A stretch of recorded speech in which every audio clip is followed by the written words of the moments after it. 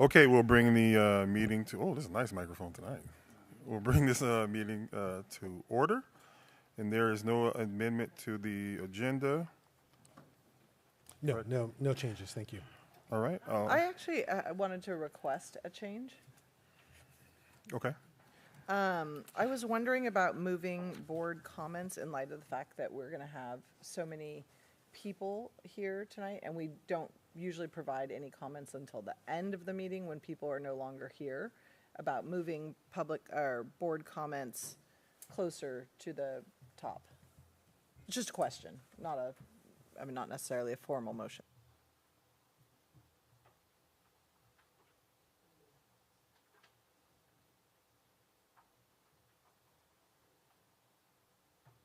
Closer to the top. When you say closer to the top, what do you mean? Right after public comments? I think after public comments is one option, or maybe even just after like our action items.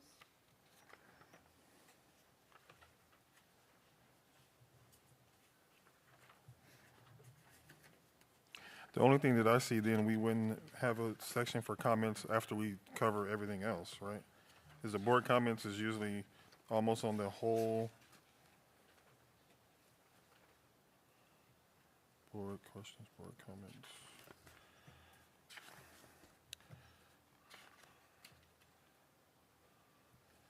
The only thing I see is that we wouldn't have board comments for anything else, and if we move it farther to the top, we wouldn't have comments on anything else. But I understand what you're saying. I don't oppose it. May I have some clarification about board comments, about what exactly that category, I mean, because we have comments on items throughout the session. Deliberation. We have deliberation, Okay, board thank you. deliberation, and then board comments is kind of, I guess, is kind of what you want to say based on the meeting. Yeah, so a board comment is on any non-agendized item, like, so it's not directly tied to an item on the agenda, which is why often it's used to address something if it comes up in public comment. Yeah, in that case, I would support moving it earlier while we still have most of the public here.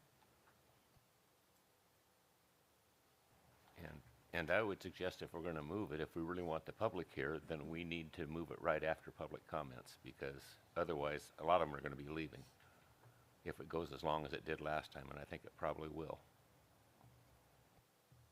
I'm okay with that. Okay, looks like we have consensus already. That's 3. With that, I'll move approval of the agenda. So hold, just before we go, so that's going to be, we want it to go regular public Before comments. 14? So right before 14. Correct.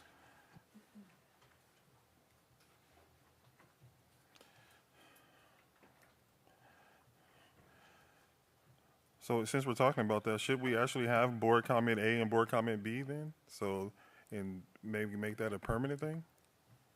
Just something to think about maybe during our, when we have our retreat meeting or our meeting, to think about that. Yeah, and just as a like point of reference, it actually used to be at the beginning of our meetings a long time. When I joined the board, it was at the top of the agenda. We intentionally kind of moved it to the end, in part because then sometimes you'll get into a discussion of a non-agendized item, right? So the board has to be disciplined about not addressing one another's comments, because then that becomes a discussion. Or I'm maybe taking your words. Maybe thinking about board comment A with a time limit in the first one, and then regular board comments, just to think about, we can talk about later maybe. Okay, I have one motion. Second.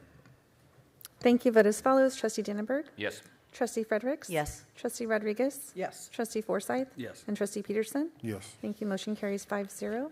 And just to reiterate Trustee Rodriguez's comment, she's absolutely on point. So just make sure when you have your board comments that you're not interacting or responding or having a dialogue with any of the public comment that is being made prior, and because that's something we can't do, especially if there is no agendized item.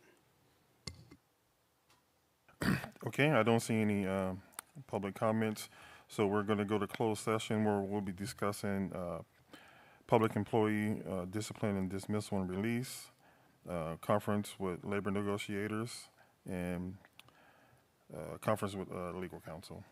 I'll entertain a motion to go to closed session. So moved. Second.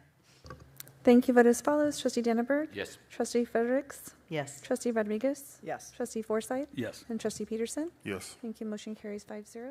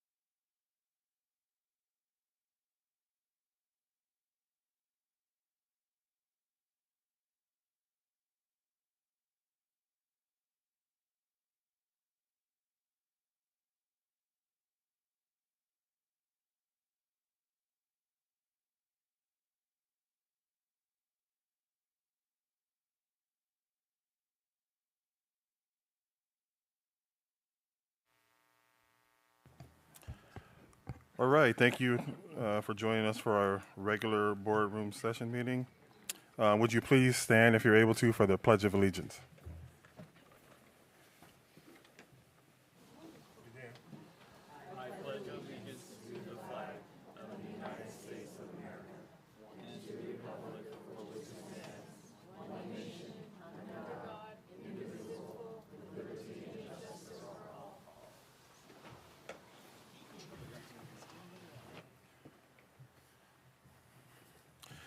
I almost forgot to take off my hat, but I made it. Roll call. Thank you. President Calvin Peterson. Here. Vice President James Forsyth. Present. Trustee Sabrina Rodriguez. Here? Trustee Shannon Fredericks. Here? Trustee, Dr. Jerry Dannenberg. Here. Superintendent Dr. Antonio Castro. Here. Student Board Member Kim Chavarria. Here. Student Board Member Alondra Contreras. Here. And Student Board Member Olivia Here. Mobley. Thank you. Okay, we did take action in closed session. In closed session, the governing board took action to issue notices releasing and reassigning 5 certificated administrators identified by employee reference number 202-2010, 202-2016, 201-7062, 202-0036, and 202-4001. Certificated administrators 202-2010 and 202-2016 were released in full and reassigned to a teaching position for which they are credentialed to serve. Certificated administrators 201-7062, 202-0036, and 202-4001 were released 50% from their administrative positions and reassigned 50% to teaching or counseling positions for which they are credentialed to serve. The governing board action is pursuant to Ed Code 44951, effective at the end of the 2024-2025 school year. The governing board also directed the superintendent or designee to send out appropriate legal notices. The roll call vote was as follows: ayes 5, noes 0.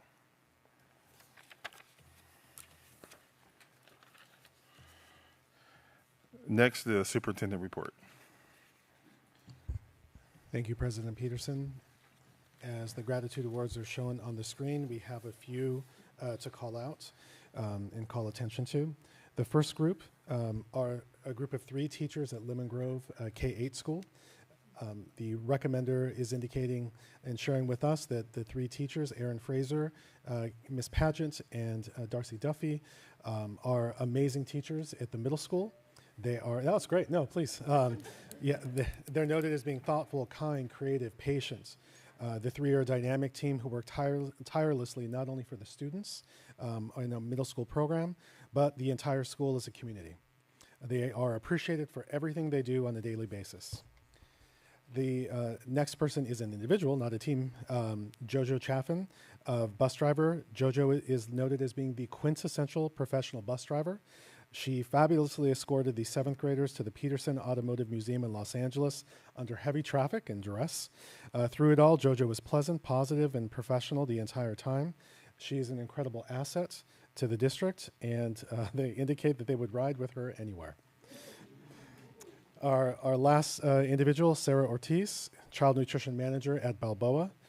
Sarah is described as being so great to work with and the students every day. She manages her team in a fair and cheerful manner. Sarah is so wonderful when organizing sack lunches for the many field trips and is a natural problem solver. They consider themselves to be so lucky to work with her. So if you would, please join me in recognizing these Gratitude Award recipients.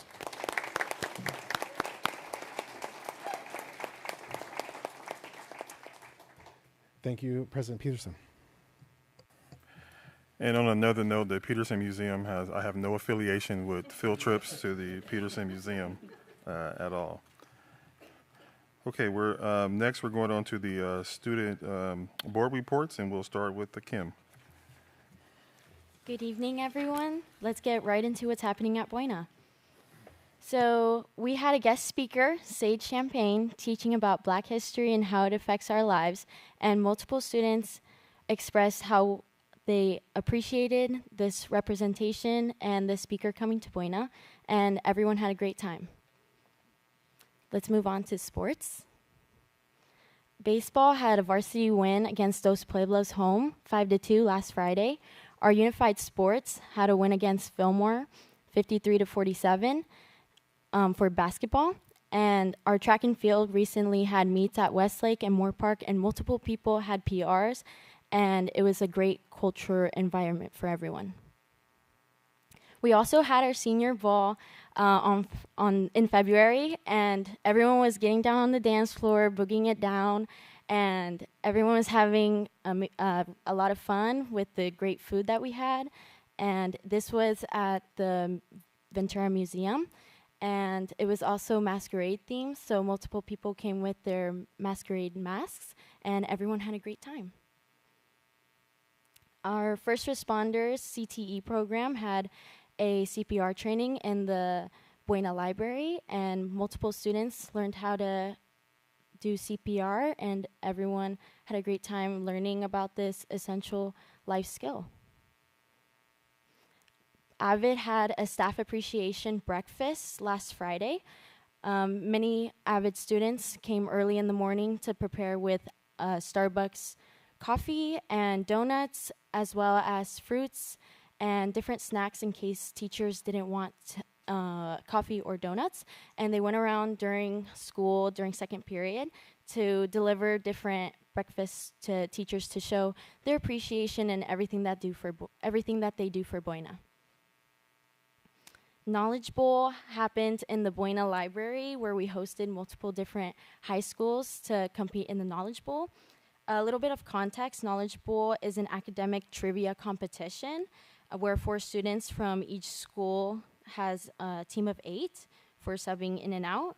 And there's different ring-ins for buzzers, and Buena won 3 different rounds. And since Knowledge Bowl has been placed in the competition every year, except for 1 year since Mr. Coates has been the coach, which is amazing. Coming up, we have Renaissance Rally, the 19th. Avid is going to have an overnight field trip in San Diego, where they're going to go visit and tour a bunch of different universities, starting tomorrow until Friday.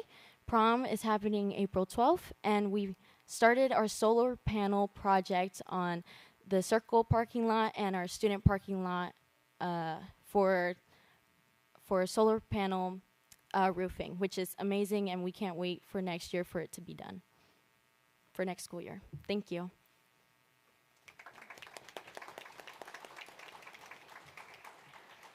Okay, Alondra. Good afternoon, everyone. These have been our highlights at Pacific. First, our wellness peers started off with their winter training at VCOE. Our peers were able to play at and explore different stations that showed us different ways to cope with our own mental health and taught us how to use those skills with our classmates at school. Next off, we celebrated Kindness Week with many fun activities organized by the Wellness Center. We have rock painting, which not only ended up being a Kindness Week activity, but stretched into a longer activity we had at the Wellness Center for students to participate in. We also had our positive affirmation candygrams, where we handed out small cards with positive notes to remind our students to continue taking care of themselves. Then we had our FAFSA night, in which people from Ventura College came to assist our seniors and their families in applying for financial aid. It was a great opportunity for students who have not yet completed their FAFSA applications to get it started, as well as asking many questions to get them on the path to college and their interests. Next, we had our student prescriptive testing, which allowed students to recover any credits that they needed, as well as giving them the opportunity to be tested on classes they have already taken, which I think not only tests them, but reteaches them the material as well. Then we had Saturday School. Saturday School allows students to recover 3 tardies and 1 absence. It also offers prescriptive testing and fun breakfast options like pancakes or waffles. And then finally, we had our senior meeting, which gave seniors reminders on how to graduate, what is expected before graduation and during graduation. They also explained to the seniors news about their senior events, such as senior breakfast and their senior trip. For our upcoming events, many of our students will be attending the NAMI conference at VCOE tomorrow, which will have guest speakers talking to us about their experiences with their mental health, as well as giving us coping skills. On Friday, we have our career day. Many people with different careers will be visiting our school to help teach students about different careers to give them a better idea of what they are interested in. Then we also have Saturday school this week, which I've already heard from so many students that they are going to be attending and they're excited to attend. And then finally, our quarter ends this month and many students are working hard to get their assignments done and their grades in so they can make Renaissance.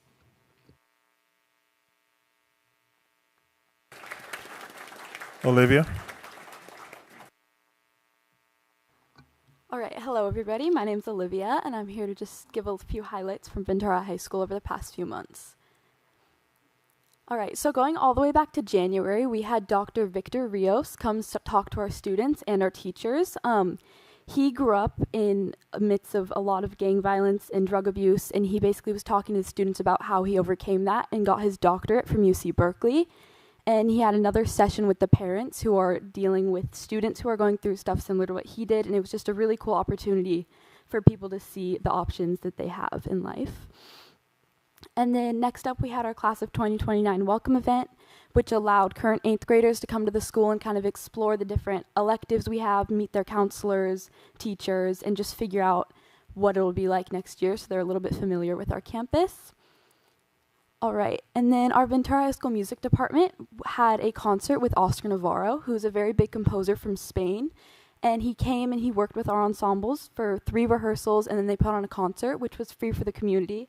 And this was just a really cool opportunity for the musicians to be able to work with somebody who's super world-renowned for super incredible work in really big movies.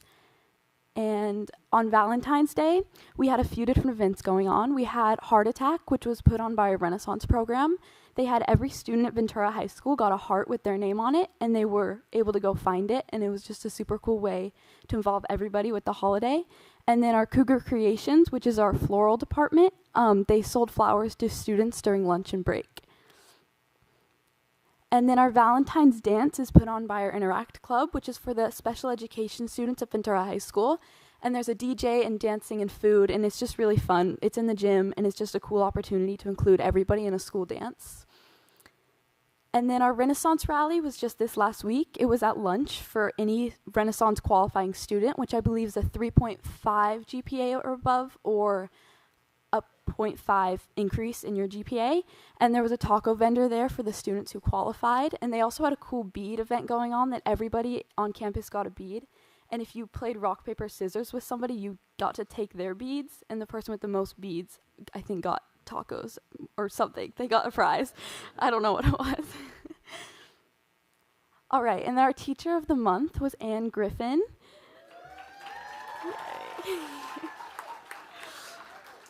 And she's just a great person to have on campus, super positive all the time and uplifting, so that was super well deserved. And then our girls basketball team, they advanced to CIF and made it to the quarterfinals. And Coach Ann Larson was named Ventura County Coach of the Year, which was super exciting. And I believe the girls team was ranked within the top 5 in the state. So it was a super cool season for them. And then coming up this week, we're celebrating Kindness Week. We have different lunchtime events every day. Believe there's painting or like coloring today.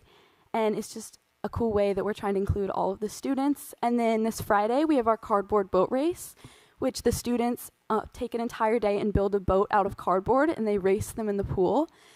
And then our talent show is on the 20th, and we have, I believe, 14 acts, and we're super excited for that. So thank you.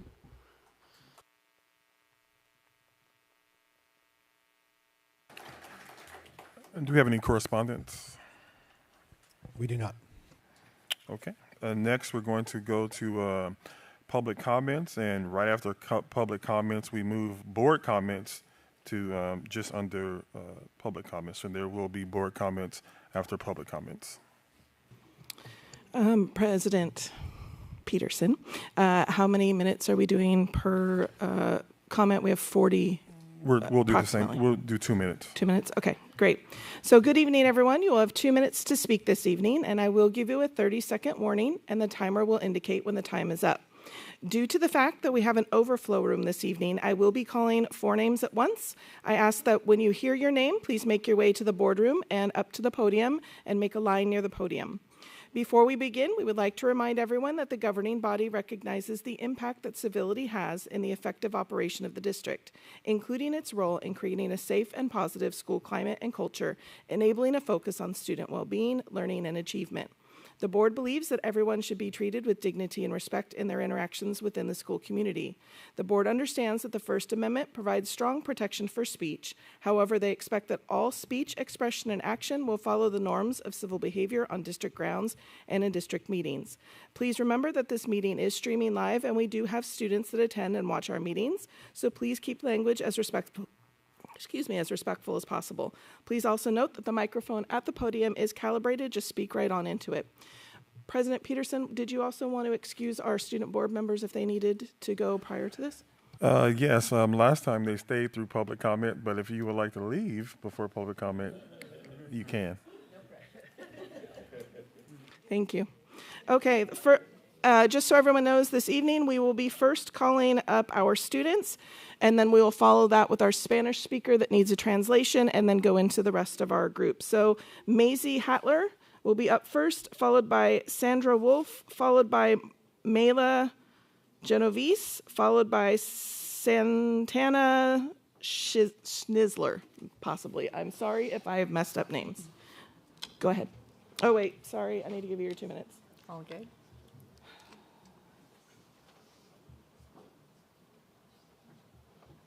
Now you can go ahead. Good evening, everyone. My name is Maisie Hatler, and I'm a senior from Ventura High School. Unfortunately, I'm standing in front of you all again tonight because I can't stay silent while this district cuts the very people who keep our schools running. Tonight, I have one question for you all. Why are we cutting from the bottom up? I understand that money is tight, there's declining enrollment and the end of the COVID relief funds, and a loss of the parcel tax has created serious financial challenges. But simply put, from a financial perspective, I can't seem to wrap my head around why the solution is to cut the lowest paid workers. Allegedly, the goal was to keep the cuts as far away as possible from the students like myself, but these are the people who make sure students have safe, clean spaces to learn. They're the ones who keep aging buildings from falling apart and ensure every child, no matter their needs, gets an education.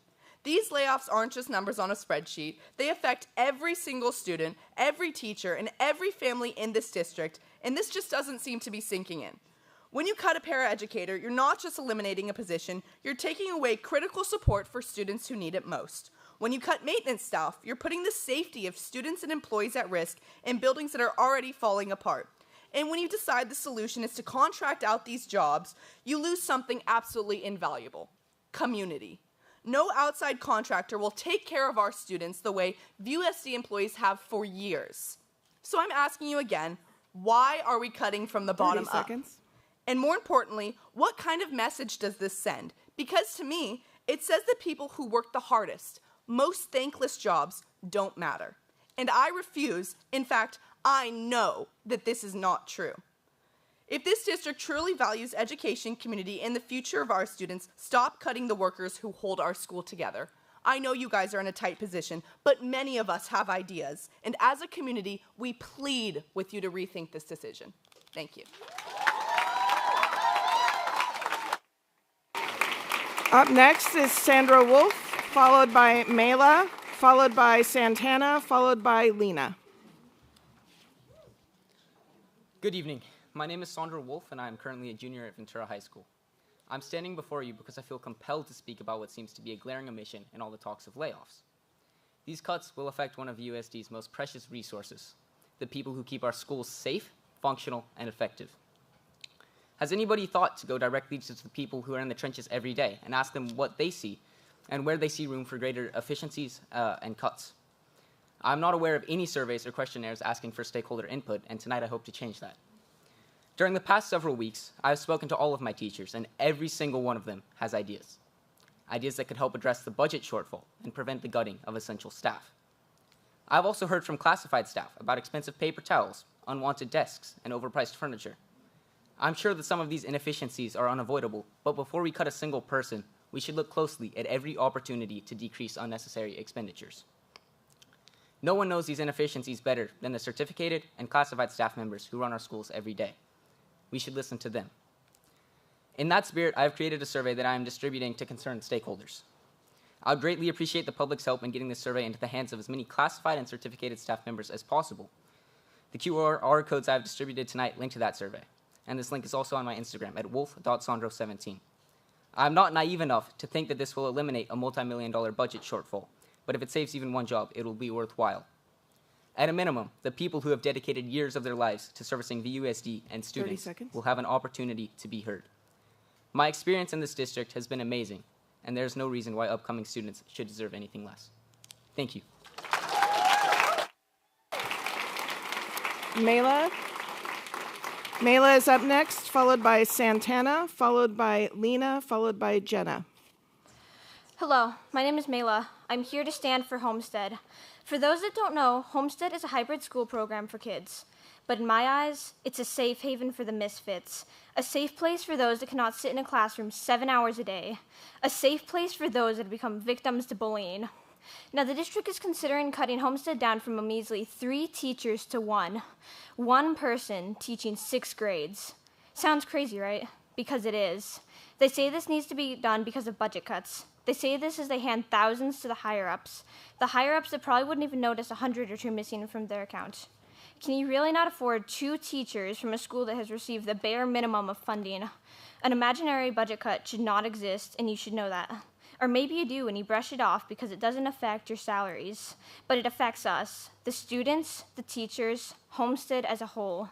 If you cannot fathom a way to properly distribute the budget and believe you have to cut 2/3 of a school to get by, clearly you need more than money. If Homestead is dragged down to 1 teacher, it is certain death for the program. Middle school has arguably the most bullying out of all school grades. And finally, when our students find a safe place, you threaten to rip it away from us. Don't say you care about your students if you don't mean it, because our students aren't dumb. We know the difference between truly caring about your students and truly caring about your paycheck. Homestead has barely been getting by for 30 years with the bare minimum of funding, and yet we make do. 30 seconds. Homestead has been more of a community, a family, than a school, and that's more than I could say for my public school. You have no idea how upsetting the thought of leaving Homestead is to me. At the last board meeting, you compared our current enrollment numbers to those of COVID, and that is unfair. For 30 years, Homestead has had a steady rate of between 40 and 60 kids, COVID being an exception, not a constant. If you've ignored Homestead for 30 years, you should leave us alone now. Not when it best suits your budget. You have the power to change our futures. Mela, I'm sorry, but time is up. Okay. Thank you.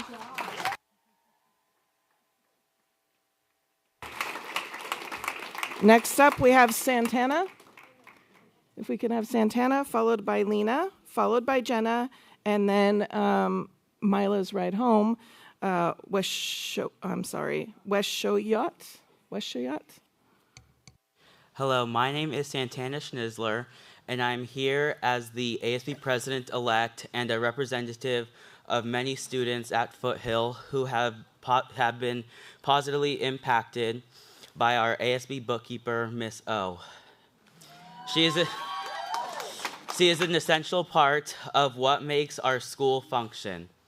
She manages finances, handles extensive workloads, and provides extensive financial oversight, and works under tremendous pressure to ensure that everything runs smoothly. Her job is critical to the daily operations of our school. Without her, the financial foundation that supports student activities and campus programs would be severely impacted. You have already cut her hours in half, which is not just unfair, it's unrealistic. The workload she carries cannot be completed in half the time, and this reduction will create challenges for students, staff, and admin alike. Processes will slow down, and the efficiency that we have relied on for years will will suffer. She has dedicated nearly 3 decades to this district, with half of those being spent at Foothill. To reduce the hours of someone with such 30 expertise, knowledge, and commitment is truly a mistake. Losing half of her time is a loss for the entire Foothill community. Many students and staff at Foothill are not aware that her hours have been reduced, but once they do, they will recognize how damaging this decision is. It is important that she stays at Foothill with the hours that she deserves.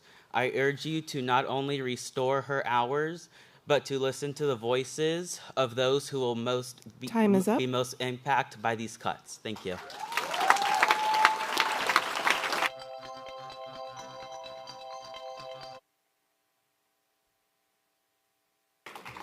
Lena, followed by Jenna, followed by Washat, followed by Yanette Hernandez, and our translator, please. Good evening, everyone. My name is Lena, and I love being part of Homestead. It's a special place where we learn by doing work together and grow as students. Losing teachers would mean fewer students can join fewer activities and a big chance to the program we all love. Homestead helps us in so many ways, from hands-on learning to extra support like math tutoring. It would be really sad to see it change because of these cuts. Please help us keep our teachers and save Homestead. Thank you. Thank you. Up next is Jenna. Jenna is up next, followed by Washat, followed by Yanette, followed by Colleen Sargent. Good evening, members of the board, teachers, parents, and fellow students. My name is Jenna, and I am here today because Homestead means so much to me and many other students. Homestead is not just a school program. It is a place where we grow, learn, and build sense of community. Cutting 2 teacher positions would change everything, making it impossible for Homestead to continue as it is. Homestead provides a unique and valuable learning experience. It teaches us responsibility, teamwork, and real-world skills that go beyond the classroom. Losing teachers means losing opportunities. Fewer make a huge difference in our education and personal growth. Other positions around the district were saved because people spoke up. That is what I'm doing today, speaking up for my school, my teachers, and my future. I ask the board to reconsider this decision and find a way to keep at least one, if not both, of the teachers at Homestead. We are not just fighting to keep a program. We are fighting to keep who we will become. We are fighting to keep an education that shapes who we are and who we will become. Please help us save Homestead. Thank you.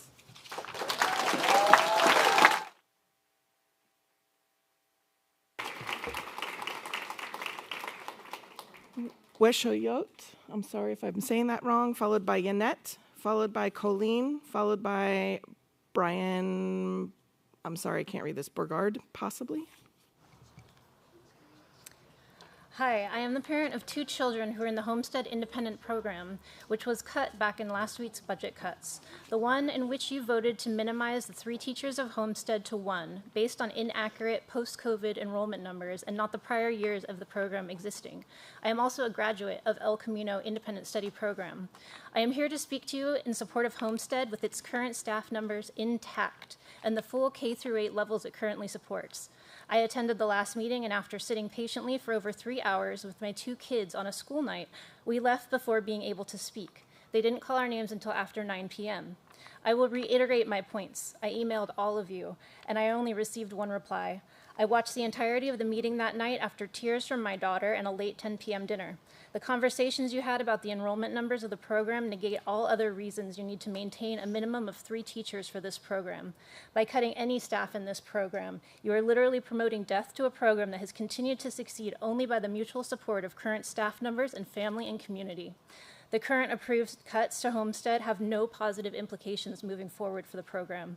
By removing 6th through 8th grade classes and teachers, you eliminate any option for teens to have a place to learn in between this program and the El Camino Independent Study Program. By removing the 2 teachers, you place the burden of classes kindergarten, 1st grade, 2nd grade, 3rd grade, 4th grade, and 5th grade, daily Zoom meetings, curriculum and mandatory 30-minute-a-week teacher meetings on the shoulder of one person, one teacher. How is that right? How is that effective learning? By eliminating teachers, you eliminate any help for tutoring, for weekly class acts programs, a 2-hour in-person on-campus enrichment program with grade-specific guided learning. This was already cut down from 2 days a week to 1. You are eliminating the ability of the sole teacher to have any help. You are eliminating field trips. Time is up. For the kids, and I hope you reconsider this decision. Thank you. Next up,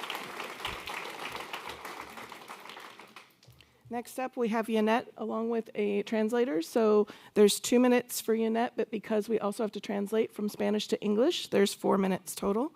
Followed by Colleen, followed by Brian, followed by James Adcock. Buenas tardes, mi nombre es Janet Hernández, soy la copresidenta del grupo de ELAC de la Escuela Ventura High School y estoy aquí en representación de nuestro grupo. Queremos nuestra voz, que escuchen nuestra voz, al igual que de los estudiantes, los maestros, los padres, la comunidad entera. Estamos en contra de este recorte de maestros, nos está afectando. Son posiciones esenciales y esperamos que puedan tomar eso en cuenta. Hasta ahora.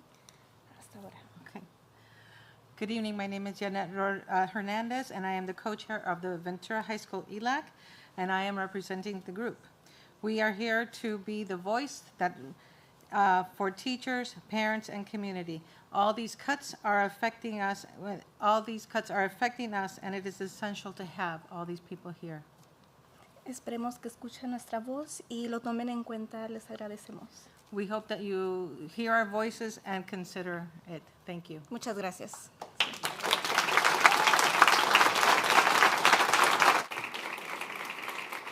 Next up, we have Colleen, followed by Brian, followed by James, followed by Aurora Chavez.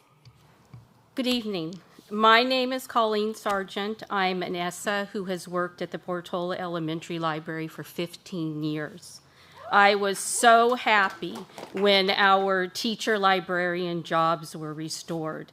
And I'm here tonight to make sure that parents who have congratulated me on my job being saved, that parents understand that this recent decision did not save elementary libraries. I believe and have been told on many occasions that the Portola Library is the heart of our school. I am literally the only person at Portola who interacts with every single child every week throughout their years on our campus. Just like middle and high school library staff, I share their successes and their difficulties. I also share their excitement at choosing and reading their first chapter book, reading their first words, and discovering a great book series. Elementary libraries and their staff play a unique and very important role in establishing a child's initial curiosity to engage in reading, their desire to learn in general. In addition to the all day-to-day operations our libraries do, elementary library staff have the opportunity to help stir a passion for reading. Story time, favorite book chat, book trade, reading goals, all of those things help add to a child's passion. The Portola Library is dedicated to students in putting down their screens, picking up a book, and learning about the world around them, becoming lifelong learners. It all starts with us at elementary school. A well-stocked library isn't a luxury. It's a necessity. It's a tool to support our youngest students on their profound journey to literacy. Thank you.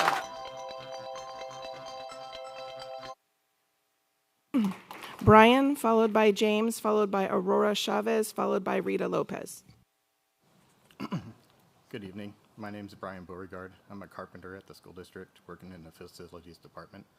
Over the years, I've seen a troubling pattern. When employees retire, their positions aren't being filled. Instead, the duties are being divided among the remaining staff. For example, the carpenter position has now absorbed the glazer position, which handles broken windows and installing blinds. We've also taken on responsibilities from the roofing position that was never refilled. The result, a backlog of overwhelming that at one point I had over 300 work orders with a wait time of nearly 2 years. Unless it was a safety issue or emergency, there was little chance of it being completed in a timely manner, if at all. Thankfully, in the past couple of years, we've gained some great employees in our department. Their help has allowed me to reduce my work order to under 200. For the first time in a long time, I started to see a light at the end of the tunnel, but now with the proposed job cuts, I already see the tunnel caving in. Losing our manager will be devastating to our department and destroy what little morale we have left. One staff has already been cut in half. Office staff has already been cut in half. The one remaining position will be eliminated. The only electrician responsible for fire alarms and key fobs is going to be gone. The locksmith, who was a clear choice to be our next manager, is gone. 3 hardworking, knowledgeable trades 2 workers gone. That'll leave the district with 1 trades 2 position for the entire district. Once again, we'll be left absorbing even more work orders from vacant positions. 30 seconds. But this time it will be even worse because we have no one even left to process the work orders. This isn't just about our department, it's about the safety, functionality, and overall well-being of our schools. Without enough skilled workers to handle repair and maintenance, small issues will turn into major problems and our students and staff will be left with the ones that suffer. We've already seen this happen and the positions will be unfilled, overwhelming workloads, long delays, and frustration from everyone involved. Cutting even more jobs will only make things worse. I urge you to reconsider the cuts and think about the long-term impact that they will have our schools, our students, and our staff will deserve better.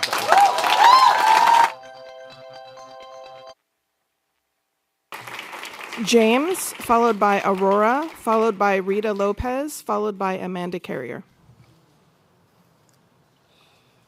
All right, good evening. Ventura Unified School District is facing serious budget challenges with potential cuts to staff looming. But there's a clear path forward, one that secures jobs and ensures financial stability and strengthens our schools. California Assembly Bill 938. Key amendments to the Education Code provide the funding we need to support our educators without resorting to broad layoffs. Through the local control funding formula, base grant funding for school districts is set to increase significantly, reaching its full implementation by the 30-31 school year. This means more resources for our schools and higher salaries for teachers and staff. In fact, AB 938 is designed to raise school staff wages by 50% over 7 years, closing the wage gap that has long made it difficult to recruit and retain qualified educators. This funding isn't just a promise, it's structured with accountability measures requiring school districts to track and report salary increases to ensure those funds are used as intended. Most importantly, this legislation recognizes that all school staff, both certificated and classified, are essential to student success. It ensures that wage increases are fair, transparent, and sustainable. Instead of layoffs, we have an opportunity to invest in our teachers, our staff, and ultimately our students' future.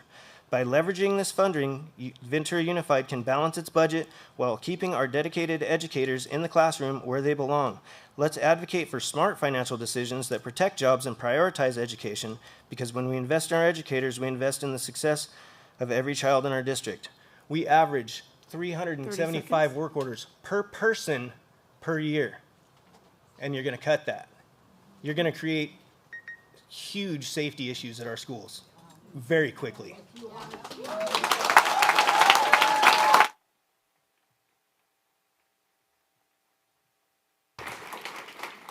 Up next, my name is... one moment, please. One moment, please.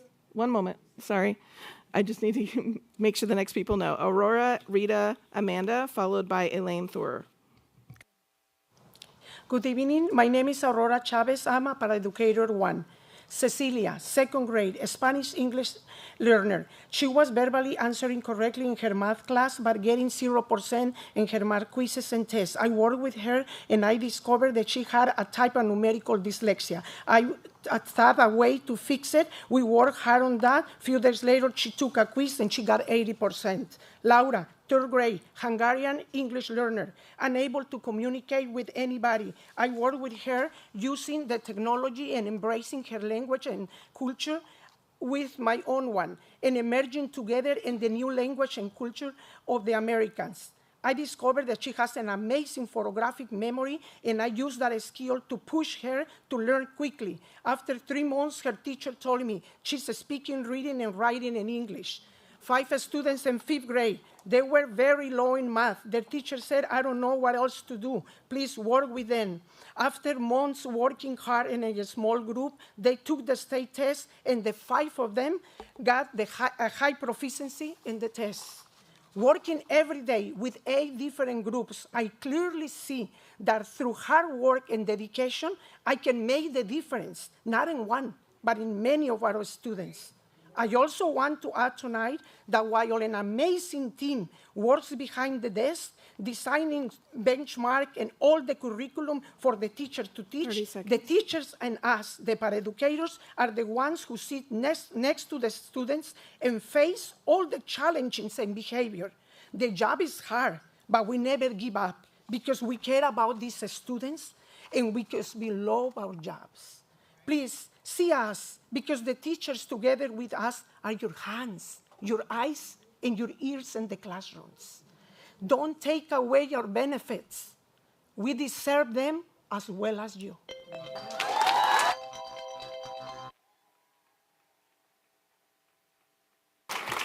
Rita, followed by Amanda, followed by Elaine, followed by Carol Peak. Hi, my name is Rita Lopez. I'm from Cabrillo Middle School. I've been at Cabrillo for 10 years, who I consider my family. Last Thursday, I found out that I had no choice but to ultimately leave the family that I love and that loves me. This news saddens, frustrates, and fills me with guilt because I displaced another person from their home. I'm here to tell you that attendance technicians do more than just answer phone calls and parent square messages all day, which we do, and more. We make sure that our students are in class, and when they're not, we need to make sure we are accounting for this. We need to monitor that teachers do their attendance every period, which is not an easy task to do on a daily and weekly basis. For me personally, I was one of 2 Spanish speakers at Cabrillo for many years, and I am frequently requested as an interpreter for teachers, by teachers and admin. I grew to have a rapport with a lot of these families that knew that they could call me and talk to me about their children needing assistance. Our DHH program at Cabrillo are mainly Spanish-speaking or Mixteco families and don't know any English, and Spanish being their second language, they rely on me to make those phone calls to the parents. By having to leave Cabrillo, I won't be the resource or be able to help Mr. Walden, our counselor, with this huge task. We have 8 hours to do all this, which really could take 10 hours per day, but we do it in our 8. And now you're cutting these positions, which is going to hurt many, because now all the work will go to others to do, and in certain sites cutting their hours from less than 8 hours. This will ultimately hurt the attendance process, which we know is such an integral part of a well-funded.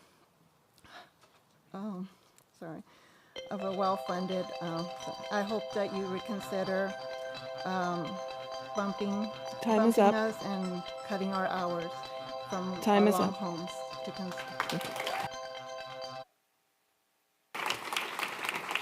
Amanda, followed by Elaine, followed by Carol Peak, followed by Robert Ibarra.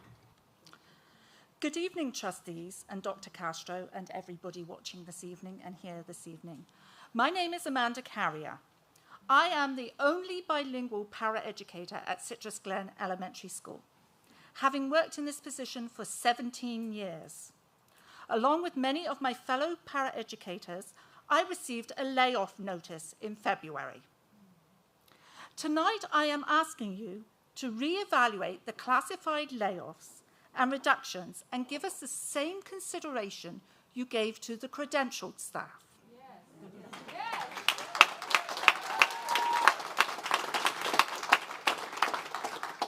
VUSD prides itself on being a diverse and inclusive school district.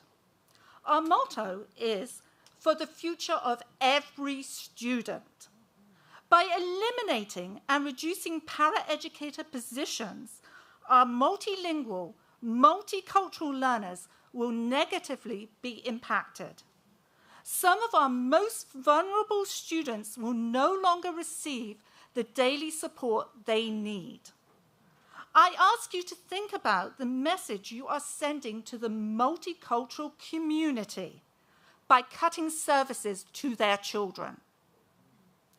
Paraeducators are the connection between students and teachers who do not speak their language, and the connection between teachers and student families.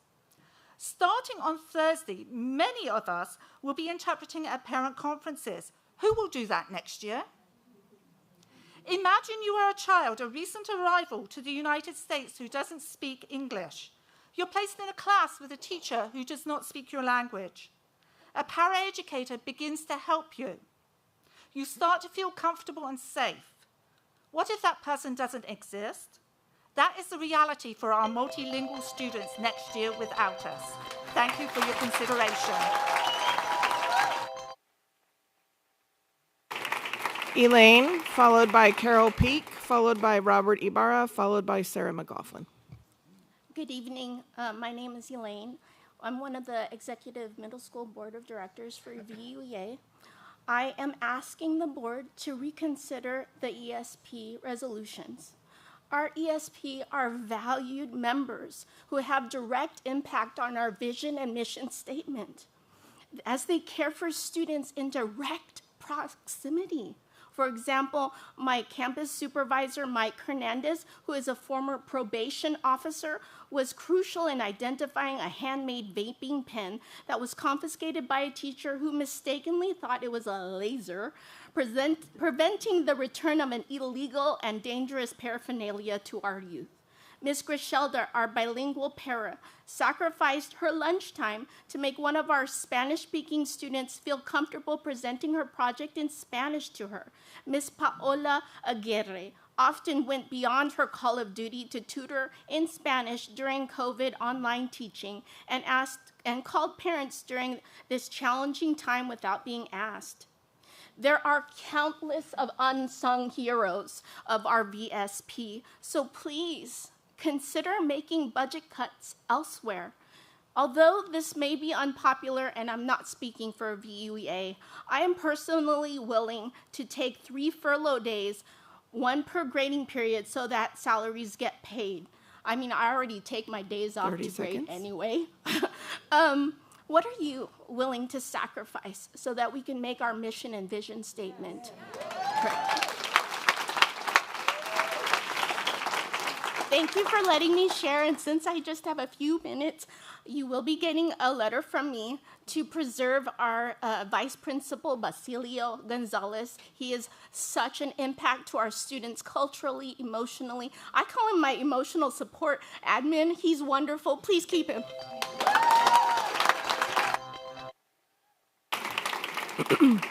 Carol, followed by Robert, followed by Sarah, followed by Sarah Sirota. Good evening. My name is Carol Peak. I'm the president of the ESP Association. I wrote a speech, but I'm not even going to say it because so many people have already said what's in my heart and what I've been dealing with since February 18th. We have met with 221 plus employees who have lost their jobs or been reduced. And we're not talking new employees. We're talking 30, 15, 20-year employees. They're invaluable. They've been loyal. They've been here for the students because that's who they are. They love them. And that's the gratitude. The gratitude is to just cut them or reduce them. And what's worse, you won't even take the time to get this resolution back, give it the respect that we deserve because we are the lowest paid in the district. I've heard sorry. I don't want to hear sorry. I want to see respect. I want to see appreciation because I don't think you realize what we do on the ground with these children. Please listen, bring us back to at least go over it. We want equality. We are just as good as the teachers. We deserve to come back and please, thank you for letting me speak. Don't mistake my tears for weakness. Thank you.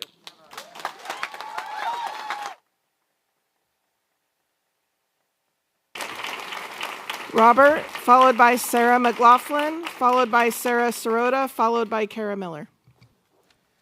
Good evening, Board and Superintendent Castro. My name is Robert Ibarra, Vice President of VESPA. Why am I here? Why are all of us here? Because we believe that VUSD is making a mistake with the reduction in staff and hours. Each one of our classifications have an impact on our students. Cutting positions and hours will have a negative impact. Students who rely on paras, health techs, custodians, facilities, and on will be impacted.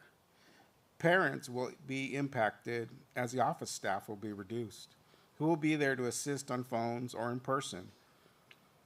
Will the office have to shut its doors because of lack of staff? Will kids be hurt on the playground because of lack of campus support assistants or campus supervisors? And who are all trusted by the students?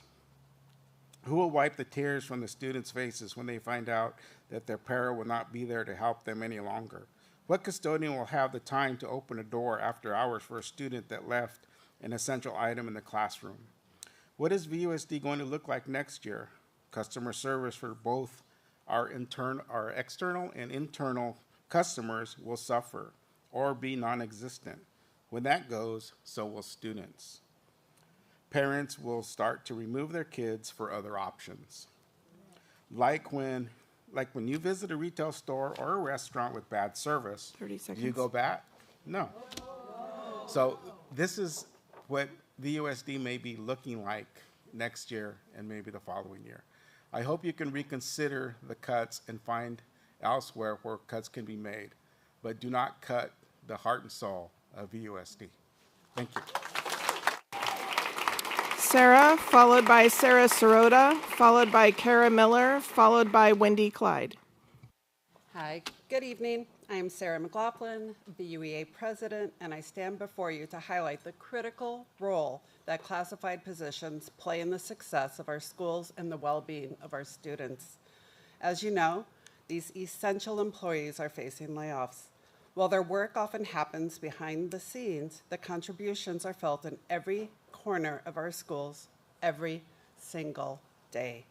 These dedicated individuals are not just employees, they are the backbone of our educational community. These positions have a direct impact on student safety and student achievement. Each of these positions, in their own way, plays an educational role in the lives of our students.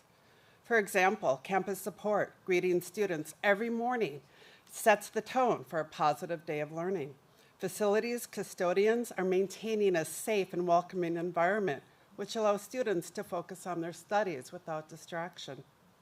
Paraprofessionals provide individual support, helping students to grasp lessons and build confidence. Without these positions, our schools simply cannot function.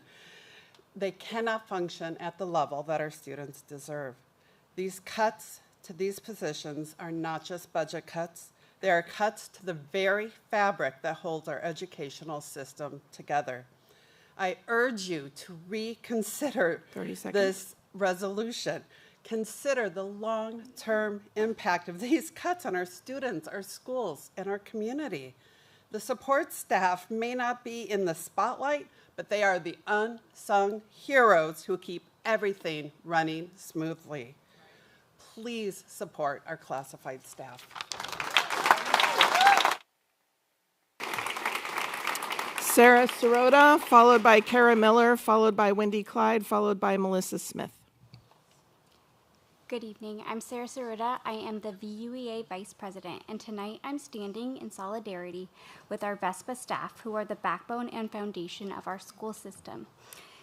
As you've heard from many of our students and families and fellow educators tonight, that the job cuts you've agreed to, without a careful consideration to the impact of the communities they serve, will negatively impact teachers, students, and site-based administrators.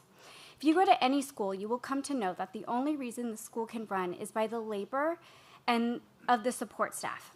from running the office, serving nutrition, supporting our students in the classroom, keeping our campuses clean, keeping our campuses safe, and keeping the buildings themselves standing, these are the jobs you have decided are not necessary. So far, the district has shared the cuts they will make to the people who interact and impact every single aspect of our students' learning experience. But we have heard nothing about how the cuts will be shouldered fairly by district-level administration. Cutting teaching positions, site-level admin, ESP support staff, at the same time no district-level cuts have been made is unconscionable. We demand transparency from our leaders beyond the claim that the positions are going unfilled and dissolved at the district level while creating more director-level positions. Thank you.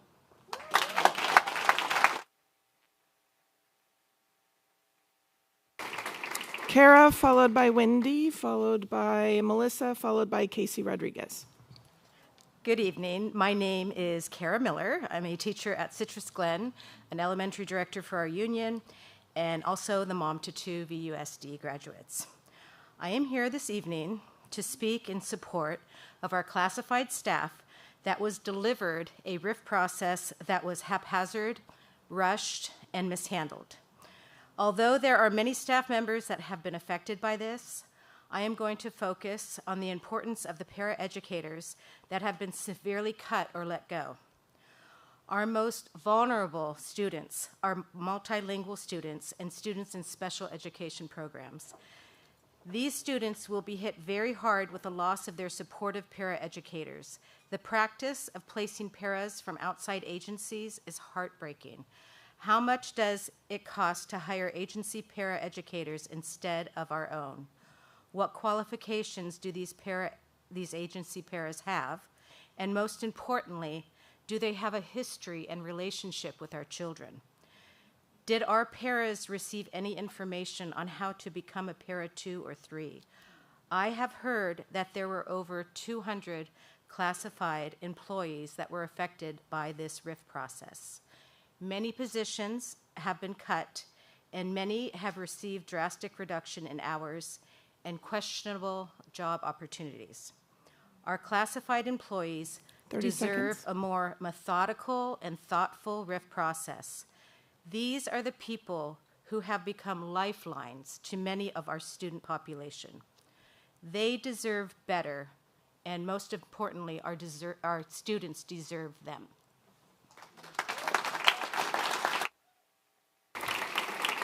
Wendy, followed by Melissa, followed by Casey, followed by Rosemary Morales.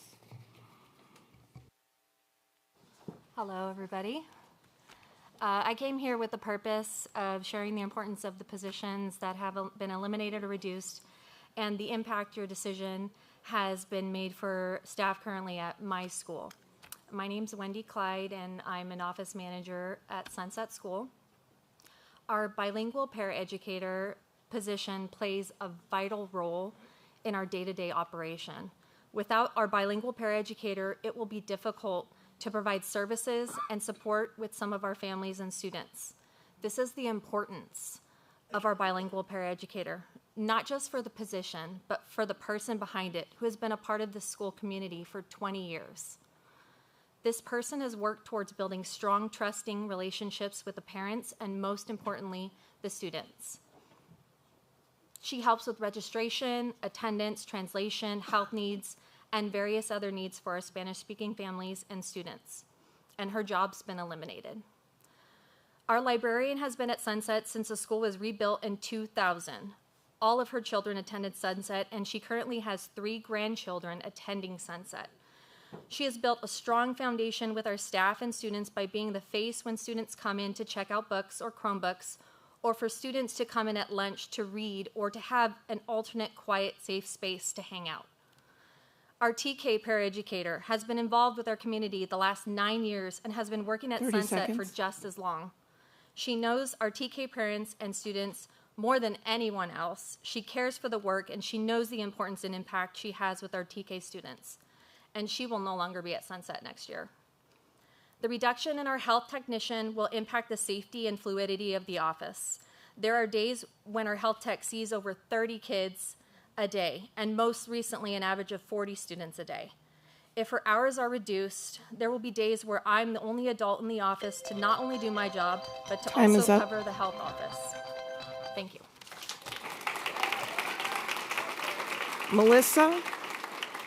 Melissa, followed by Casey, followed by Rosemary, followed by Elizabeth Maines.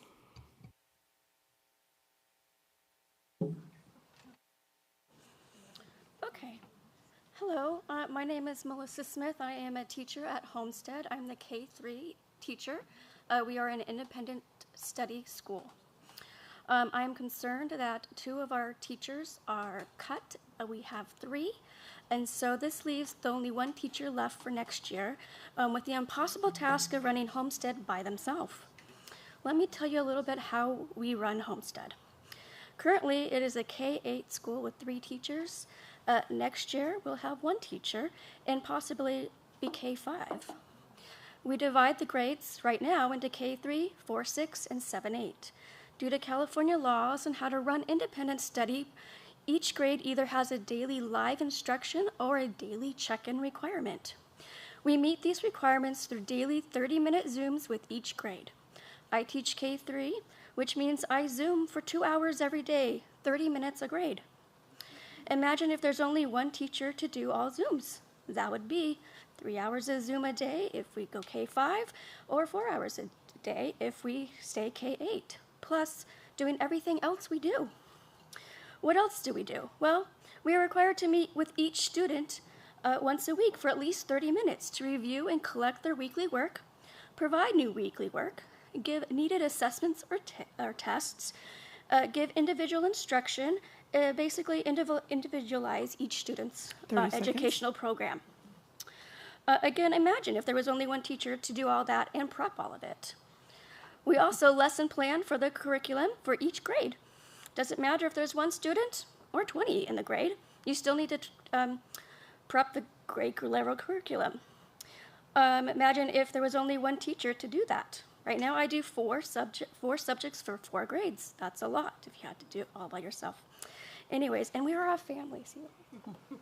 And we would like to keep our family for next year. Thank you. Casey Rodriguez, followed by Rosemary Morales, followed by Miss Maines, followed by Dan.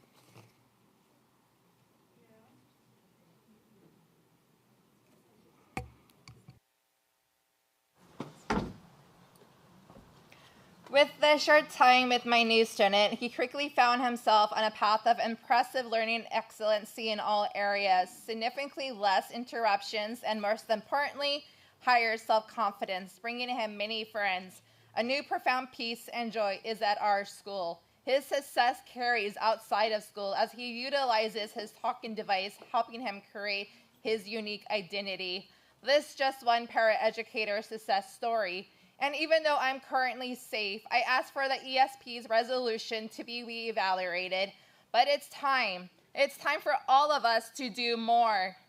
We must understand this isn't the ending location to plead and fight for our students. We must unite and share one voice within the White House demanding our public schools to be well-funded.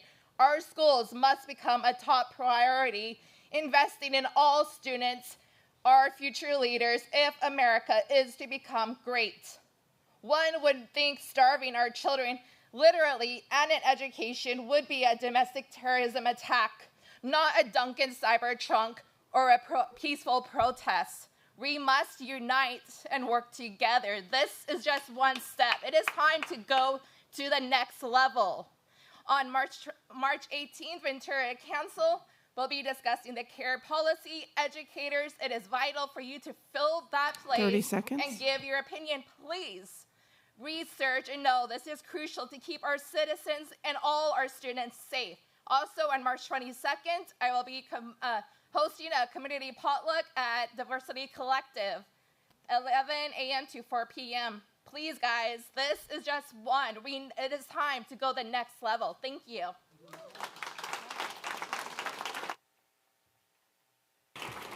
Rosemary, followed by Elizabeth, followed by Dan M., followed by Daniel Flores. My name is Rosemary Morales. I started at the district when I was 19, and now I'm 53. Now that is loyalty. I'm still here, and it's definitely not for the pay. Unfortunately, my position at Pacific High School as a family liaison has been eliminated for next year, a position that is only 3 hours. First of all, I would like to ask who is responsible for determining which positions are more important and which schools have the biggest need. Our students funnel down from the traditional high schools once they fall behind in credits. Just because our student population is smaller doesn't mean they need less. It's quite the opposite. Our students need more services and resources. They come to us feeling helpless and unheard. In reality, they are only misunderstood. They are dealing with traumas they don't understand and at times unsure on how to cope with traumas or with their circumstances. Academics and attendance are less important to them than the worry of what they will eat or where they will sleep. I am proud to say I have been in this position for 3 years. I've been able to connect with organizations to provide baby supplies for our students, our homeless foster youth with places to stay and food to eat. Our teen parents were adopted by Salvation Army so that they could know what it's like to receive gifts for the holidays. Lions Club gave our families food, a complete meal for Thanksgiving. 30 seconds. Thanks to my friends and family, some students won't have to pay for their cap and gown this year. None of this came out of the school site budget or the district. These are kind of things we can accomplish when we learn how to manage our money and work as a team. Who will provide these resources if the position is cut? Cut hours equally, not positions. Success is possible for everyone. Just look at me. I too went to Pacific. I was that student. Elizabeth, followed by Dan, followed by Daniel, followed by John Gustafson. All right, hello board. It's nice to see you tonight. I'm here with 3 points that I want to make just very quickly. The first one is I'd like to echo the idea that VESPA deserves better. I was here at that meeting when we went through that list really quick. We said graphics were safe, and then we voted, and it was done. It was very fast. That's going to lead into my third point, but let me do the second one here first. So VESPA really deserves better. They need more consideration. As we've heard, I was shocked to hear that those 86.37 FTEs turned into almost over 200 people affected. That's a lot of our employees. My second point is about management. I know Dr. Castro sent out an email explaining that several positions had been reduced or perhaps removed or things like that, but I just want to point out, we have the exact number of FTEs for VESPA, we have the exact number of FTEs for VUEA, we do not have an exact number of FTEs for upper management.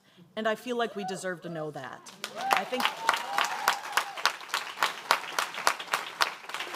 think that that's the transparency that Board President Peterson is always asking for and saying that we deliver, and I think you do. This is another thing of transparency that we need. We need to know what those positions are. Along with that, for a couple of months, VUEA has been asking for an org chart of upper management at the district level, and we have still not received that information. 30 seconds. Nor can it be found on the website. Ironically, my last one is speed, and I'm going to talk really fast because I want you to slow down, okay? I want to hear more questions asked. Dr. Dannenberg, as someone who lives in your area, I want you to ask questions, please, okay?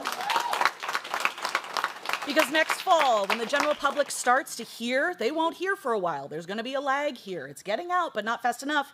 They're going to have a lot of questions come in the fall when they see the effects these have. Time is up.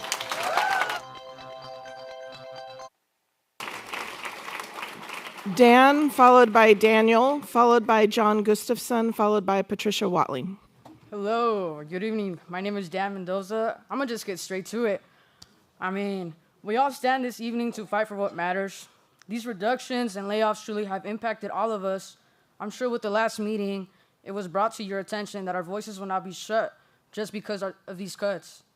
Counselors, teachers, librarians, our classified staff, etc., etc. matter. I don't know, man, but when I was going through it in my sophomore year, the only people who I was able to run to first was a counselor.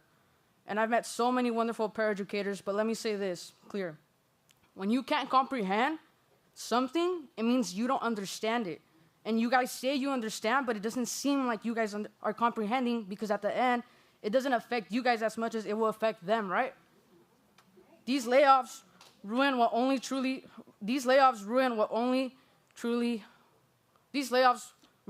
what hard work we put off with everything that we do.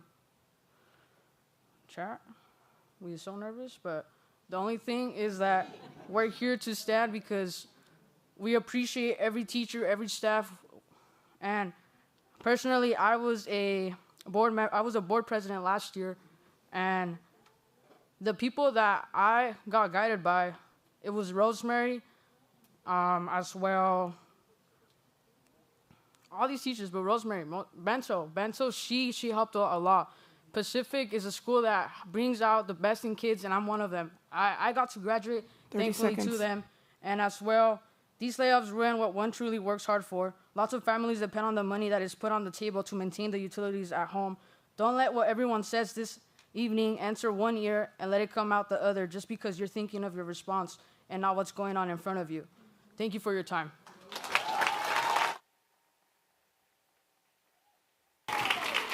Daniel, followed by John, followed by Patricia, followed by Din Tai. Board President Peterson, Dr. Castro, my name is Daniel Flores. I'm VUEA Elementary Director and a teacher at Will Rogers, and a parent to twins in second grade in Mrs. Torres' class. Very proud father. So I'm speaking as an employee and as well as a parent of this district. And I just want to make 2 points, really. Number one, to slow this process down in the name of student safety.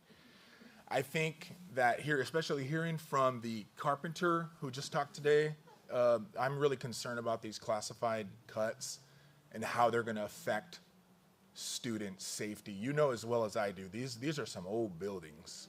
And I can just speak to just, some of my experiences with some of these classified staff. They are rock stars. They are fantastic. And when I walked in and I found the pipe leaking and all the water all over, how am I supposed to start kindergarten like that? Those maintenance workers were right there. They were exemplary. When my door was falling off from termites, those classified staff, they were right there to make sure that door was safe for our students. With these aging buildings, I'm really concerned about student safety. Cuts to supervisors, cuts to security. These students, there's a lot of places at Will Rogers where these students can turn corners, and they need somebody there. We need to make sure that all of these areas are safe, and I'm really concerned 30 seconds. About the student safety. So I guess I just want to leave you, the board, with this question. Are there safer cuts?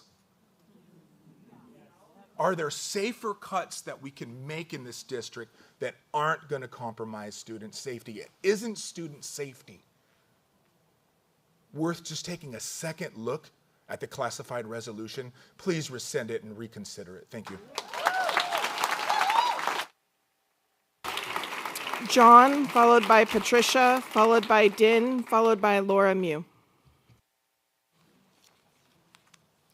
Hi, everybody. I'm Johnny from the shop. You guys know me. So I've got some numbers for you. It occurred to me after the whole debate about print shop and not knowing how much it was going to cost to contract out. I figured I would talk to Ari and just figure out exactly what we did extra. So last year, in 2024, we did 1,830 field trips. We contracted some out, admittedly, but most of them were done by us. That was 924,000 billable dollars. Okay? Now, as you guys are all aware, the district gets money from the state. The district then gives money to the schools. The schools then figure out where they want to go. Then we bill them all within district, take what we need, anything left over goes back into the general fund. That's in layman's terms. Hassan, you could fix that if I screwed it up. Anyways, as far as I understand, that's my point. I checked with 3 of our contractors, and you could do it through TransTrack, real easy. They give our estimate versus what the contractor did it for. And on average, most of our contractors charge twice as much as we do. So First Student, for example, which sends our kids on school buses just like we have, they cost $2,870 on one of the field 30 trips that we seconds. contracted them. Ours was at 13.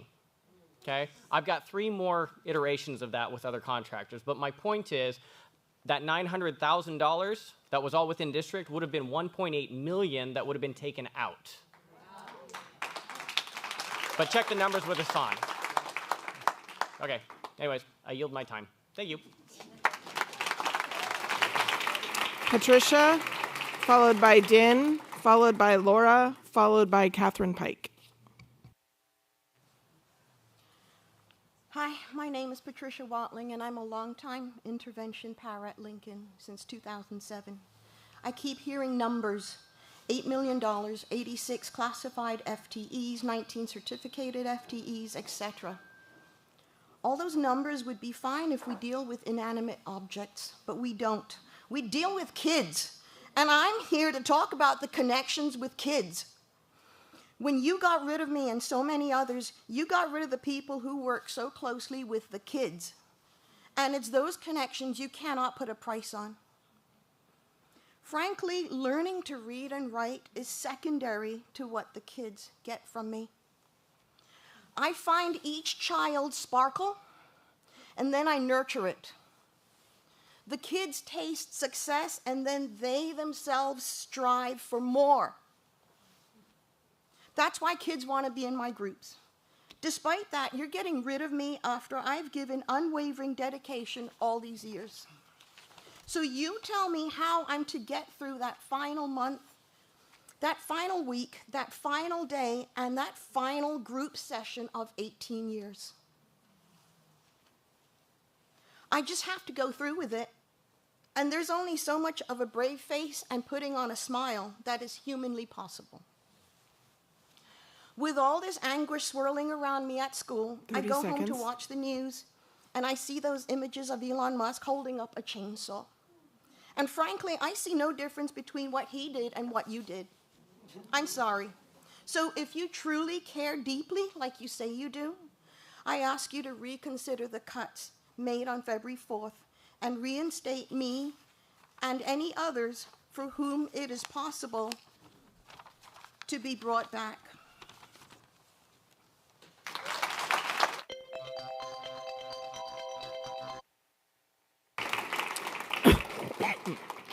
Din, followed by Laura, followed by Catherine, followed by Luke Peak. Hi, my name is Din Tai, and I'm currently a classified employee at Ventura High School in the library. I've been working at Ventura High for over a year. I have built relationships with both students and staff. I have worked so hard to learn this trade. Last week, I got bumped by a more senior employee out of my library job. Moving people from their schools and switching job duties is very disruptive. This would not benefit our students and will only cause chaos. If we get assigned to a different job, will we get any training? For example, with my 5 hours a week reduction for next school year and having to pay for health insurance starting in October, I'll be at a loss of over $1,000 monthly. To you, this may be spare change, but this is a huge impact for me and my family.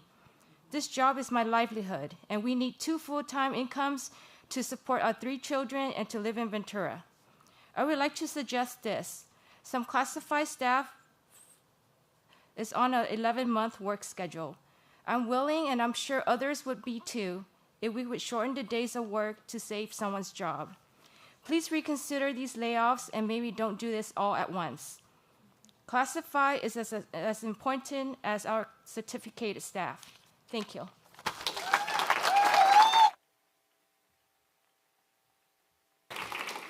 Laura, followed by Catherine, followed by Luke, followed by Jacqueline Ibarra. My name is Laura. I'm the office manager at Pacific High School, and I was unable to make it to the first meeting we had regarding classified layoffs reductions. At Pacific alone, we are faced with 11 either eliminations or reduction in hours, and that's huge for us. And I apologize to everybody here that has to go through this. It's not fair. But I do have some questions for you guys. When was the last time you had to get diapers for a teen parent? When was the last time a student asked to borrow 20 bucks to get food? When was the last time you had to translate for a student who just arrived to the country and spoke no English? And on top of that, our para is no longer a bilingual para. So not sure how we're going to work that out next year. When was the last time you broke up a fight between rival gang students? When was the last time you helped a student find housing?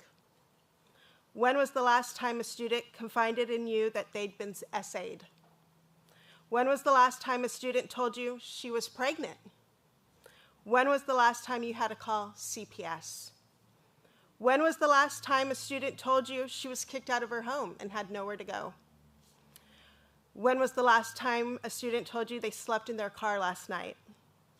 When was the last time a student told you their boyfriend beat them up? When was the last time you found out that one of your students was involved in human trafficking? When was the last time you sat down with a student having a mental breakdown? When was the last time you were involved in an intake for a student returning from having tried to commit suicide? When was the last time you worked with a student to calm them after fighting with the parent? These are things we deal with constantly, and I'm not sure how we are going as a team handle all of this together. Thank you for your time. Catherine, followed by Luke, followed by Jacqueline, followed by Laura Ricciazzi. Good evening, esteemed board and community members. It is a privilege to speak to you tonight about some of the very best colleagues that I have ever had in my working career, our classified staff. They are truly the foundation of our district, the brick and mortar that hold us together, the most necessary elements of what we do here. They keep us all functioning and thriving.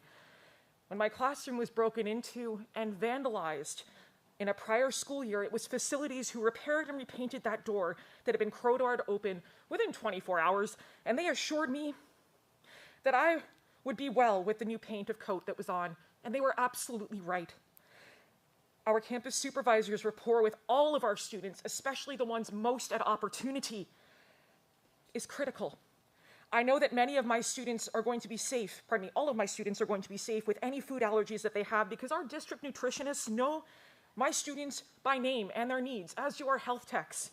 Our para-educators, if I could sing them from the rooftops, I would. They are such a seamless part of our special education team, and to think of life without them supporting our students through STC, Gen Ed, and co-taught settings is frankly mind-boggling. Our office staff, many of whom at our site at Anacapa are multilingual, help to guarantee that students and families are well supported. They are a lifeline at our school. We have a robust TWI program that is a feather in the cap of Ventura Unified. I am not exactly sure who will be able to support our TWI families next year. That is really scary if we're being frank. That said, I must be frank, these cuts are not coming away from our district, from our students in the district, but they are coming much closer than we had anticipated and than we were told. I am sorry to say that I must ask you, my esteemed board, please rescind this initial offer of cuts that was given on February 4th and give time to think about the amazing students that we are serving here with our classified staff. We heard from some amazing folks just a moment ago from Buena High School about amazing, fabulous special breakfasts. Who picked up that breakfast? Who set it up? Who cooked it? Classified staff, we have to stay strong with them.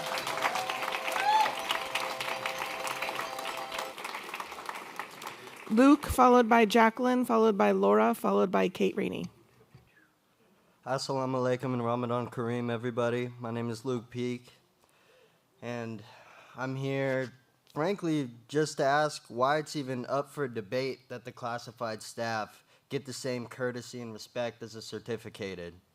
The fact that this has even come to this point is flat out disrespectful, and it shows the classism and the difference between the board and the workers, certificated and classified, and all the students of Ventura that are here and watching. We can see the unity between the classified, certificated, and students, and with this unity, we have the power. The cards are not in your guys' hands, even if you like to pretend they are with your suits on today as well, that you look good, Dr. Castro. Dannenberg, you look well. I hope you have a question or at least a comment about this after this one. I believe, last time I said that the board doesn't care, and I would like to rescind that comment because I do believe that some of you guys care. I really do. Miss Wallowitz, you know, I was a troubled kid. I spent a lot of time in your office. I know you care. But I also see that some of you guys like to fall asleep during public comments, and some of you guys like to not make any comments about us pleading for our livelihoods.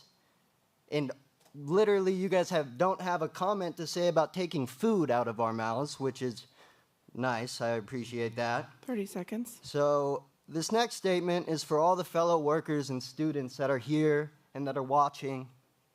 How much longer are we going to let greed affect our education before we take a stand? How much longer are we going to let them cut from the bottom, the working class, the people that affect the lives of students every single day before we stop, before we tell them no? The schools cannot run without bus drivers. The schools cannot run without students. The schools cannot run without Time is security up. guards. No more Mr. are we Peak, going to time listen is to up. the suits. Thank you.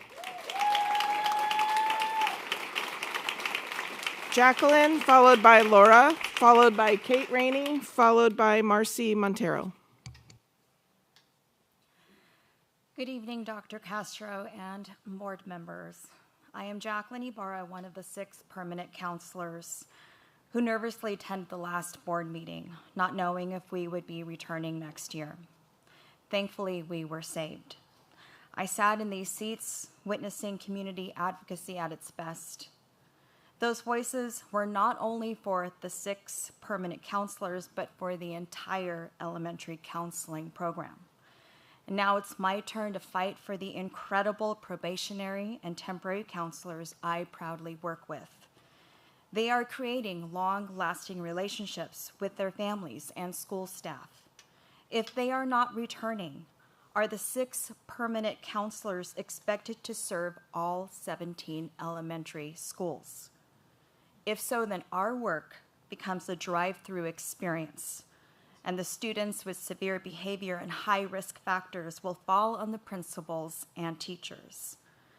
I ask you to consider the impact of having 17 versus 6 counselors for 6,300 students. That would be a ratio of over 1,000 kids for every permanent counselor. The outpouring of support for librarians and counselors at the last meeting was because of fierce organization and outreach. Community members heard our voices. 30 seconds. They were our upstanders. And meanwhile, classified positions were cut abruptly. Some had been at their sites for more than 10 years.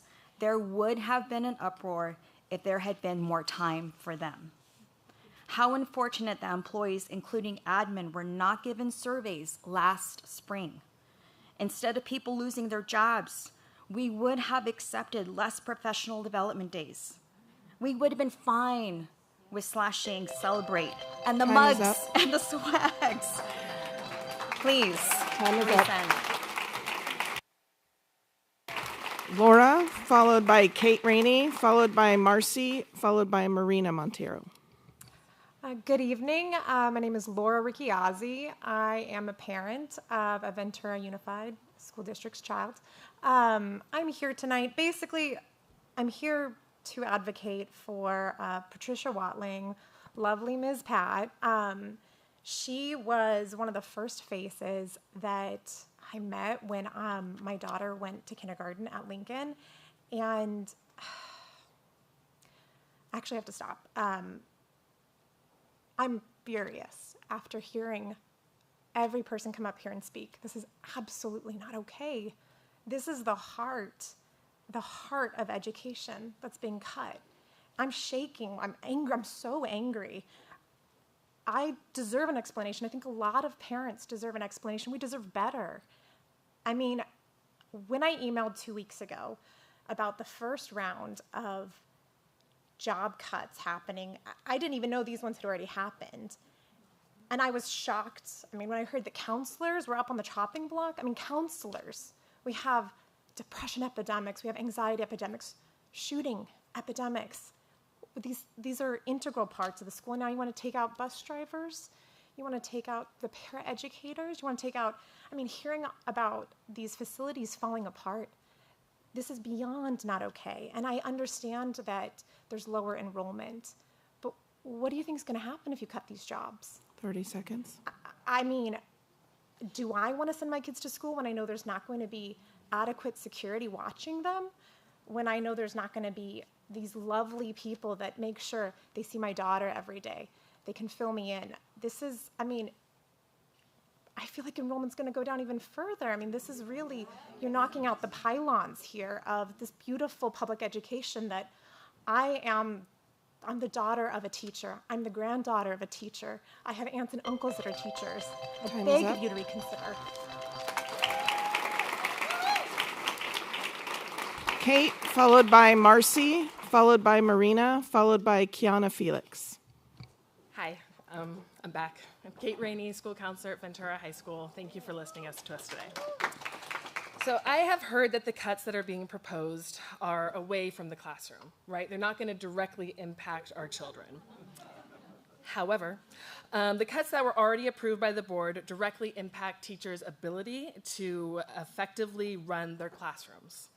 Campus supervisors keep our students safe. Paraeducators, both special education and bilingual support, are the bridge that allow our students to access their educational opportunities. Health techs are often the most trusted individuals in our most vulnerable students' day. And the family liaison, the family liaison, that is who I am going to talk about tonight.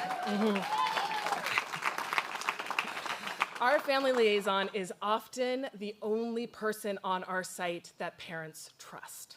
Last month, we had a financial aid night, and she called 107 families to show up, and they showed up.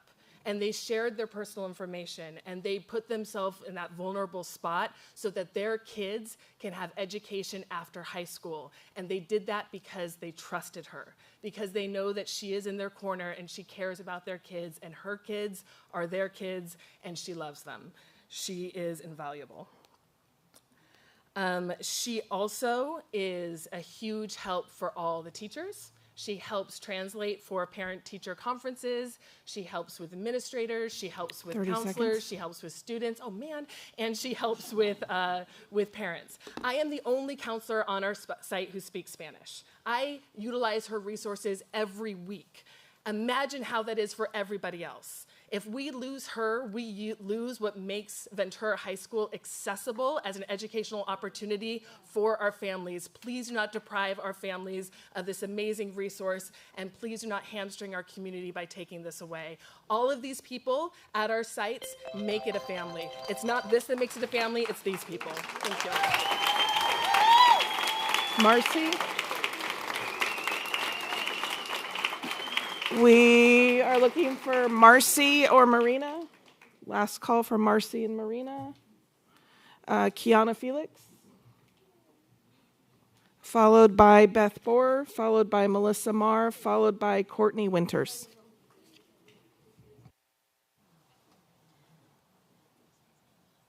Good evening. My name is Kiana Felix. I'm a student at Foothill Technology High School.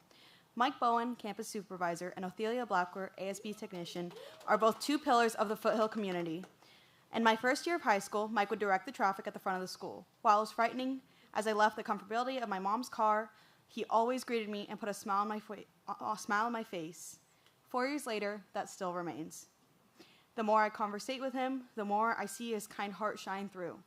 Miss Blackwer, better known as Miss O, is one of the strongest women I know, and without fail, she shows up and shows out every single day. Her patience with every student that comes to her for budget questions, paperwork, and dance tickets is something many of us aspire to have. There's no way anyone can do Miss O's job like she does, and there's no one else I would want to do her job. These individuals are an asset of the school, district, and community. While they might not be the principal or vice principal, they are some of the strongest links and know every student's name. I cannot say the same for the highest paid people at my school. This is not a proper or ethical solution. Please get to know what your students want before making decisions that work against them and the people that make them feel truly loved, welcome, and seen. Thank you. Beth Boer, followed by Melissa, followed by Courtney Winters, followed by Andrea Kish. Hello, again. Our bilingual paraeducator at Pacific High School for the last 17 years was let go in the massive firing of January. She, along with every other classified staff, was blindsided. Last week, after weeks of unknown and what-ifs, disruptive personal chaos created by this board, she was offered her position back at Pacific High School, but without the bilingual paraeducator stipend. My Spanish-speaking students learn biology because Suhei translates what I am teaching. How do you plan on teaching biology to my students next year? The cuts you voted on and approved of in January greatly impact the students of VUSD. My own 4 children, they could graduate from high school without a paraeducator. They don't need it. They are K-12 graduates of VUSD. They have college degrees. 2 of them have masters. 1 is in a doctorate program. My kids don't need paraeducators. The cuts you have made greatly impact our most marginalized, our bilingual, and our most vulnerable students. You have created a huge chasm between your hands-on workforce and the overstaffed elite at the district office. I cannot even begin to imagine how this chasm is going to be healed. Bottom line, as I listen to all of these speakers tonight, this feels a lot like a microcosm of the bigger picture I've seen in our country over the last couple of decades, where the political elite are incredibly out of touch with the American workforce. I implore you to take a step back, do more research, dig deeper, and find that $8 million further away from the classroom, further away from the students. Thank you. Melissa, followed by Courtney, followed by Andrea. Hi, I'm Melissa Marr, and I was not expecting to speak tonight, but after my amazing students spoke to you about Homestead, I just wanted to reiterate a few things. Please reconsider cutting Homestead. You didn't wipe out any other schools without a little bit of notice. I mean, going from 3 teachers to 1 is literally wiping out the school. We want a chance. We might be the forgotten school in the district, but we've been around since 1994. We're small and mighty, but we make a difference to our students. Just like we give kindergartners the gift of time, why don't you give us the gift of time? Give us a year to grow our program. We need a little bit of, we didn't have the consideration of being told that our school was being completely, cut. We have students from all over the district. We have 7 of my 19 students are from out of the district. That's about $84,000 that you make off of those students a year. That's almost my salary. And you just want to get rid of those. You basically want to take a program with like 51 kids to 20 kids. Wow, that's a lot of, do you think those kids are going to go back to regular schools, K-8 schools or middle schools? We have middle schoolers that don't fit in other places. All of our kids might not fit in, and they feel safe at Homestead, and they know that they can come to us, all 3 of us, and they are safe, they feel comfortable, and please reconsider cutting our school, I guess. And we have lots of ideas, and we'd really like to meet with you, Dr. Bayless, because we have a lot of really good ideas. We want to add another component to our program and all sorts of things.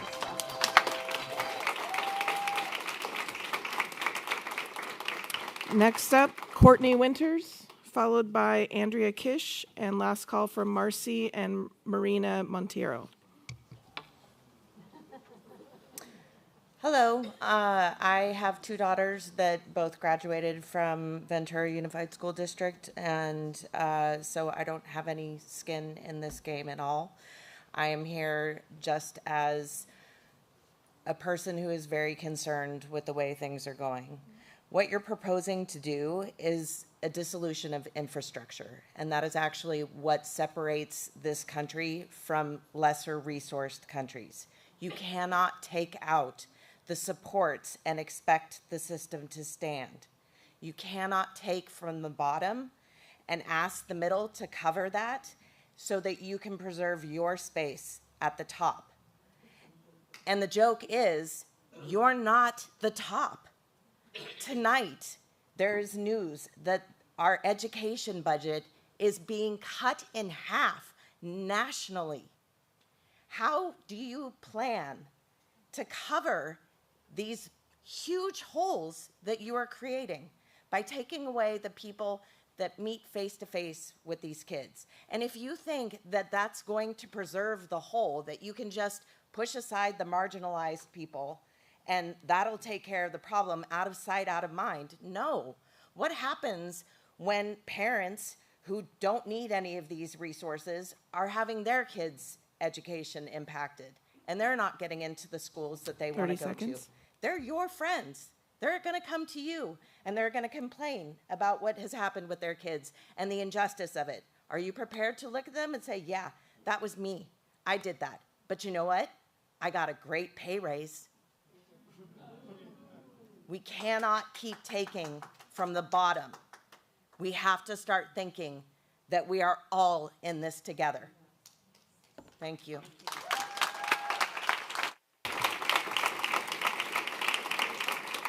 Our last public comment for this evening is Andrea Kish.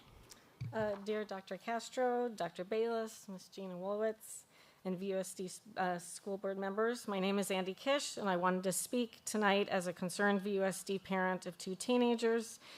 Thank you for letting me be part of such a heartbreaking meeting. I have so much respect for everyone in this room. Thank you for making your voices heard.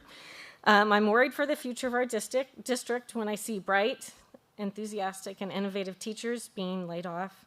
I felt compelled to speak about one teacher in particular, Megan Malloy. She is in her 3rd year of teaching biology at Buena High School.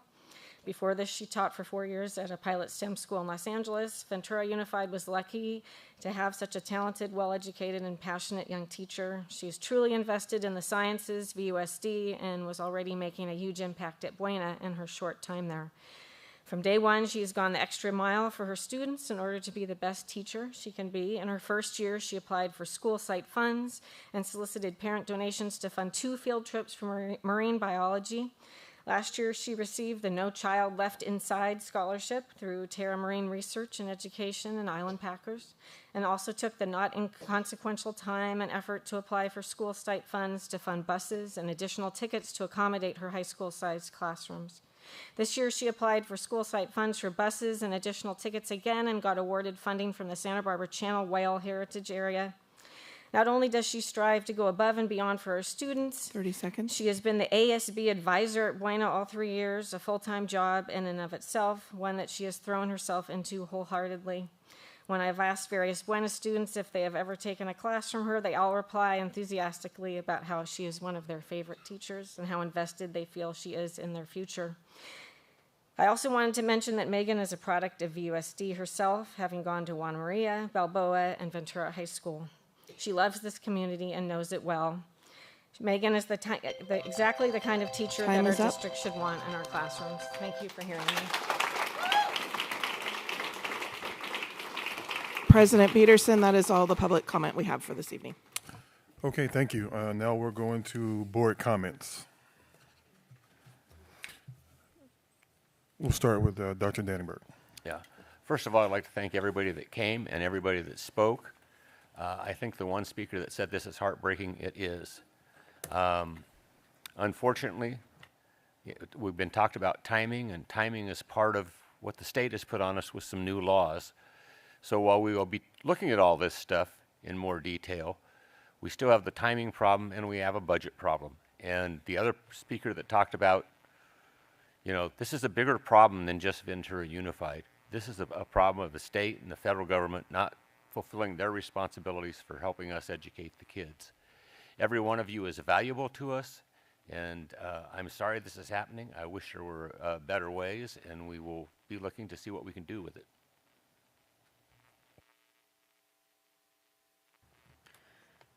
So I would just like to start by saying that I really appreciate everyone's input. I appreciate all of the emails, the phone calls. I appreciate you guys coming out to speak. As an educator myself and someone who has been bumped multiple times. I feel your pain.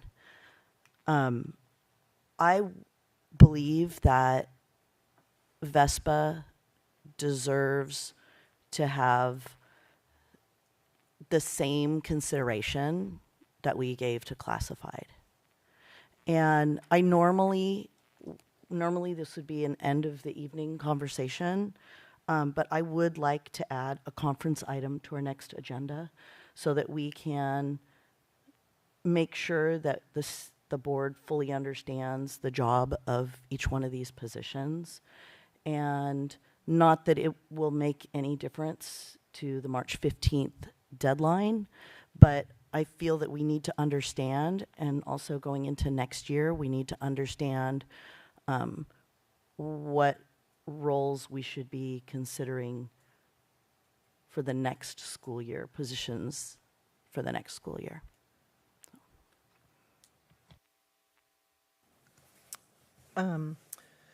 So I too want to thank people for being here. I know it's a lot to come here and speak and share when so many emotions exist for all of us around these budget issues. And I agree with Shannon that I would really like to revisit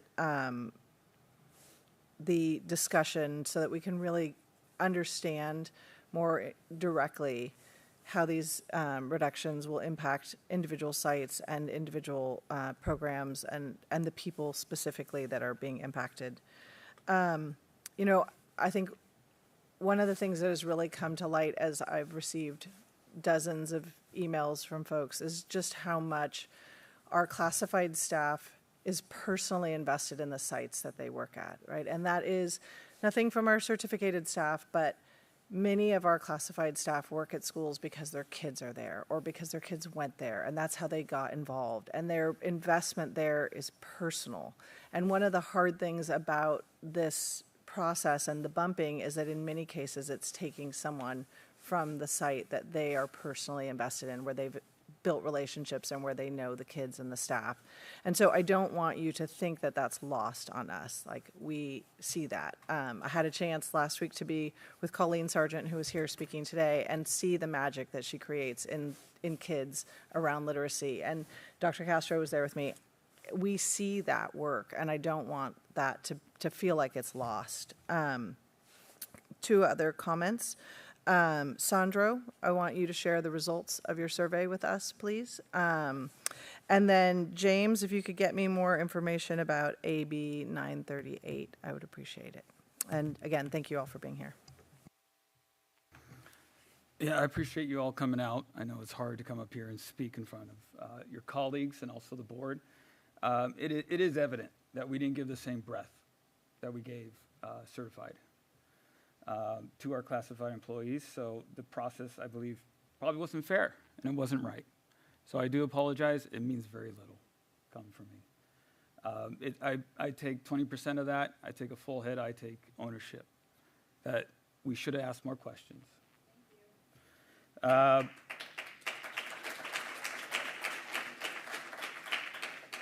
So my question is, how do we make this right? And I agree with my colleagues here that bringing it back would be a good step forward. So I ask the rest of the board, can we please bring this back? Thank you.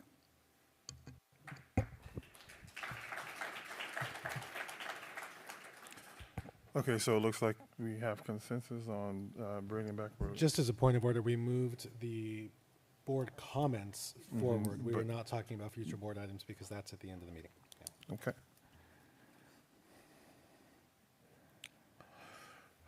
Well, I also thank everyone who took the time to come tonight and voice your opinion. And as you see, your opinion has been heard, and this is what this meeting is designed for. When you feel that we need information and we think that we should take more time to do something, this is the meeting to do it. Not just for budget cuts, it's for field trips, it's for anything that we do in the school district. So some people think that as a board, we don't like when people come to our meeting and voice their opinion. I love it. I think this is the This is the reason we're here, is to hear from the community and to make decisions based on what we hear from the community. So if you didn't know that, you know it now, and you know it works. So I appreciate everyone that came tonight. And since we're on our time schedule, we usually take our break at about 8 o'clock. We're going to take it right now at 7:50. But once again, as a board, we thank you for coming. We're going to be on a 10-minute break until 8 o'clock.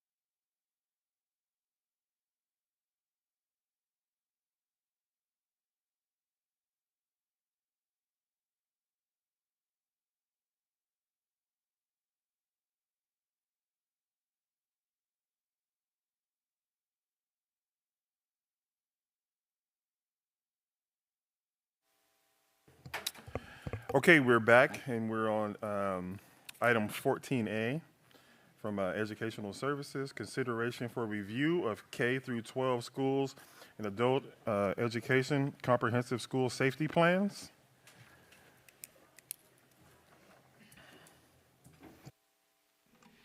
Yeah, thank you, President Peterson. These are the yearly comprehensive safety plans, and pleased to bring them before you. We'll be bringing next year's to you as well, trying to adjust our timeline for the school safety plans, similar to how we have worked to adjust our timelines for our SIPSs as well.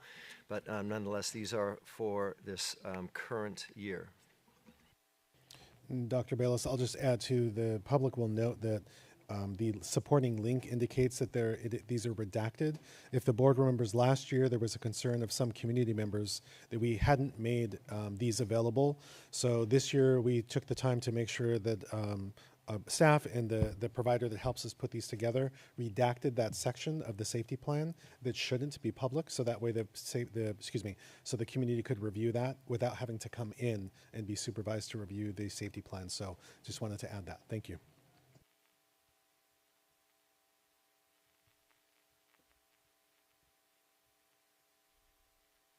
I'll move approval. Second. Thank you. Vote as follows. Trustee Dannenberg. Yes. Trustee Fredericks. Yes. Trustee Rodriguez. Yes. Trustee Forsythe. Yes. And Trustee Peterson. Yes. Thank you. Motion carries 5-0. Item B, Human Resources, consideration of resolution number 25-05 regarding non-reelection of probationary certificated employees.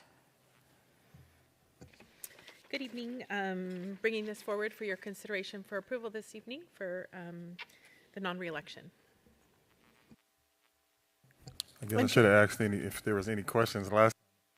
Greg went so that was the fastest I've ever seen Greg go. So I was actually writing down something and it was over, and so I apologize about that. Is there any questions? Yeah. Well, not for Greg, but for Gina. Are these layoffs in regard to the budget cuts, or are these the normal layoffs that we normally do at this time of year?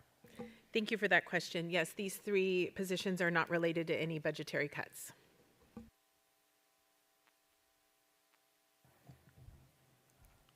Any other questions? All right, I'll entertain a motion. Move approval. Second. Thank you. Vote as follows. Trustee Dannenberg. Yes. Trustee Fredericks. Yes. Trustee Rodriguez. Yes. Trustee Forsythe. Yes. And Trustee Peterson. Yes. Thank you. Motion carries 5-0. Okay. Number 2, consideration of resolution 2506 to reduce or discontinue particular kinds of certificated services for the 25-26 school year. Thank you very much. This resolution is in regards to the 9.6 FTE positions that are currently funded by parcel tax, which the board and the community are aware was not voted in for to continue, as well as Proposition 28 funding that has not yet been finalized for next year. So these are specific FTE related to those particular funding sources. Do we have any questions? This is part of the budget cuts that we've been making, correct? Correct. Yeah. I was wondering, could you explain a little bit about the multi-subject positions? Because I know that a lot of people don't know that the parcel tax has funded for many years class size reduction in our district. And so I just wanted you to explain a little bit about that. Yes. Every year, as you stated, the parcel tax has funded some positions that are for increases in enrollment or adjustments at sites, specifically at elementary, when we have the students don't come in nice, neat pockets of the class sizes that are in our contract limits. And so at times we have to increase staffing. This August, we had an increase in several of our elementary sites. And so we increased 5.5 positions after the first day of school to accommodate for those that increase in student enrollment. And so those positions were funded by parcel tax. So then the follow-up question to that is, since we don't have the parcel tax next year, if that same condition exists, what's the district's plan? It depends on the number of students, and we do have contract limits to class sizes, and so we will continue to adhere to those contract limits. And so if we are up against those contract limits, then we would have to continue to fund those positions. If there's an increase in enrollment, it would likely come out of the general fund or another funding source, depending on what decisions are made at that time. You had mentioned that the Prop 28, that you were waiting to see what happened. Can you give us some more information on that? Yeah, Trustee Fredericks, I'd be happy to answer that. We are working right now with our principals on next year's Proposition 28 plans, and our intention is to bring that to the board for review and consideration in April. So we've been running some workshops. We've been working in our small principal collaboratives on those concepts. And with our most recent allocation, our prospective allocation for 25-26. Thank you. So when you say that, are you saying that some of these positions may be back, but we're cutting them as a precaution at this point in time? Yes, that's true. And those Prop 28 hires, that's a site-based decision, correct?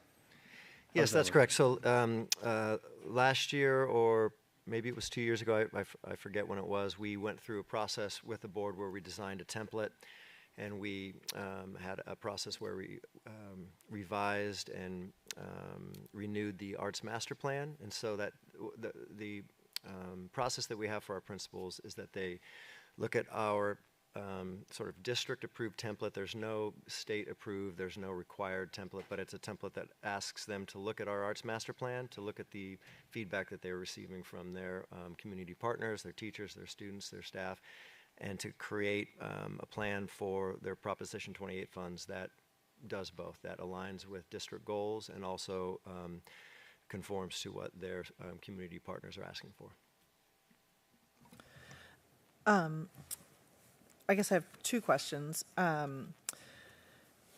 Are we helping our current music and art TOSAs kind of to pitch their services to our existing schools? And then also, I think people don't understand that one of the requirements for Prop 28 is that we not be supplanting district funds. So in order to be able to move those positions from the parcel tax to Prop 28, one of the necessary steps is this layoff process so that then they can be eligible for retention under a new funding source.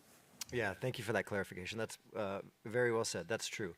So to respond to your first point, yes, I do believe our principals, that's one of the coaching points we've had. Our principals have been working with our particularly in secondary, where we have certificated, predominantly certificated staff, and in elementary as well, with some arts, direct service arts TOSA providers, to make sure that they are considering those things, conforming to the 80-20 rule, because that is the 80% has to be staffing, and 20%.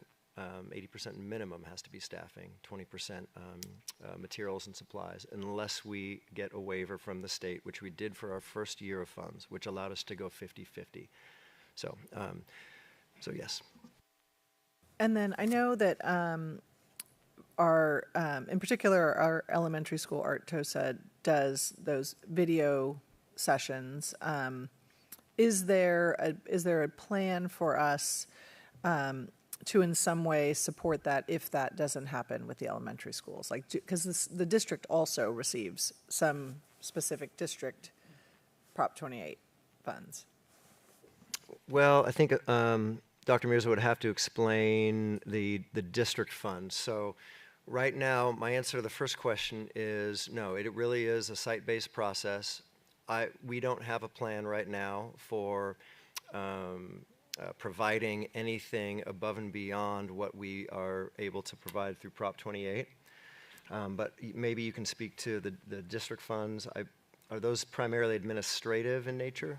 No, there's it depends how the students are categorized, and so there is some specific funding, which is a really small portion, I believe. It's only a couple $1,000s, not too much. And so if there's students categorized within our student information system as district students, then I believe that's why the funding was sent to us. It wasn't meant to come to us to like distribute. Yeah. What I can offer is the board is probably aware at this point, between the Prop 28 plans being completed and submitted and approved, and our the SIPSA process playing out at the school sites. Just as Dr. Dannenberg, you asked, will some of these positions be coming back? In all likelihood, yes, but we can't speak specifically to what that looks like. We can then evaluate what the overall effect is on Prop 28 and access to arts and music district-wide, and at that point we'll bring that forward to the board, and then if at that point knowing what the full budget implications are, if there were a priority of the board for us to continue to provide that, knowing what that looked like across the district per the approved Prop 28 plans, we would take that direction from the board. Because, one of my concerns about this is that we went through, and you very briefly said we revised our form, which is really being kind, because we spent like 17 meetings going over that form. And you're like, it was great, we just did it. And I know it was painful, but when we went through that process, a concern was establishing what we as a district view as that baseline, right? And so now we are effectively in this process eroding that baseline, and I understand why it has to happen. My concern is that we keep our eye on what our community expects is the baseline, right? And that is communicated to our principals so that they understand that some of the nice things that we layered on top because we had extra money this year and last year, we aren't going to have the baseline next year.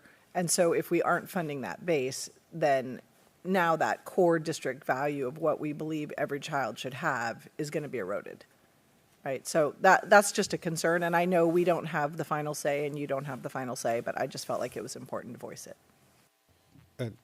Trustee Rodriguez, what I'll also add to, and this again comes down to where we finish the year in the budget, part of the reason why we need to see how this plays out is I think the board is also aware that we got a late start on the Prop 28, so we actually, where that benefits us is we have multiple years to spend that.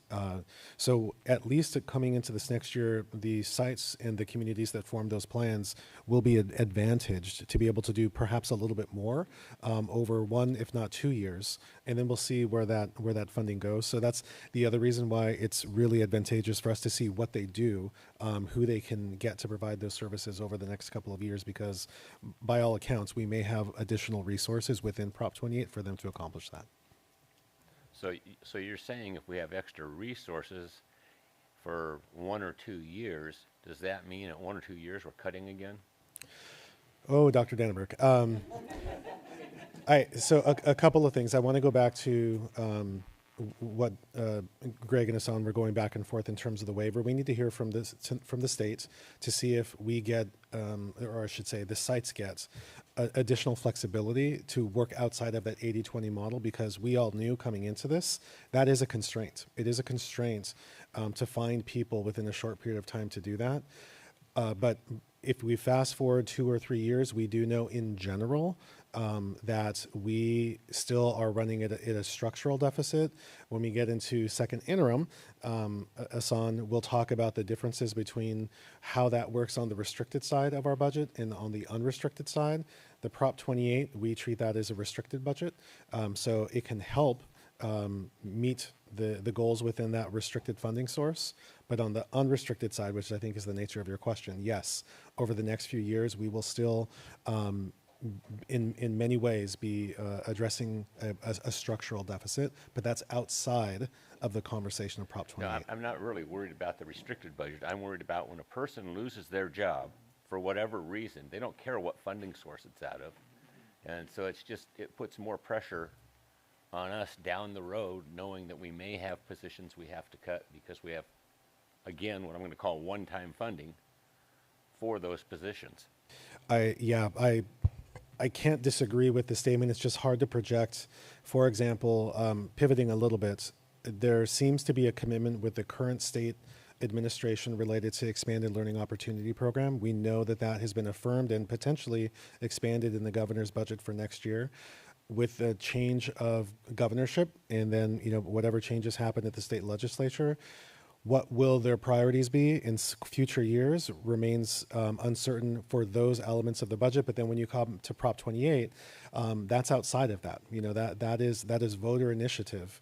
And then it comes down to how the state funds Prop 28, not necessarily the fact we know that we will be per law entitled to it, but how the state funds it is always the question, because we know, depending upon a variety of funding sources, those things change and shift over time. So that I feel confident that Prop 28 will be here for a long term. How it's funded over the years and the flexibility we get over the coming years, that's where we have questions.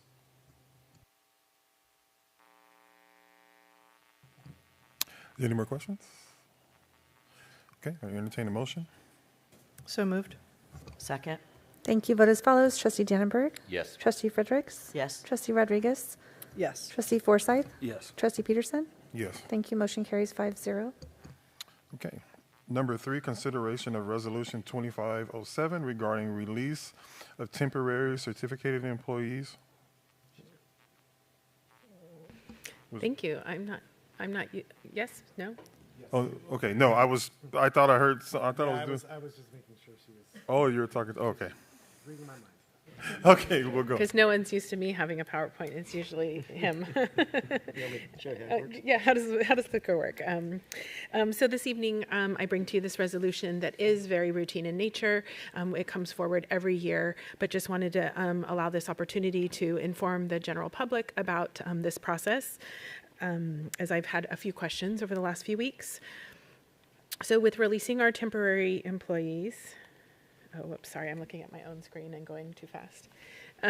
Releasing the temporary employees. Each year, the district hires temporary employees pursuant to law, and we're only able to hire those temporary employees for 2 different categories of employees. If we have permanent or probationary employees who are on a leave, which is the majority of our temporary employees, so they're backfilling for those positions or to fill a specific categorically funded position. So the term of that contract for temporary employees is just for the term of typically 1 year.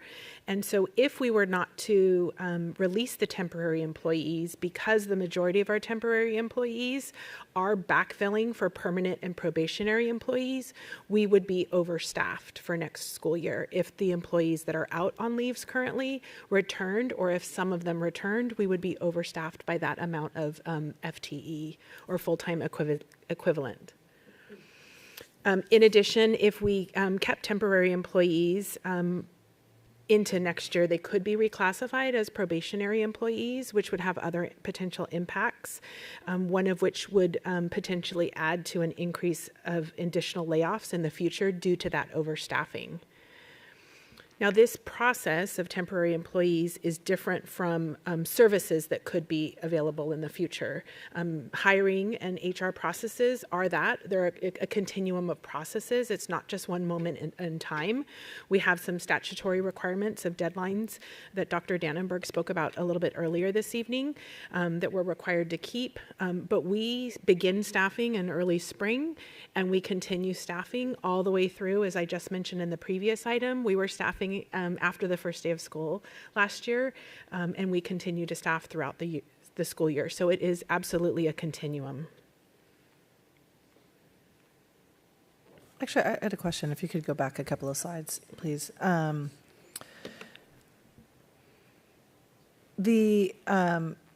you tell us what the breakdown is between the temporary positions that are backfilling for permanent employees versus those that are being released because they're categorically funded? Yes, so the 9.6 that you saw on the list are categorically funded, and there's 77 that are backfilling. Then there's some additional hourly employees for adult ed, and then just some hourly that are part-time positions, not full-time positions. So the 9.6 that are categorical, are those on On the previous resolution. Those are not, because I think one of the concerns, right, is that the connection between the person in the position and the position, right? So sometimes, like we heard tonight about the counselors, the elementary school counselors that are temps, if they're released, does that position go away? And so we've had a conversation, I asked you this already, but like that doesn't mean that position is going away, and the need, may or may not still exist for those people in August, but that we have to, by law, release them. You are correct. And the overstaffed part is, if I go out on leave, let's say I break my leg, I'm a PE teacher, can't teach. We bring in someone temporary while I'm on leave, and if I come back that year, if we don't release this person, that's where the overstaffing comes from, because they were filling that gap. And if you don't release them, now you have 2 people for 1 position. Correct. Okay. The other part of this would be that many of these people will be rehired once we know who's going to come back off a leave and who's going to take a leave. That is correct. That often happens as well. Any other questions? I'll entertain a motion. Oh, you have more slides? Gina has more slides? Oh, I'm really off today. I'm sorry. This is like a flip for me. I'm usually really regimented, and Greg didn't have, and Gina has more. I apologize.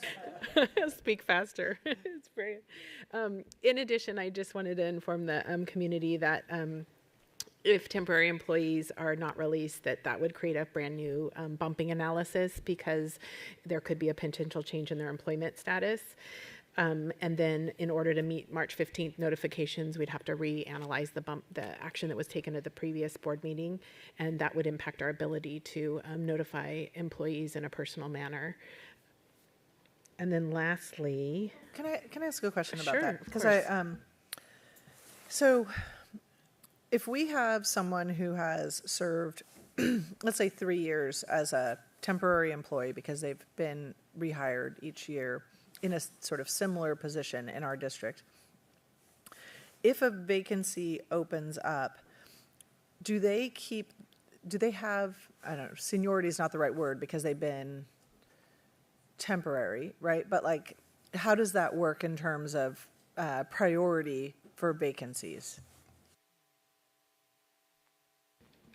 So when we hire, there isn't necessarily a priority other than that they're familiar and they interview often differently because they're familiar with our programs and services. But I'm sorry, the question about like the seniority. So I'll give you a specific example. So we have, say, our wellness counselors, right, who those positions have been categorically funded. They're temporary employees. We have counselor positions that will be open because they're also on this list, some temporary positions at elementary schools that will be released. How does that work? Does someone who's been a temporary employee with us for 3 years in a counseling position have an advantage in being rehired in another temporary position? Oftentimes that's the way it happens. It's hard to quantify. I really want to answer. The reason I keep looking at Anthony is I really want to say it depends completely because there's just so many variables, and I don't want to give a broad answer to something that is really nuanced. So my hesitancy is, typically speaking, yes, that would be the case, and typically speaking, they would keep that their first day in a bargaining unit position is their seniority date. But if there was like a lapse in employment, or if they left for a while, came back, or there are many different circumstances that could change that. So I can say yes typically to it, but just know that there are often nuances that make me want to say it depends, which is Anthony's favorite line. Anything you want to add, Anthony? No, you in a nutshell, you got it. It depends because we have to analyze each. We have to analyze each person's situation individually.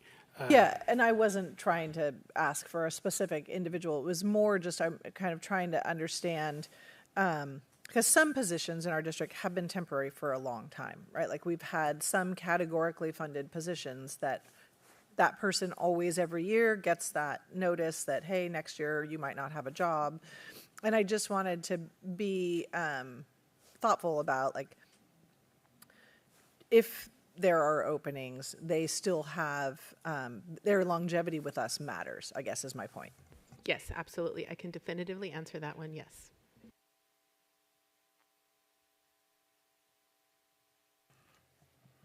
Even I forgot I had one more slide.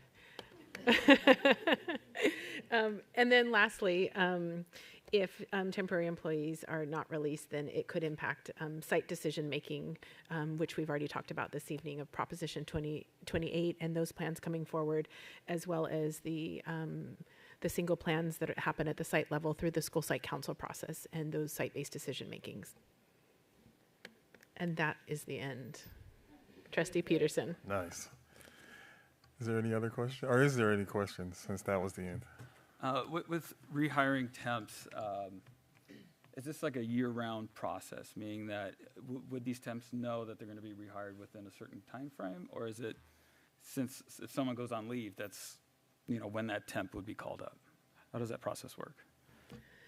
So we would first hire back anybody who's laid off. They have a reemployment rights, and so those permanent or probationary employees that were laid off, those would be rehired first, and then we would open any vacancies up to temporary employees after that. If there were no employees that were laid off in a particular category of employee, then there's nobody to re-employ in that category of employee, and so we could consider temporary employees to be rehired in the initial round of hiring for that position. Again, it depends.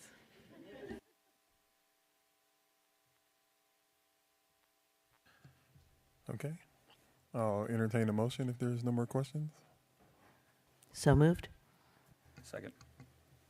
Thank you. Vote as follows. Trustee Dannenberg? Yes. Trustee Fredericks? Yes. Trustee Rodriguez? Yes. Trustee Forsythe? Yes. And Trustee Peterson? Yes. Thank you. Motion carries 5-0.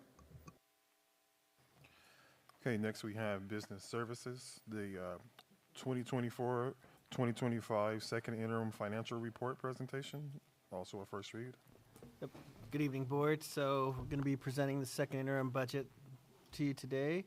We'll be going over the reporting requirements, discuss the reserves, go over enrollment and ADA trends, talk about the changes from first interim to second interim, the major changes in revenues and expenditures, and then our projected ending fund balance, and then we'll touch base on where we stand at the 3-year multi-year projection. Maybe closer? Better? Better? Okay. All right. Oh. Hello? Yes, better. Okay.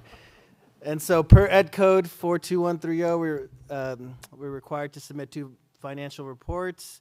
First interim, I presented in December, and that covered 3 months worth of expenses. We had July 1st to October 31st. Any changes from budget adoption that took place from then, that's what we updated with. Now we have 6 months worth of data, changes in revenue and expenses, and so we're able to update the budget once more to give a more clearer, accurate picture of where we are heading towards by the end of this fiscal year. So we are going to be certifying positive certification for this current fiscal year and the next 2 fiscal years. As you can see, we have 6% available reserves. We'll get into how we were able to meet 6% in the 3rd year out and what that looks like if you add 1 more year when we get to the MYP.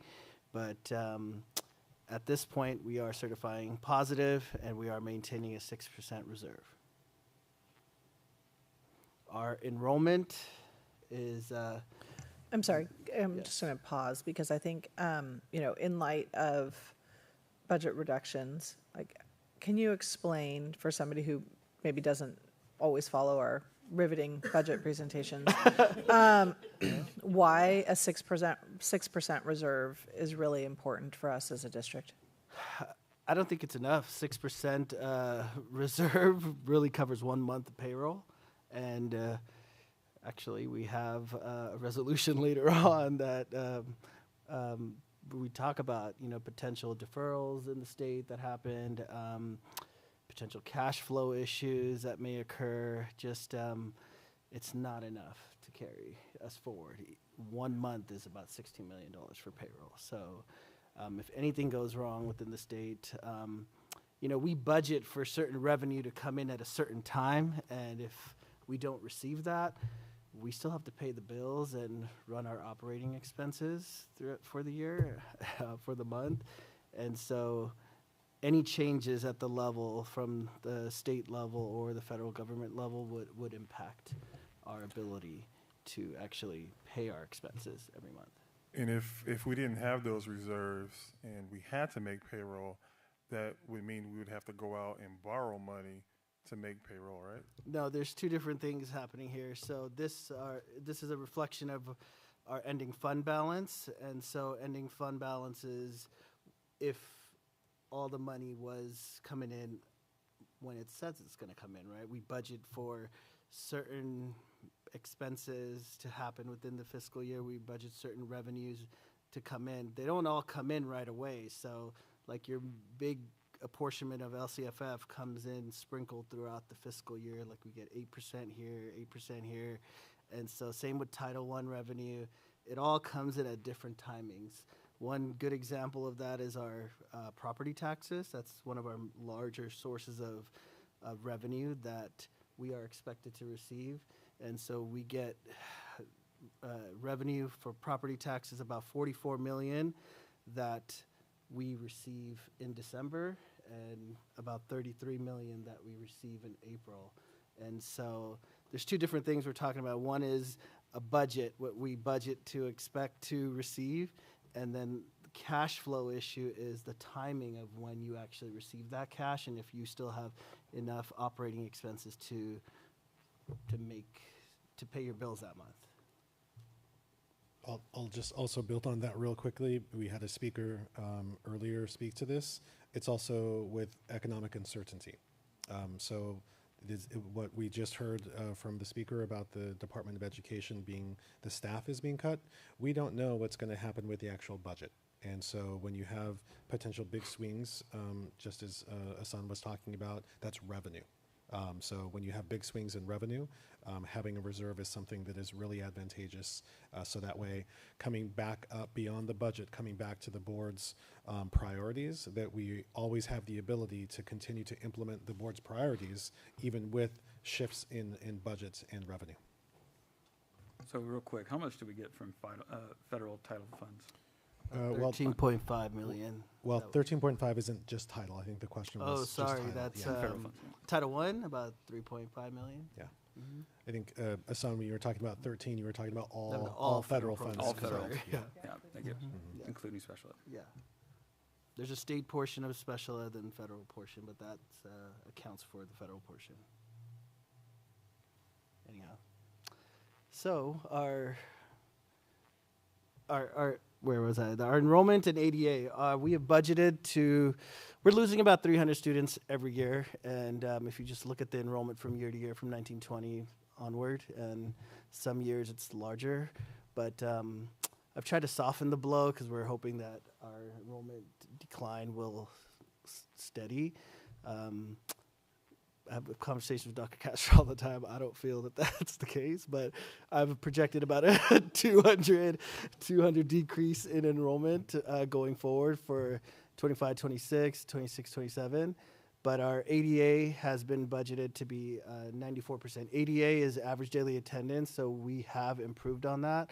I think the previous year we were at 92%, and we're still not back at the, I would say, pre-COVID levels to be like 96, 97%. We're headed in the right direction. We're at 94%, and we budgeted to stay that way the next 2 fiscal years outwards, and we can make those adjustments as we improve. So throughout the fiscal year, if we see attendance getting better and our percentage increasing, we'll have periodically several different times of the year that we can make adjustments in our attendance projections. I was wondering if you could take a moment to talk to maybe parents who might be watching about the importance of attendance. I know we talk about it a lot, and this, a lot of parents feel frustrated that they don't know what they can do in order to improve the district's budget. And could you speak to maybe the fact of how parents can impact our budget positively through attendance? So our district gets funded off of average daily attendance. It's students arriving, not just enrolled in our schools. So right now the state has allowed to moderate the impact of really declining enrollment and attendance issues. And so as you can see, like our 24-25 actual ADA is at 13,510. And we are actually being funded because of the state's, I guess, they're kind of softening the blow, softening the impact to the school districts. We're actually funded at 14,079. So it's quite a bit of difference. And we get about, it varies by grade level, but anywhere from 10,000 to about 12,000 per student. But to more correctly respond to Ms. Frederick's thing, we only get paid when the student's sitting in the seat. Send the kids to school. No Send the such kids to thing school. as an excuse Yeah. for school funding. Yeah. What I'll add, Greg, I'm gonna put you on the spot, Greg, in just a moment. Can you tap him real quick? Yeah. I'm going to put you on the spot in a moment. I'm going to make a comment, but if you can just hearken back to what the shift in attendance was with the calendar move with our secondaries in just a moment. I do want to call attention to this, and we talked about this at our recent PAC meeting. In one of the communications to staff and families, I alluded to the fact that we are planning to be a district of 13,000 students. And going back to what Hassan said, yes, from an enrollment perspective, we're not there yet. That's a little bit on the horizon.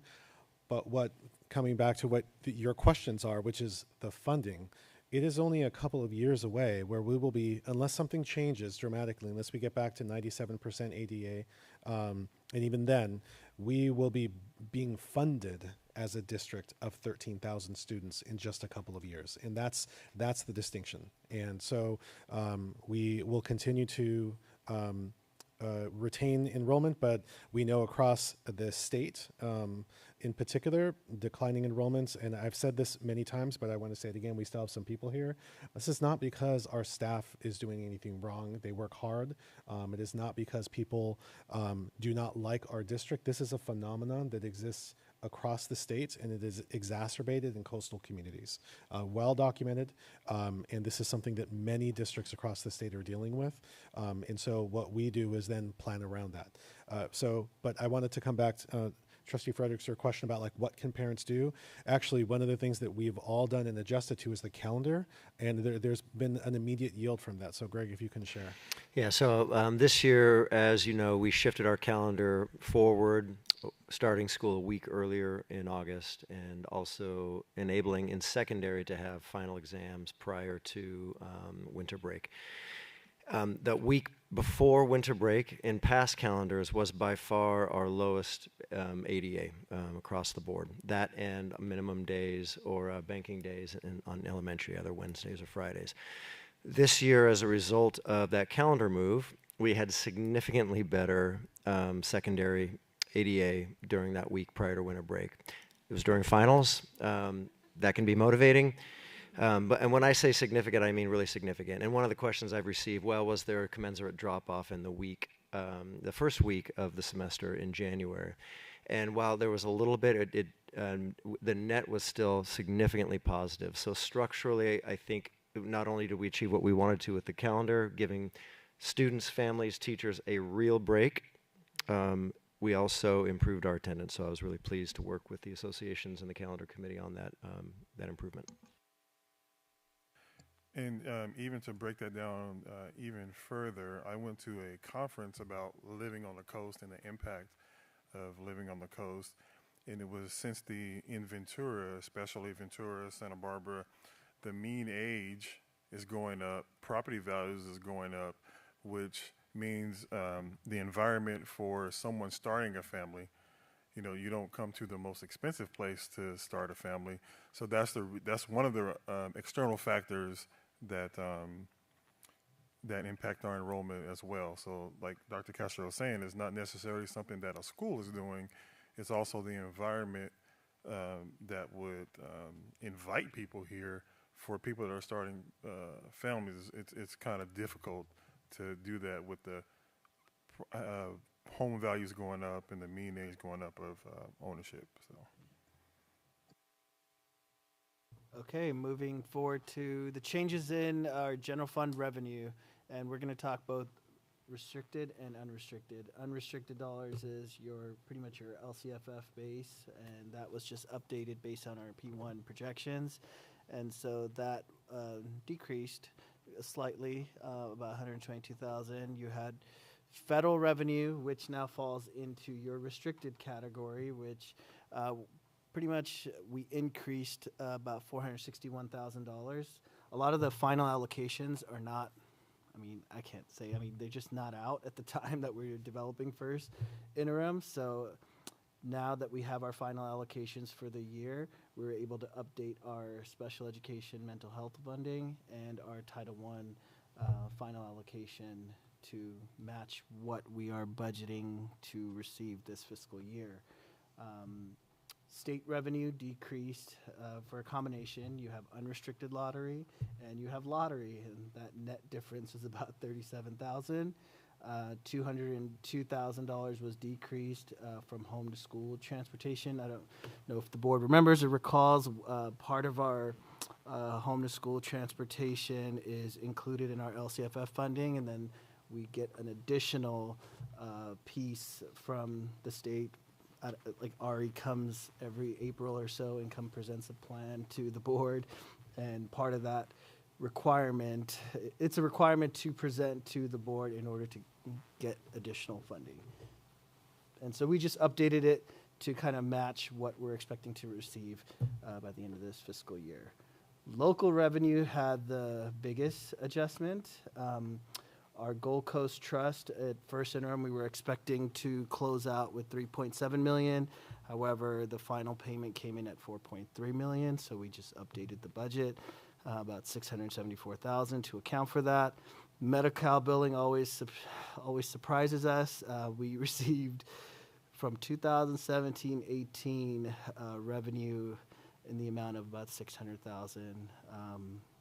And so that's just really hard to budget for. We normally get about $1 million per year, so this just added to that payment. They're just really behind in sending us our payments, and that's always been the case. And then our final closeout payment, we got a call from our JPA that they finally closed out the Mound Fire. Thanks to Eric Reynolds, our risks management director. He's been working really hard to close that out. So they dropped off a check for $103,000. Once again, that's one time, it's not ongoing. All of the local revenue, it's one-time funding.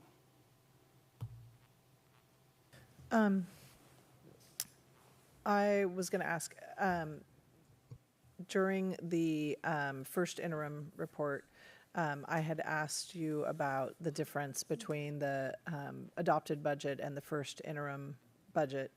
And we've had some people come and ask about that difference as well. And I received an answer to my question from Dr. Castro yesterday, Sunday, I don't know. Anyway, this weekend sometime.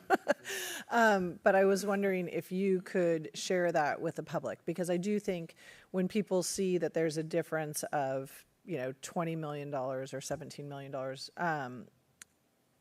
between the budget that was adopted and the budget that comes forward at the first interim in terms of the expenditures, it's helpful to give some context. Just before you start too, I wanted to share with the board that we've tried to create a template so that way the board and the community is really accustomed to what these budget presentations look like.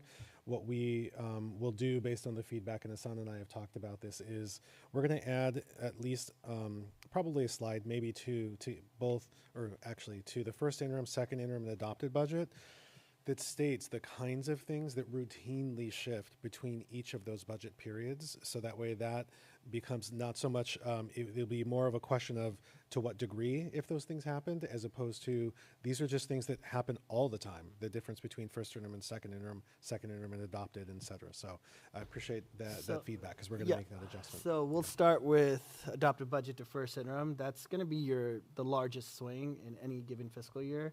We're starting to work on next year's adopted budget like now.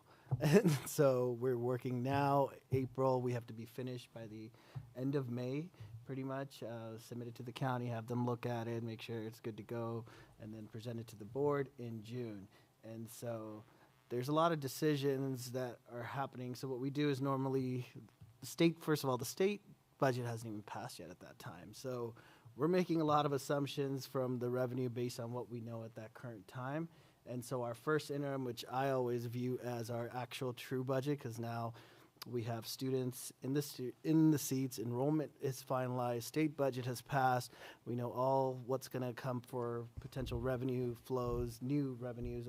Hassan, if I could just interrupt there, because you just blew through like 4 major assumptions that change between adopted budget and first interim. So if one of them is the state actually passes a budget. So we're required to pass an operational budget before the state passes theirs. And so that's happening concurrently. Enrollment updates and projections, staffing updates and projections, right? And then also assumptions that are within that state budget, which is, if you can just talk about COLA real quickly. We're given these projected COLAs over multiple years, but then we're still right now, it's April, and we're still wondering what that COLA is going to look like and adopted. So if you can talk about that. Yeah, the COLA is our cost of living and adjustment, which is basically our LCFF funding kind of thrives on that and gives us a little boost. And so right now, we don't know what the next year's COLA is going to be. Based on the governor's proposal, I would say his wish list, we are projected to go down a little bit, about 2.39, I believe, was the COLA that was projected. But that's different from what we had. At first interim, we had 2.93% COLA because that's what we knew at the time. So I was uncomfortable adjusting it for second interim, but given the guidance from our county, they're saying that it doesn't look like it's going to get any better. And so at second interim, I adjusted the cost of living adjustment down, which impacts our main source of revenue, which is our LCFF funding for this upcoming fiscal year.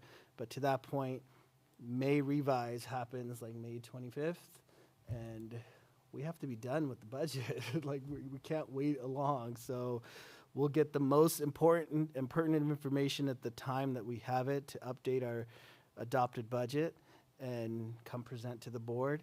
And then at first interim, at that point, things have materialized, expenses have materialized. We have 3 months worth of data. Students are in their in the seats. HR is done hiring whoever they're going to hire. Programmatic changes, if anything, updates to the budget have been made at that point, and that is our first opportunity to come to the board and be like, hey, these are the changes from adopted budget, and this is why. But to answer your question, Trustee Rodriguez, yes. To answer your question, the revenue, we had the biggest change from adopted budget to first interim revenue increased about $7.8 million, and so we had $1.7 million from a workers' compensation dividend that we were not expecting. We had $3.7 million that we finally find out what was our initial closeout, Gold Coast Trust closeout amount, which, as you could tell from first interim to second interim, it's already changed, and we got a final closeout amount of $4.3 million. So we did not have that number at budget adoption, and so we included it in first interim. LCFF funding, we changed our supplemental and concentration unduplicated count from 56 to 57%. We received an increase in career tech CTE allocations, about $789,000. So that was from adopted budget to first interim, the major changes in revenue. And so, any questions before I go to expenses? Okay, so expenses, we'll start from the major changes from adopted budget to first interim, then we'll go into second interim. As you can see, overall, second interim, didn't have many changes as far as the net was. We actually decreased about 701,000, but there was a huge increase from adopted to first interim. You had about $1.5 million for additional intervention teachers that were not included at adopted budget. There was $185,000 for co-teaching substitute budgets. We added an additional $172,000 for long-term subs. There was an additional $200,000 added for professional development related to additional reading initiatives. $98,000 for a multilingual teacher that was funded from Title III allocation, but there wasn't enough funds in Title III, so we had to move it over to continue funding that at $98,000, and then there was just additional summer school hours at $48,000. That was on the certificated side. Your salaries for classified, we included at first interim a set amount, about $1 million for vacation payouts. And can I ask you about that? Because how was that accounted for previously in the budget? It just would happen. It wasn't accounted for. It wasn't. It wasn't accounted for. And so it would just happen throughout the year. And I don't know who was presenting before me, but in previous iterations of the Her name presentation. was Anna. Yeah. No, I'm just kidding. They would have to account for that. Yeah. And so we decided to we know this is going to happen. We know it's in the contract that classified staff can utilize their vacation hours and cash out a certain percentage of it. And we had some baseline data to work with, and so we said, let's add it into the budget so it's not just a varying expense from month to month. Thank you. Because when I saw that, I was like, so typically in accounting, right, something gets moved, it doesn't just suddenly appear. Yeah. So that's helpful to know that was something that we incurred as an expense before, but it wasn't specifically called out in our budget. We just wanted to call it out because we know it's an expense that's going to occur, and I would rather have a placeholder for it. Now, the amount of it is, we kind of base it off a historical amount, but that could change, that could decrease, depending who decides to cash out and who doesn't, right? So, yes, but that would be reflected in our unaudited actuals at the end of the fiscal year when we're presenting. That would be something that we would report out, like, hey, we budgeted $1 million, but only $500,000 was cashed out and whatnot. There was additional, so moving to classified salaries, that was the $1 million worth of change. You had $1.8 million added for the behavioral health team. And can I stop you there? Sorry. Yes, you can. Like I said, I've been asking for this information for a while, so now I'm grateful to have it now. But this did the behavioral health 1.8. This is linked to the healthy campus stuff. No, it will be prospectively. The original impetus was this moving the VCBH contracts in house. So, Greg, can you talk about the move from VCBH to internal? Yeah, so if you recall, we have in our new Educational, Therapeutic, and Behavioral Health Department, Behavioral Services Department, we have clinicians and we have an administrator. And both of those were through a contract. We had a contract for administration and we had contract for clinicians providing services. So that move in-house, yes, gives us the ability moving forward to be better positioned to bill under the fee schedule with Healthy Campus. And so is that 1.8 million the delta between what we previously had with behavioral health contracts and what we're now spending, or is that what are we saving by not having those contracts with behavioral health? I'll just answer the first question first. It's not the delta. That's just the cost, the actual cost. we'll find out at the end of the fiscal year to find out where the level of service that we're providing versus what we were being billed in the total fiscal year. We'll know that at the end of the year, because if you remember, we had shared with the board that we had hoped for there to be some cost savings, but our intention was for that to be, if nothing else, budget neutral. Coming back to what Greg just shared about the healthy campus, is that if we are hopefully, if nothing else, budget neutral, then with the addition of the healthy campus and our ability to bill for some of those hours, then we start moving into the true cost savings of that. So ultimately, I think what we're doing is special education. You're supposed to cut down the contracts. We're bringing people in house. That's the purpose of this. Is like Right. So that's what I'm struggling with, because if we're spending 1.8 million in building our behavioral health team, presumably on the other side of the budget, we're saving, close to that, and that's not reflected here. So that's my question. We can get like an estimate to the board in terms of where we would have been at this time last year, assuming that costs were static. We'll get that to you. Yeah. Okay. Sorry, and then so we had, going back to classified salaries, we had $600,000 budget was increased for overtime for specifically for facilities based on their 3-month expenditure trend. We had $600,000 added for expanded learning classified personnel, supporting any ongoing recruiting efforts we have for paras. That falls on the restricted side. Yeah. I need a signal to so I do think, because I've had a lot of questions about ELOP, and I think it's just worth explaining to people that is a categorical, and so those dollars that we get for ELOP can only be spent on ELOP services. So sometimes people see that like we're growing this big side of kind of what we do, and don't understand that even if we didn't, even if we cut positions in that, it doesn't help save things on the general fund side of things. You always want to spend categorical dollars first. So expanded learning programs for now is continually funded. And so that falls on the restricted side of the house, and they have specific timelines that you have to spend the money by. So if you don't spend the money, you got to give it back. We don't want to give it back. And I'll just add too, because we talked about this earlier, Prop 28 also falls under that categorical and restricted side.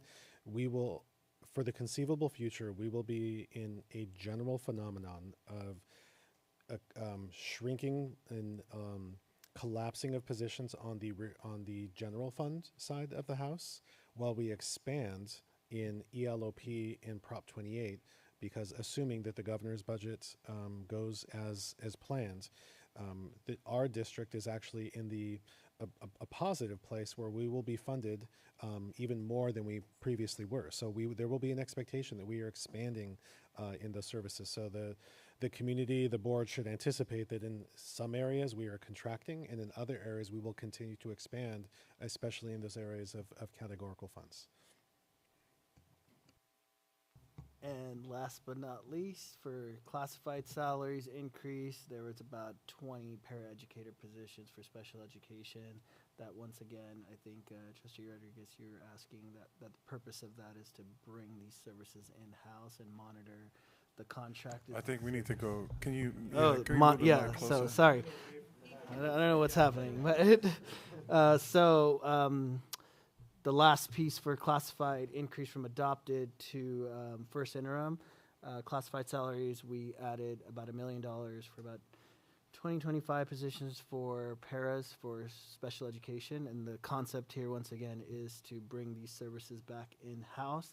So I'm working, myself, Joey, our fiscal director, we sit down with Neil and his team to pretty much look at his contracted services and see, okay, well, if we hire 10, how many are you gonna, what contractors are you shutting down and what can't you shut down yet?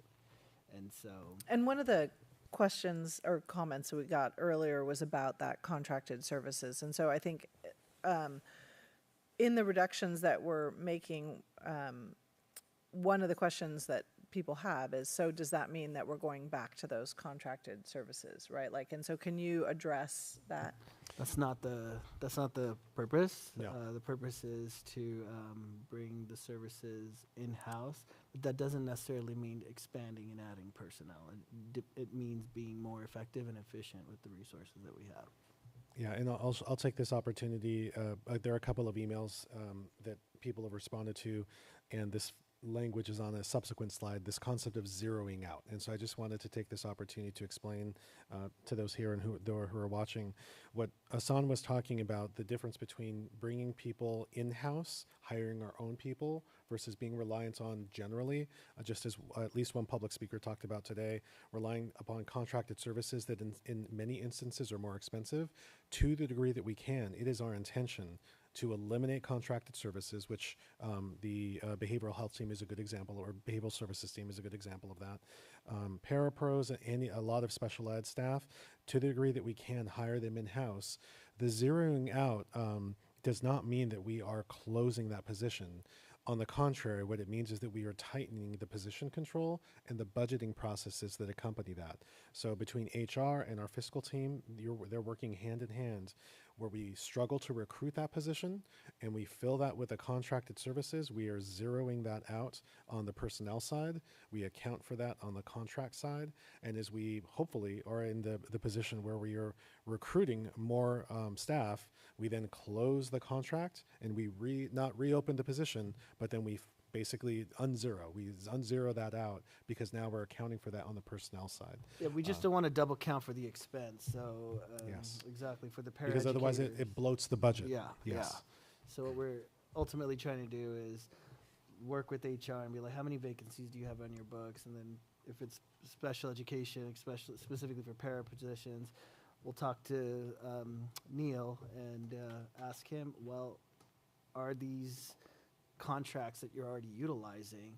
And so if that's the truth, then you are utilizing these services already. We also have a vacancy that has a dollar amount tied to it while we recruit. So what we'll do is zero out that dollar amount in the open vacancy position because we're already accounting for that cost here in this service that they're utilizing, whichever contracted company that they're using. And so once HR finishes the recruitment process, they figure out who they're going to hire, then that cost becomes reality. Then we go back to Neil and be like, all right, go ahead and terminate that contract. And I'll just add, because there were a couple of individuals who were concerned about, does this mean that we are, I don't want to say arbitrarily, but that we are reducing services to students with IEPs? And the answer to that is no. We will continue to comply with state and federal laws. We will comply with Ed Code. We will comply with our internal contracts. And most importantly, we'll comply with the student's IEP for anything that is mandatory. We are not talking about reducing services. We are talking about providing that service in different ways. And in the way that we provide it, we are trying to find the most cost-effective and hopefully have the employees internally to provide that service wherever possible. Okay, and so, and then, you know, the benefits just followed. You had $3 million increase to account for the changes in the classified and certificated staffing that we made. Then we go into supplies, and so we had $1.4 million added once we did the adopted budget. We realized that there's a lot of carryover in restricted lottery. Restricted lottery is, once again, restricted in nature to be spent only on instructional materials and technology and whatnot. So we allocated those to the sites, and we're expecting to fully spend that money now.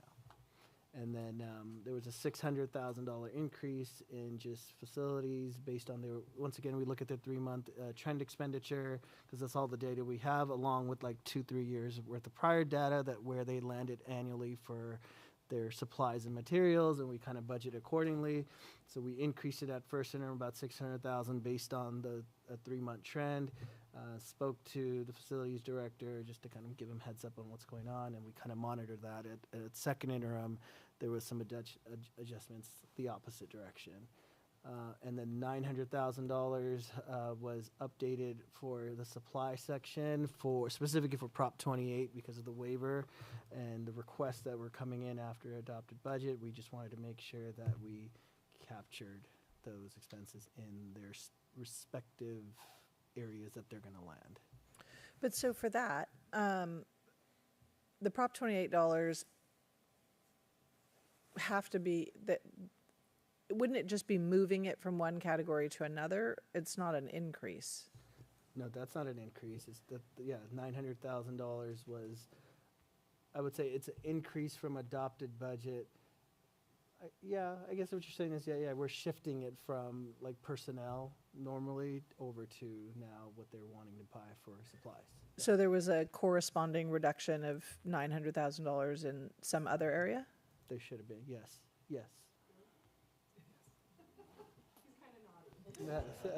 Well, I'll just go back to, obviously Hassan knows better than I, but just trying to keep things global. We were just talking about in Prop 28 having the waiver, which allows us to not comply with that 80-20. So if we can't hire our own employees under that 80%, and under the waiver, it allows us to contract out for some of those services. That would be one of those examples. And I wouldn't even say it was a reduction. They just probably didn't have, you didn't hire the person. Like the expense never occurred. So what we're saying is we're not going to use this money because we have trouble hiring the person and we haven't used it. So we're shifting it over to supplies. Yeah, because we were talking about here, an increase in expenditures that did not exist at the adoption of the budget, right? And so now we have a $900,000 increase, but not a corresponding decrease from another category. So that's what's confusing to me about this, because we were expected to spend all of our Prop $28. I think that's still the plan. Yes. And so, and then the major one in moving to 5,000 is the contracted services. We just updated the first interim budget when we received our updated liability coverage estimate, which was not available. And so that was an amount of about $2 million. So insurance costs have been going up. Our insurance costs have been going up across the board. Property, liability, health and welfare, it's increasing. Capital outlay, we added $700,000 for bus purchases. And then $1 million was added for the EP Foster Annex budget, which once again is funded through ELOP funds, which is restricted category. We have to spend that money, and that is the plan. So as you see change orders happening, we're still within budget. I think when I talked to Terry, our facilities director, we were estimating about $7 million for the entire project. That's what she had in the back of her mind based on the problems that are going on over there as far as DSA, you name it. Once construction started, there's a bunch of situations happening there. But our plan, and we're still on time to finish this for the start of the new fiscal year. And so we're still on track, still on time. When that first came to us, it was like 4.5. 4.5. We're not going to give away what we're estimating the budget would be to our bidders, right? That's what our back end talks are with getting the engineer's estimate, looking at the actual project, but that's not what the award came in as. And so when we had those discussions in our back end, we're like, look, this guy's saying 4.5, but we don't think that's going to be the case. But since it's restricted dollars and it's all ELOP funding, we're still pushing back on all the change orders. Terry's still aggressively working with Maneshma to push back whatever change orders come our way to challenge it. I think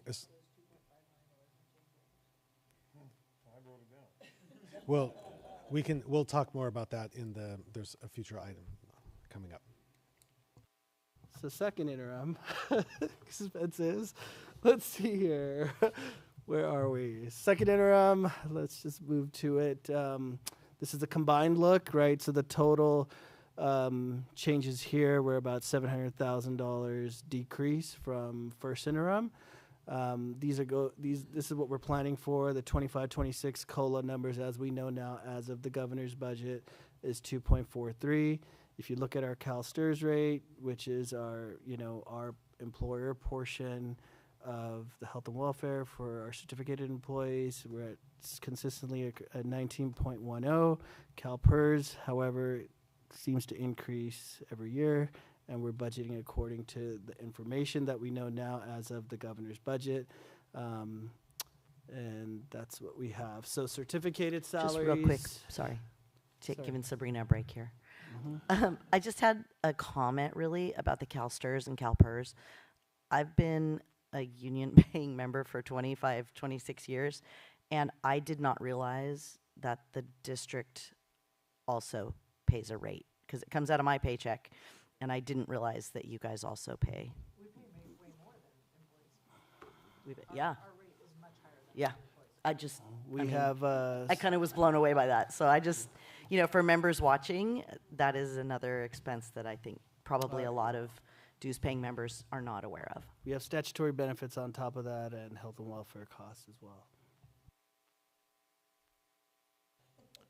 Just real interestingly enough, since we're talking about it, had we had this chart going back to like 2017, 18, you would have seen a huge increase. Now the rates have actually stabilized, but we had a huge increase in rates. But as you look projecting going forward, again, unless they change, we at least can anticipate more stable rates than we had in the 5 years previous. I think when I started on the board, employees and the district paid equal, like it was 9 point something. That what the employee contributed and what the district contributed were the same.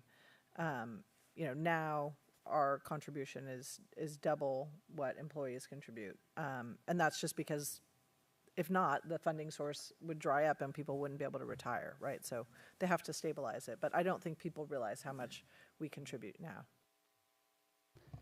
Okay, so our major changes in our expenses, now that we have 6 months worth of expenditure information, salaries, budgets were adjusted downwards. We reduced the substitute cost budget about $400,000.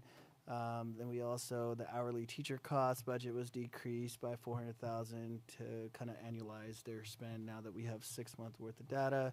$200,000 was decreased in restricted sped due to specifically what we mentioned earlier, vacancies that were closed out because they're already using contracted services. Classified salaries, same thing. We were got with Laurel, kind of talked to her about her expanded learning program para budget and just kind of aligned her budgets with where she's currently at with spending. Supplies, on the other hand, we increased it. We have a restricted kitchen infrastructure budget that was increased by $178,000. CARA, which, first of all, majority of food service operates outside of the general fund, but this kitchen infrastructure funds came into the unrestricted fund. Don't ask why. We don't like it. We wish it would be operating in Fund 13 outside, but it's given to us, dropped into the general fund, so we increased the supply budget to account for whatever expenses that she wants to utilize with those funds. And then we added $357,000 to account for the total cost for Just Right readers. I think the total cost was about $1 million. We didn't have that exact figure. We had about like $600,000 or so at first interim. Services reflect an increase that is about $235,000, and this is once again in the restricted side of the house due to increasing educator effectiveness funds to align with the expenditures for the remaining of the year. We should be completely exhausted of educator effectiveness funds as of the next fiscal year. Capital outlay budgets were increased over here. Let's see, on the restricted side again, and that is once again due to your ELOP EP Foster Annex project. That, crossing our fingers, everything should go smoothly. It should be finished by the start of by June. And so I had a question about the Just Right readers really quick. Did I understand you correctly that this was an increase on top of $600,000 that was spent on Just Right? So we spent about $1 million on Just Right readers, and is that part of like LCAP or what is? Greg? So just to be really clear, the Just Right Readers, it's part of the literacy initiative. Those are the decodables for early elementary. How they were paid for, you can answer that. But yeah, so. Hassan, you were also talking about how we were using some of our restricted lottery funds to purchase as well. Well, restricted lottery budgets were increased to account for, like, specifically spend all the carryover down. Yes.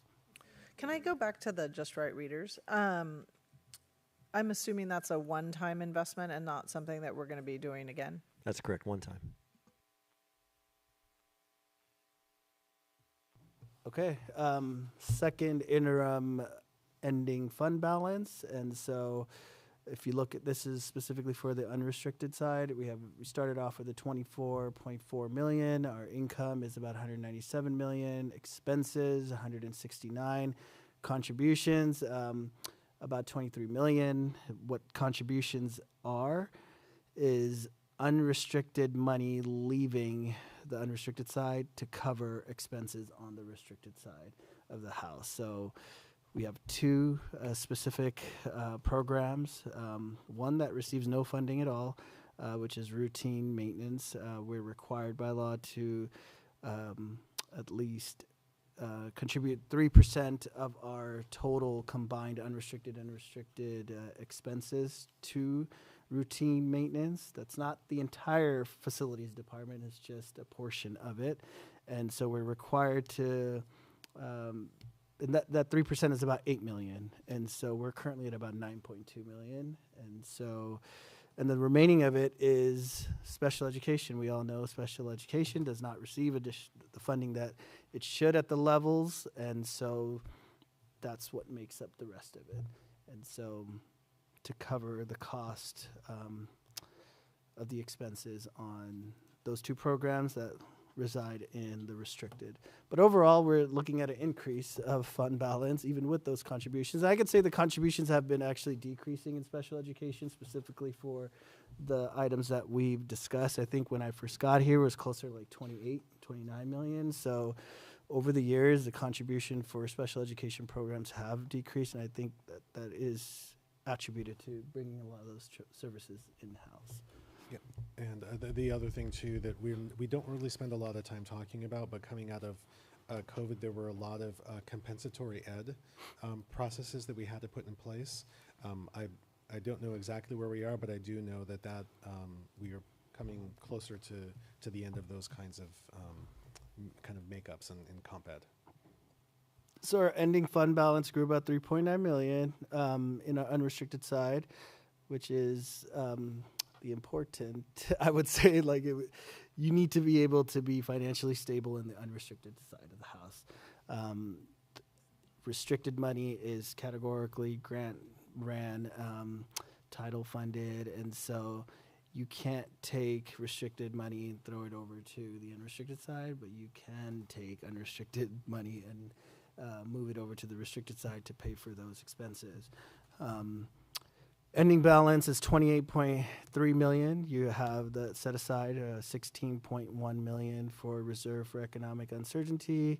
Your inventory is about 365,000, and then the remaining is the additional assignments. Reserve for health and welfare 2.3 million, and declining ADA about 9.5. Why does it say 22-23 health and welfare? That is when we received that specific money, and so we're creating the names here. So that's just a indicator for me is when that transition started, I guess. That's when we received that money. Mm-hmm. So it's not something specifically that happened in that fiscal year. I think it was just a transition from Gold Coast to SIBO. Yeah. Mm-hmm. And so your restricted side of the house, this ending fund balance, as long as it's positive when we get to the MYP, I know a lot of times people are not, they're like, why are you deficit spending in the restricted side? Well, we have grants that we need to spend down, some years that we don't spend. There's causes a lot of years to have carryover potentially in specific grants that have specific timelines. So you may see deficit spending, specifically on the restricted side of the house, more in one year than you would in the other, because you have timelines and money. You don't want to be in a position where you have to give money back. That's the opposite of the unrestricted side of the house. We don't want to be deficit spending there on a continual basis. But your restricted fund, as you can see over the years, the balance has decreased because we're running out of, we don't really have those ESSER dollars anymore, the COVID dollars anymore that kind of, I would say, increase that ending fund balance. We're down to about 11.6 million, and it's made up of 2.1 million for your Prop 28. The remaining is your LREBG funding, which is about 6.4 million that's remains in that. Your expanded learning has 1.6 million, and your educator effectiveness about 593,000. That would that's pretty much going to be pay for like a PD day next year, and then the remaining is just small donations, site grants that are about 876,000. Any questions before we go to the MYP? Okay, the MYP, multi-year projection. Some of those assumptions remain the same, just kind of talking about the LRBEG expenses, $9.2 million of the 15.6 million total allocation, leaving a balance of 6.4 million, as you saw in our ending fund balance. This MYP assumes that the 2.9 million, due to the lack of LRBG funds, is returning back to the general fund. All that still remains here, right? One of the major change here in from first interim to second interim is the action that the board took for the classified and certificated resolutions for reductions in force. Still not a final number, right? We don't have that until we figure out all the bumping, and at adopted budget, we would have an exact number of what that potential savings is. But right now, we're estimating about a $5.5 million from both certificated and classified resolutions that were approved by the board as of the previous couple board meetings. And so that was reflected in our out year 25, 26, and 26, 27. Once again, this MYP assumes no additional programmatic staffing increases in the future years. That's very important to notate, because the MYP is our current staffing rolled over minus any major changes that we make, such as reductions. If there's any programmatic changes, then we would have to update the budget. And if we don't have that information at adopted budget again, we'll have it at first interim, because the expenses will hit at that point. And so, sorry, Maria, you have a question? Yeah.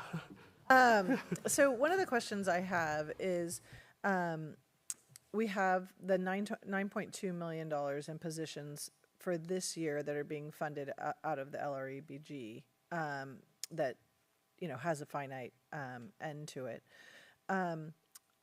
I was wondering, can we get a list of the positions that are currently funded by that, so that we can see what's remaining? All of the things that are currently this year being funded by that.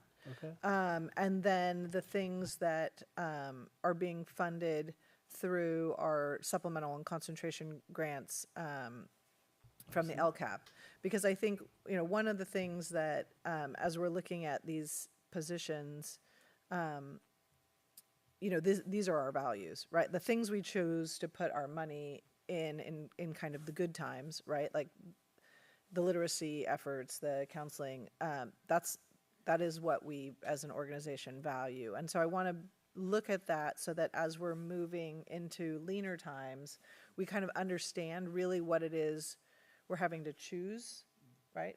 Because right now everything it's just in these huge buckets that, at least for me, I find it really hard to understand all of the choices. And so I think if we could see those things, like positions by funding, Absolutely. to know what that looks like, then that's really helpful. I don't know if anybody else feels that way. Yeah, absolutely. Now, when we get into the mid-year LCAP report, these conversations really start. And a couple months from now, when we review the LCAP for the upcoming approval, I feel like this is a really good time for us to better understand as a governance team like the LCAP, because it's that strategic priority, but it's only a sliver of the budget. And so when we look at that, but it is really our guiding path to assisting our highest need students. And I agree with you, because some of the things to remember, even in the LCAP, is we were just talking about this earlier. We receive approximately $19 million in the LCAP for supplemental and concentration. In the board, excuse me, in the budget overview for parents, it shows like, oh, there's $30 million in that, but that's because we are funding using these additional funds, those areas of priority that the board has determined. And just as you were saying, Trustee Rodriguez, that as those one-time funds start to pull away, there are fewer resources to fund those central priorities that the board has. And so that's the reality. So I'm looking forward to those conversations. Okay. And like I mentioned, the COLA was decreased from 2.93 to 2.43.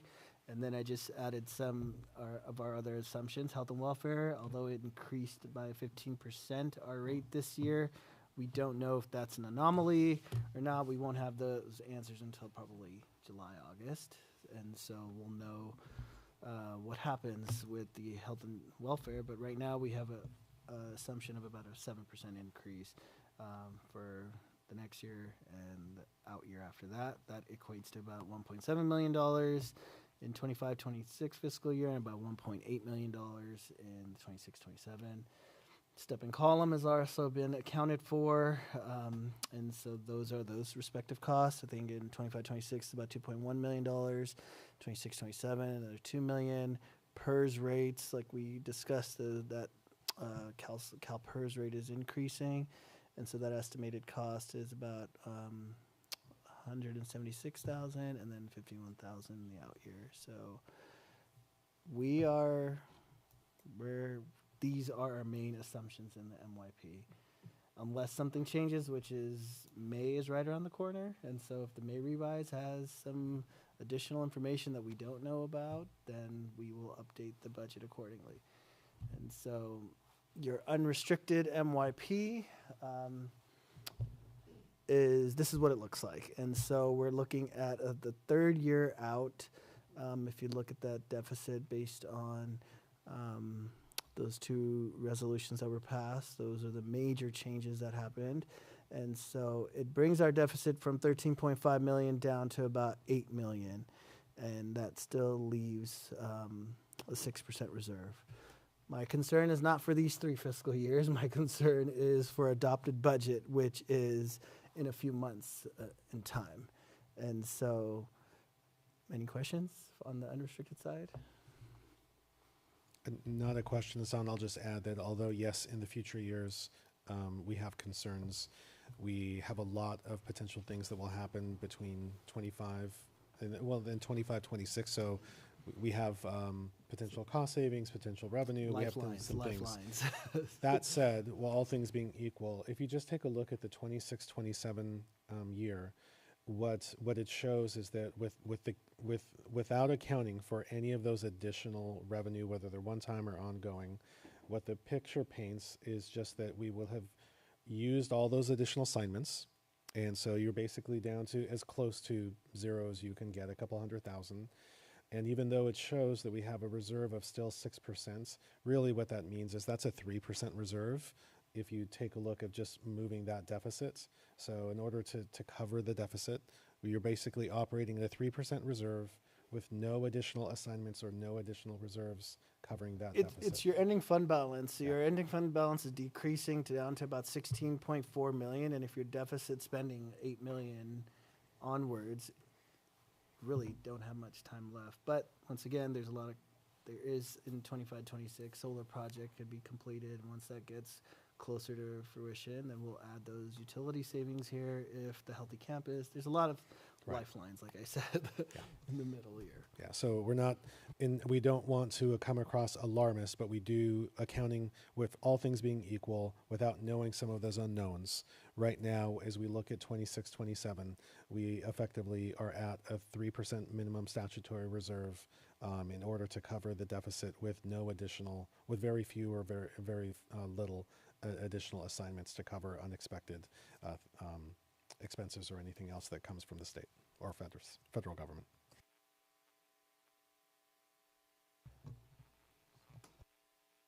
Also in there though is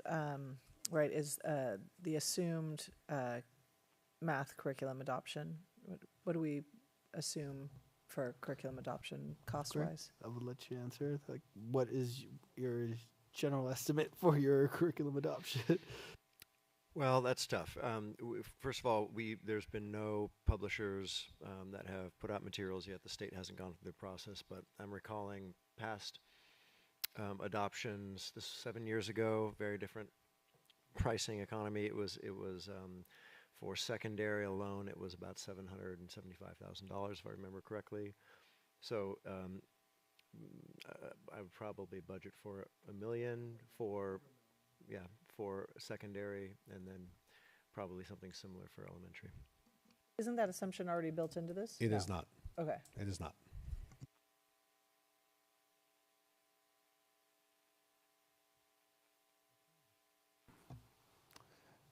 But with that, we do have a significant amount of restricted lottery, and so if sites fail to spend that, we could always look to that. And we get restricted lottery dollars every year as well. Okay, so yeah, any questions on the restricted side? Like I said, as long as you have a positive ending fund balance, there's a lot of grant programs that are coming in and out of there. Not too concerned on that side, besides those two major programs that cause the contribution, which is routine maintenance and special education. So we continue to analyze those, because those are the sources that where you see the positive contribution here, that's where the money's coming from, right? On this slide, you see the negative contribution. That's money going out to fund those sources. And so with that, I included the restricted MYP, then I included the combined picture, which it's just combining both of those two together. The current financial position is positive for the district. After accounting for 5.5 million reductions, we still have about an $8 million deficit that we will need to address. Need to continue to be prudent. Our cash flow is the other discussion I think we started earlier on. We have a resolution on here, which the timing of the resolution is February, March, for a tax revenue anticipation note, specifically for what I mentioned was the property tax. We are looking at going negative in October and April for cash purposes, specifically waiting for the property tax to hit in December and April. And lately, it hasn't been falling in April. We're supposed to receive our property tax in April, but it's been falling in May. So, anyhow. Can we go back to the restricted lottery for just a minute? Yes. Can we find out how much we have in that account? Is there enough there to fund the textbook adoption? Well, we had. Let me see here. We'll get that amount to you, and the answer would be, just cutting to the chase, we would be looking at that, given that it's outside of the overall budget. We would be looking to use those funds for any potential portion of a textbook adoption that we could, to minimize the impact on the general fund. Yeah, because that first interim, the carryover amount, that was about 1.5 million. So we could get back to you and see, hey, how much of that was already spent, or and then maybe an estimate of what next year's apportionment of that would be, so we can get an idea if we have enough there to cover the textbook. We absolutely will. Since we're getting a little bit ahead of ourselves, part of that too is we will be looking at all budgets, and that also includes, as you know, when we are talking about this budget also includes those restricted and unrestricted budgets that go to our sites. And so that's the other part, is that in some ways we are talking about the same or similar budgets. So we want to make sure that as we're talking about these funds, that we are talking about funds that we project to ensure that we're trying to ensure that we are funding our sites as much as possible with restricted and unrestricted funds. And then what's left, then operationally we'll we'll be able to make that. But to answer your question, yes, we will. I'm keeping a list of things to put in our next board memo, and we'll get the current amounts in that. The reason I asked that is we had one of our speakers say, do away with the textbook adoption. But if we're using restricted money, it doesn't, we still. That's exactly right, Yeah. yes. And I'll just offer that we're required by law to have curriculum that conforms to frameworks and standards, as the frameworks have changed in math. So, I have just a quick question about SPED funding and a decrease in SPED funding. If we're bringing services in-house and we're having an overall decrease in SPED funding, is that going to have a negative effect on our MOE, I guess not certification, but check? Yeah, from the FCMAT, yeah. Well, the direct answer is no, because, and this really goes back to what Asan and Joey have done. We are exceeding our maintenance of effort. And so I don't know, Asan, is there anything you want to add? Yeah, we're still going to meet our MOE. And at unaudited actuals, we would have a better idea once we close the books to see by how much we've increased our MOE by. Try not to increase it. all right, thank you. So this seems like a good place to drop this comment. I don't know if it directly relates to this, but I did share with Dr. Castro that I had the opportunity to watch Oxnard Union High School District's board meeting last week, their special board meeting. And one of the things that Dr. McCoy, their superintendent, is doing is holding budget kind of town halls for the community to be able to suggest areas of potential savings. We had a student tonight talk about, the same kind of thing, like what is it we can learn from our site staff and also the community about places to make reductions. And so I'm going to drop that here since we're talking about the budget, but I would really like to see us intentionally seek input on places where we can make cost savings, because we know this is something we're going to need to do really probably for the foreseeable future, but with as much input as possible from the people who are most directly in contact with students. Agreed. And I was thinking something similar as we're listening to public comments. We've done the listening tours before. We can absolutely do those again. One of the things that I feel will be important before we can start the planning of that, of course, because we need to plan ahead. But one of the things that it would be advantageous is for the community to see what actually happens. A good example of that was we received some comments from a community. We'll be responding to this. Greg will talk about the homestead comments that we received. We need to go out and share information. There's in some cases people worrying about things that they don't need to worry about. So we need to make sure that we've addressed wholeheartedly those concerns that can be addressed. Some of the concerns, of course, will be addressed via, as we've talked about, Prop 28 and School Site Council. And then we'll be in an environment where people will really see, oh, okay, this did happen, this didn't happen, and this is potentially on the horizon, because there are some things that people will know. And I think that will address some concerns, but certainly not all.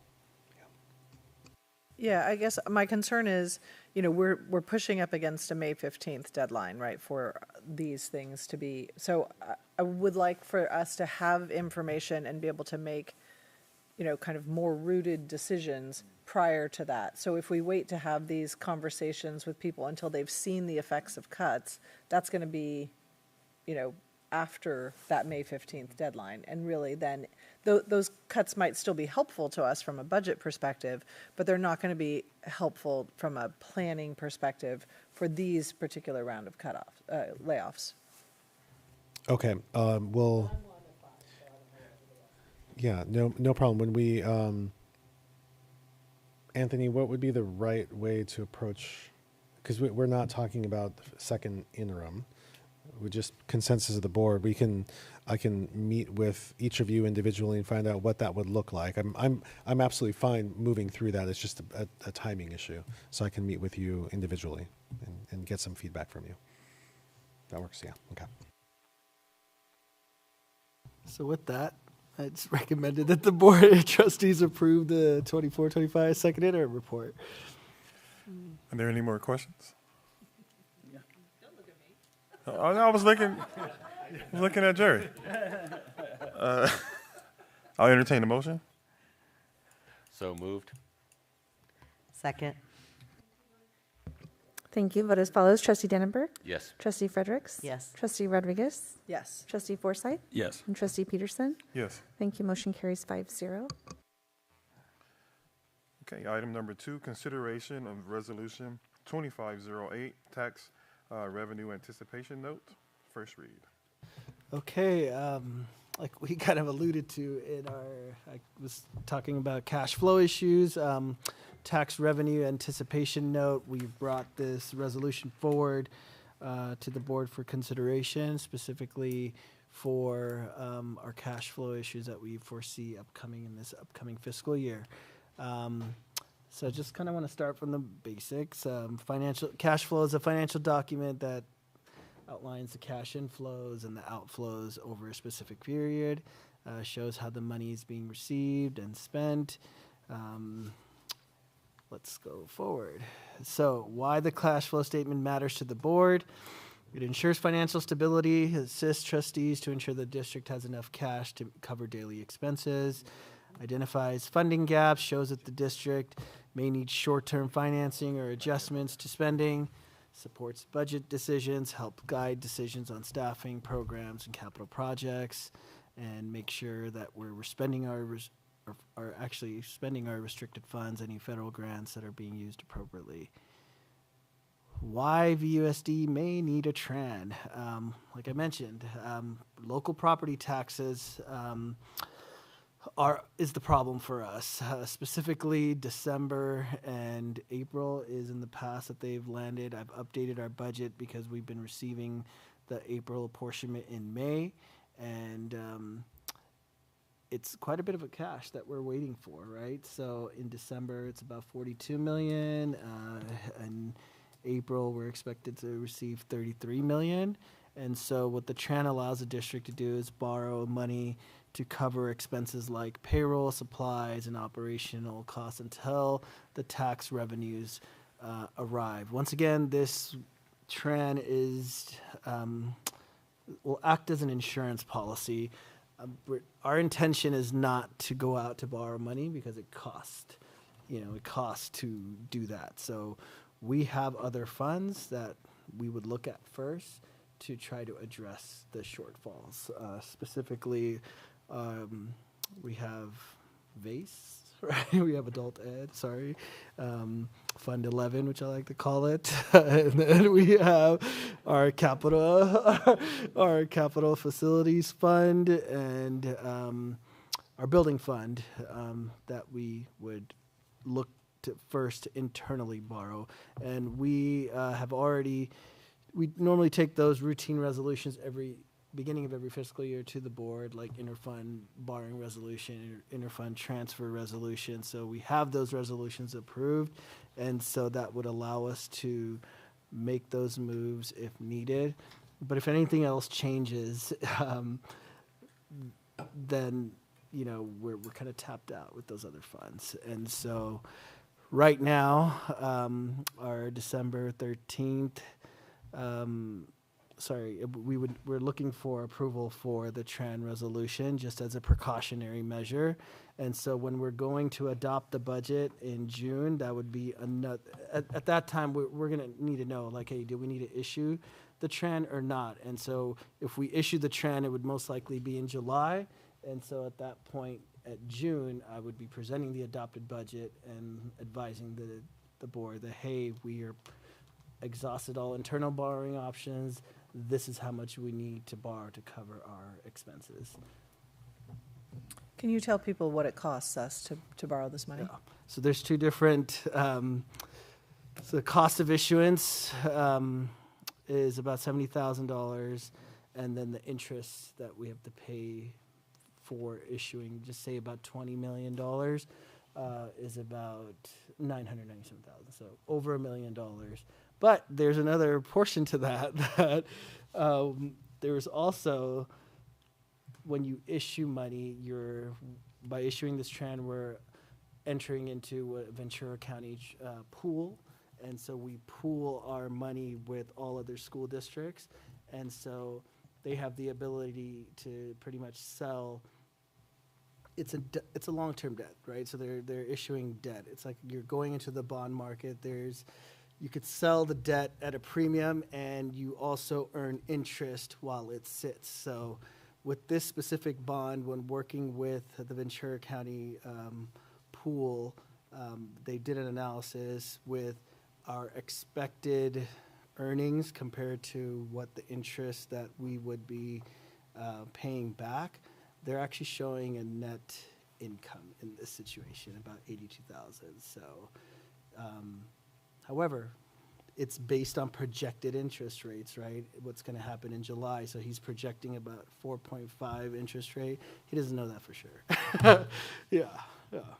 If we borrow from our other funds, do we have to pay interest on those funds? No, there's no cost to do that. That would be our first look. Once again, it's just a precautionary measure.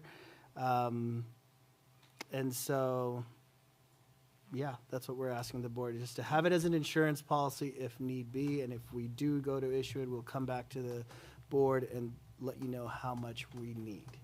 And that would happen in June when we're doing the adopted budget. 2 questions for you. One, can we use Measure E? Can we borrow our own Measure E funds? No. That's Don't not an do that. area. The taxpayers did not pass the bond to pay for our operational expenses. There are certain ed codes that would frown upon that. I wouldn't recommend that. Yeah. Fair enough. Yeah. And then I have a question about reserves, Mhm. because I agree with you. I feel like 6% is kind of a scary margin. So are we allowed to tap into our own reserve account? So or- what we're talking is reserves it's a projected ending fund balance. That's if all the money came in at the time that it does, that's what we'd be left with. But the main problem here is it's the cash flow. It's the timing of the taxes. That's what we're waiting for. And so I know nobody wants to talk about other funds, but here's a look at the other funds that we have outside of the general fund. And so we're not going to be pulling from Fund 12, Child Development, Fund 13, Child Nutrition, or Fund 214, which is the bond fund, or the Fund 51, which is Bond Interest Redemption Fund. And the specific other funds, Fund 63 and Fund 73, which are like scholarship funds, yeah, we're not looking at those. Our main sources to pull from would be your building fund, which you are expected to have a $5.8 million ending fund balance. Your adult ed, you're expected to have a $8.1 million ending fund balance. And then Fund 25, which is your capital facilities fund, has about $2.1 million. So we would exhaust all of that. And it's just temporary, correct? So it's not like once we get the money in December, we'll put it all back. Yeah, we'll transfer the money all back. So if I understand correctly, so just for participating in the TRAN, it cost us $70,000. Whether we ever end up borrowing or not, that's no, the cost. if we go to proceed forward to issue, just passing this resolution costs the district nothing. So if the district makes a decision that we need to issue, say, $20 million, then the cost to start that process, the issuance process, is $70,000 alone. Okay. And then before we would pull the trigger and actually do this, you would come back to us Absolutely. for an additional approval or just for advice?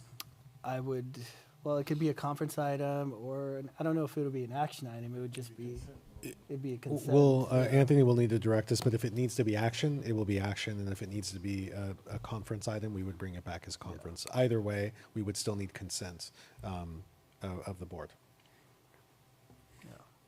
This resolution would give the superintendent the authority to issue the trans, but we don't want to do that. Right. Let me interject something here. Part of the timing of this actually relates to what Asan talked very quickly about, which is the pool. That's the advantage of us passing this today. So Asan, can you talk about so just leveraging the county pool where it's a lower cost to us. So I spoke to the Ventura County pool, I forget the name, Dale Scott company, they've worked with us before. I said, what happens if this resolution doesn't pass and we end up in a situation where we've exhausted all borrowing options and we still are short on cash? Are we out of luck? What happens at that point? He said, no, we could issue a separate tax revenue anticipation note specifically for your district, it would just cost more, and you wouldn't be part of the pool. So with my 20%, I have to look at you every time I say that because we never said that before. I mean, I'm fine with us doing this part, but I would definitely want this to come back for the board's discussion before we actually activated this because, I mean, paying $1 million to borrow money at a time where, you know, $1 million pays for all the paras, right? Like, so it's very hard for me to support doing that in this environment, right? So I think we would have to, for my 20%, exhaust the foundation fund, the building fund, the base fund before we were at a place where I would want to pay somebody else to borrow their money. Well, it's up to 40 now because I might add my 20% on that too. We definitely wanted to come back to the board and discuss before we pull the trigger. And I believe it has to come back as an action item. You might want to check that, but I don't think we can just do it by consensus. Yeah, my statement was either way, it's coming back to the board, and we wouldn't take that action without you. So with that, I'll make the motion to accept the recommendation. Second. Thank you. Vote as follows. Trustee Dannenberg? Yes. Trustee Fredericks? Yes. Trustee Rodriguez? Yes. Trustee Forsythe? Yes. And Trustee Peterson? Yes. Thank you. Motion carries 5-0. Okay, item 3, request for approval of contracts exceeding $25,000. So I would like to request that we strike item 2 for the furniture from the general fund. Wow, I was gonna. If indeed we need furniture, I think there are other places to pay for that rather than the general fund.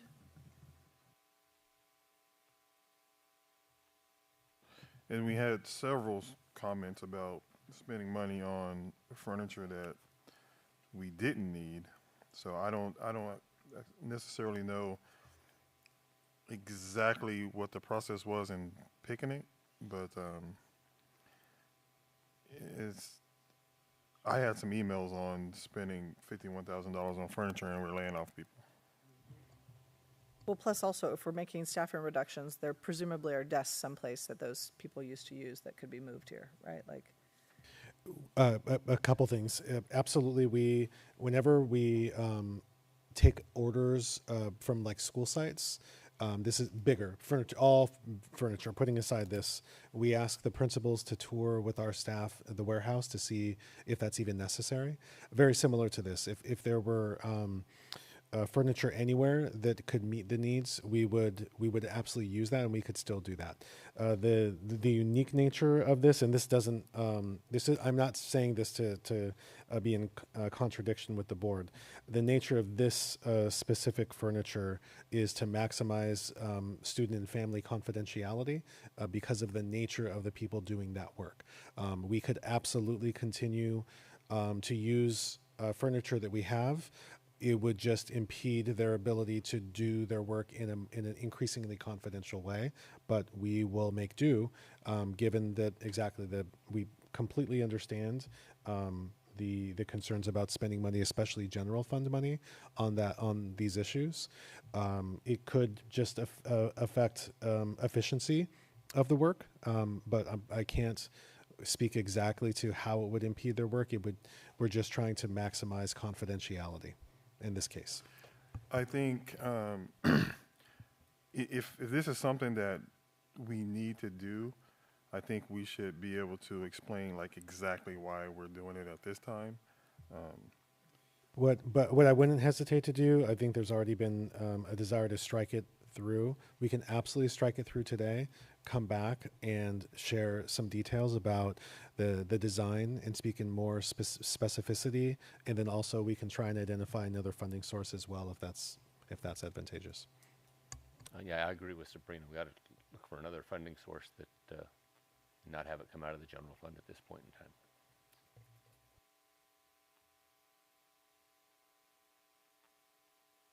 And I have some questions on the paraeducator contracts.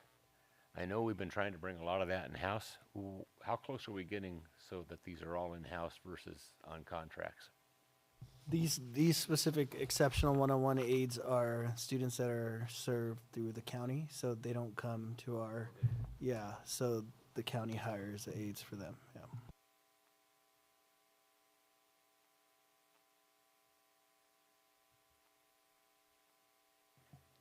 Any other questions or comments? I'll entertain a motion to approve with striking item number 2. So moved. Oh, I'll second. Thank you. Vote as follows. Trustee Dannenberg. Yes. Trustee Fredericks. Yes. Trustee Rodriguez. Yes. Trustee Forsythe. Yes. And Trustee Peterson. Yes. Thank you. Motion carries 5-0.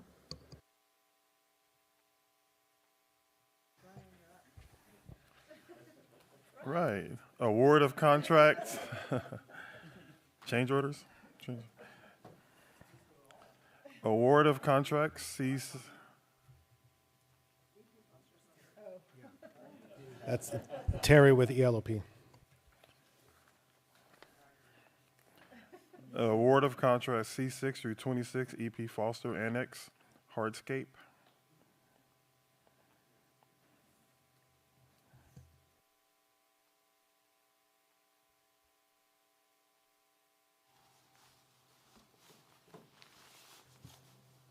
I'm just sorry, just a real quick point of order. Does anyone have any questions for Terry?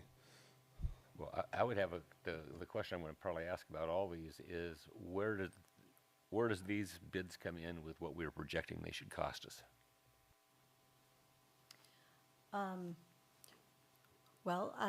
Recently, I think bids are coming a little bit higher.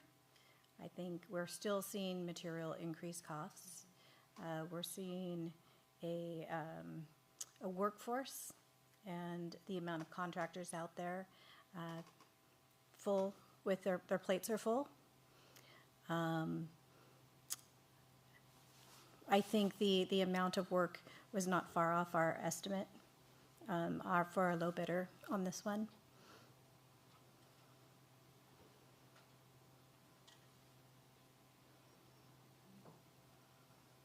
Just, I guess, more of a comment. For the future, we have asked for like the bond ones to have renderings or more of a description of what this is, and this doesn't have any description of this project except the bid. Sure. So it would be nice to be, not only for us, but also for the community to see what it is that we're spending this money to do. Sure, absolutely. We didn't actually prepare a rendering for this one. This was the outside of the EP Foster. This is the front part of the hardscape. There was quite a bit of trenching that went through for new utilities feeding the building. Pretty much the entire front is torn up. I don't know if anybody's had a chance to drive by. So we're putting back hardscape and some landscape, some trees. We're putting fencing out the front and a secure gate so that the public doesn't have direct access right up to the perimeter of the building. Also includes a trash enclosure, and I think that's about it. I have a question about the type of fencing. Please tell me it's not chain link? It's not chain link. No, it's the same iron fencing that we've been installing with the bond projects at the front. Yeah. Perfect. Thank you.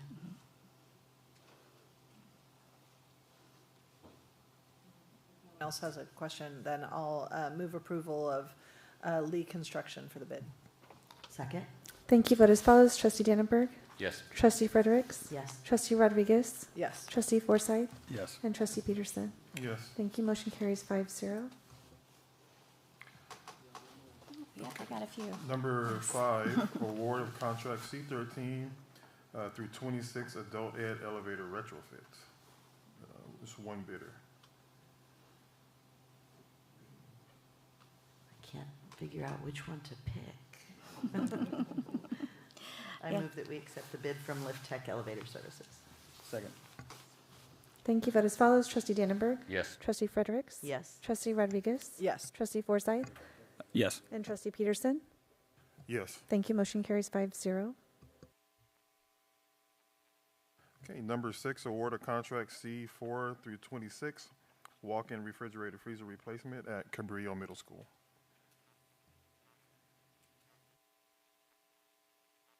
I'd have the same question. How close to what we would estimate this project are we at? On the bids,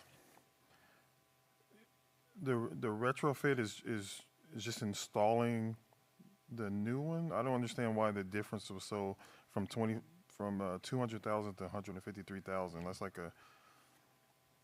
it's a huge difference on all three bids. And you know, will this 153,000 come back to us and saying, "Oh, we got to add another 10,000"? Because it don't seem like on that type of bid to retrofit a refrigerator, it doesn't seem like it would be that big of a difference.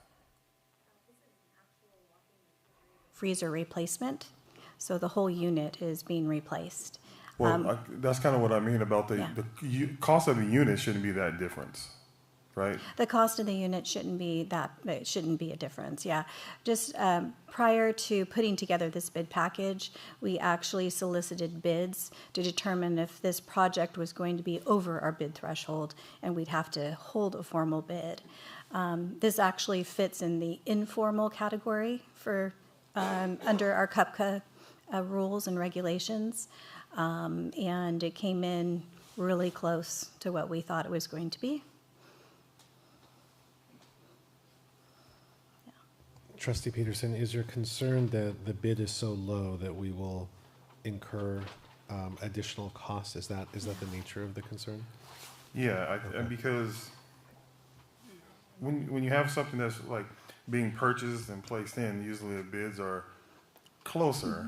And I'm just wondering, is this an underbid, and later they're going to say, "Oh, this plug costs $10,000 to install, so we need to change our bid." Yeah. Oh, Yeah. sure. If I can interject, I know from personal history working with these contractors, SBS is more of a paper contractor. They don't self-perform any work, whereas David Atkins self-performs a lot of their own work. So they have a lot less overhead. So you will see a little bit of cost difference in there as well. So that's why you're seeing such a big jump from the two low bidders to SBS. Okay. Well, that explains a lot. Okay. Thank you for that. Yeah. It would also, Yes. again, be helpful to have the scope, right? Sure. We will do that moving forward with our facility projects. Yeah. And I do feel a little more confident, like you were saying, the difference, the fact that the outlier is the more expensive one, and the other two bids are relatively close to one another on the lower end, so that makes Yeah, but they don't. So it kind of explains it to me if they don't subcontract, because that would inflate the cost a lot. So that answered my question. I'll move approval. Second. Thank you. Vote as follows. Trustee Dannenberg. Yes. Trustee Fredericks. Yes. Trustee Rodriguez. Yes. Trustee Forsythe. Yes. And Trustee Peterson. Yes. Thank you. Motion carries 5-0. Number 7, award of contract E9 through 25, Portola Elementary School roof replacement. I want to apologize. It's actually poinsettia. I made the clerical error. Well, never mind Yeah. There's too many schools that start with P. There is. So I do apologize, but it is poinsettia school. I'd have my same question, Ryan. Yes. How close to bid is this that we were expecting? Yeah, so after we saw the first 4 schools we did last summer, we went back and adjusted all our numbers.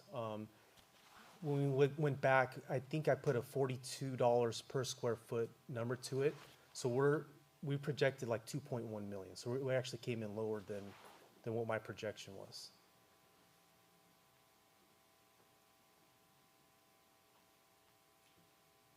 Any other questions?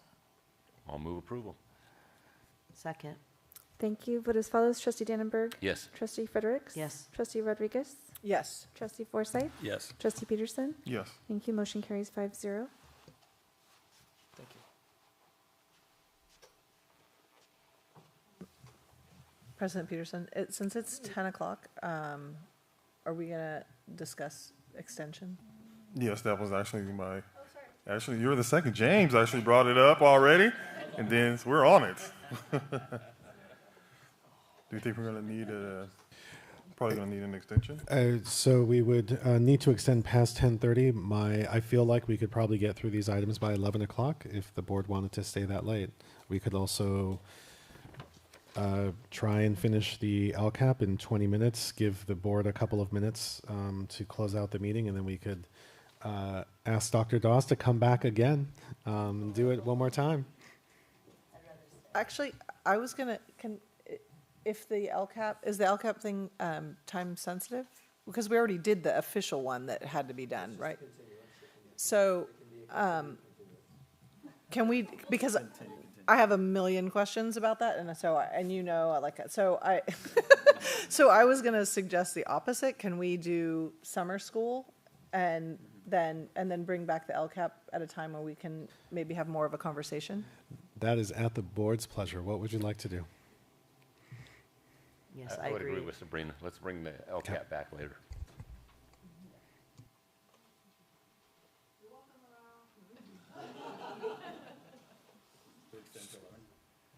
So we're saying, so we're still going to extend to 11, or do we need 10:30? If we're doing Well, we Dr. can Dawes' extend is what we can extend to what we need to have and leave when we're done, right? So we'll extend to 11, and if we're done, we won't just sit here and stare at each other until 11. Move to extend the meeting to 11. I'll second. Thank you. Vote as follows. Trustee Dannenberg. Yes. Trustee Fredericks. Yes. Trustee Rodriguez. Yes. Trustee Forsythe. Yes. And Trustee Peterson. Yes. Thank you. Motion carries 5-0.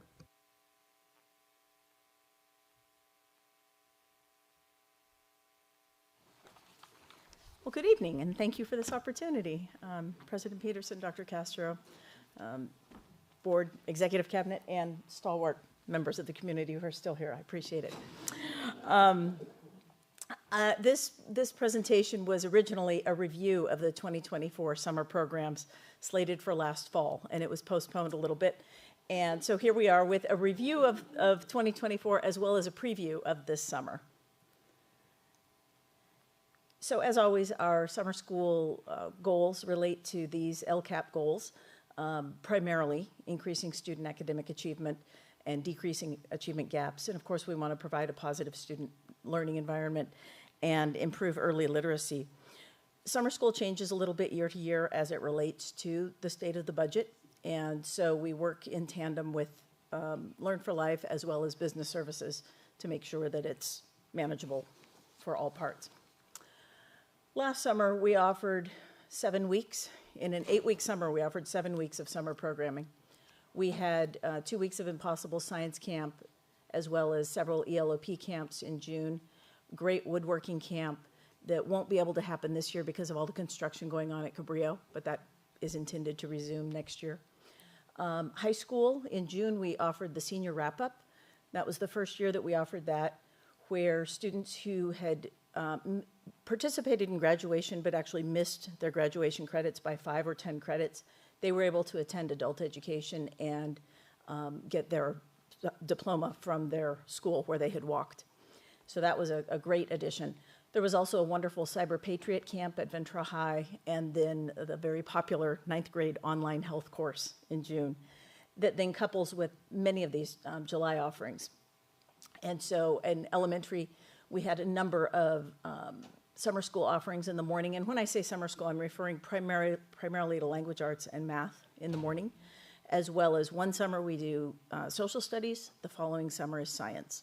So last summer was science. We'll return to social studies this summer. At the middle grades, we had more summer school and expanded learning camps. And in high school, we had credit recovery as well as dual enrollment for acceleration, and then health and college and career for acceleration in the 8th to 9th grade range.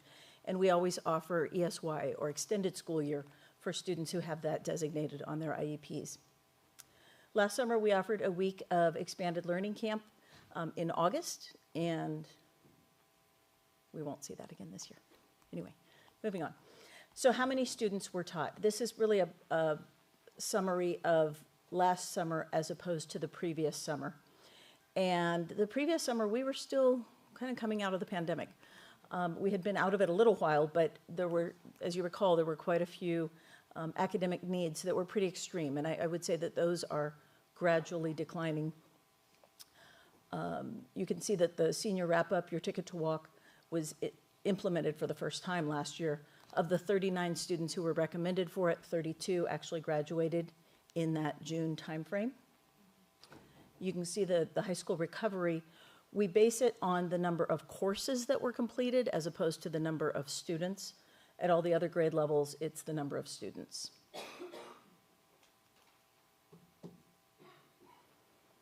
These are just some of the selected successes. It's so much fun to watch children learn to ride bikes or catch a fish or play a musical instrument for the first time. And so these were a lot of the joys of summer programming last year. I had a question. So when we first started the Learn for Life collaborative, this was kind of a positive revenue impact, right? Is that still the case? Yes. Dr. Bayless, do you want me to? Well, is Go Joey ahead. still here? Prior to Learn for Life, it was a pure expense. And when we brought Learn for Life in initially, I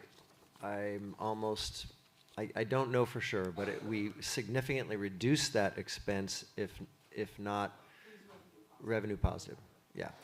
But I don't know by how much. So we had initially just secondary, and then a few years later we added the Learn for Life component for elementary as well. So I have not tracked the finances over that time, but I think suffice it to say, we are not paying for summer school. It's not a pure general fund expense as it used to be prior to our partnership with Learn for Life. The reason I ask is because I didn't realize that we had kind of reduced the number of, sort of when we first started, anyone could do summer school if they just wanted to, right? Because it was at least revenue neutral. Now we only we have allow fewer students to participate, right? They have to meet certain criteria in order to participate. If you're speaking about elementary, so in secondary it was always primarily credit recovery for credit deficient students, and then Learn for Life. Let me back up. Prior to our relationship with Learn for Life, summer school and secondary was only credit recovery. What Learn for Life did is it allowed us to add initial credit courses. So that was the significant improvement there. Prior to Learn for Life, our relationship with them in elementary, we did have very limited, extremely limited summer school offerings. I mean, you could speak to that historically. So it did allow us to add opportunities for students. I think, I don't know if we got to the point, and Laurel, you can speak to this, if we got to a come one, come all, but we certainly got away from the extremely limited, very constrained eligibility that used to exist prior to Learn for Life. So, Laurel, what's our... The last 2 years we did have a come one, come all mentality. Learn for Life reimbursed us $811,000 last year, but we still spent a few hundred, I want to recall about $300,000, was it? $1,000 last year. And the reason is that they have a requirement that the class size average be 25 to 1. That's pretty easy to do in high school. In Gen Ed, middle and elementary Gen Ed, it's reasonable to do, but in ESY, it's impossible. ESY classes need to be quite small to service the way they need to do.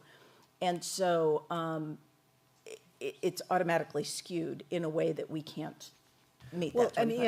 ESY was something we paid for before anyway, so Correct. this is still We're still getting a large reimbursement, yes.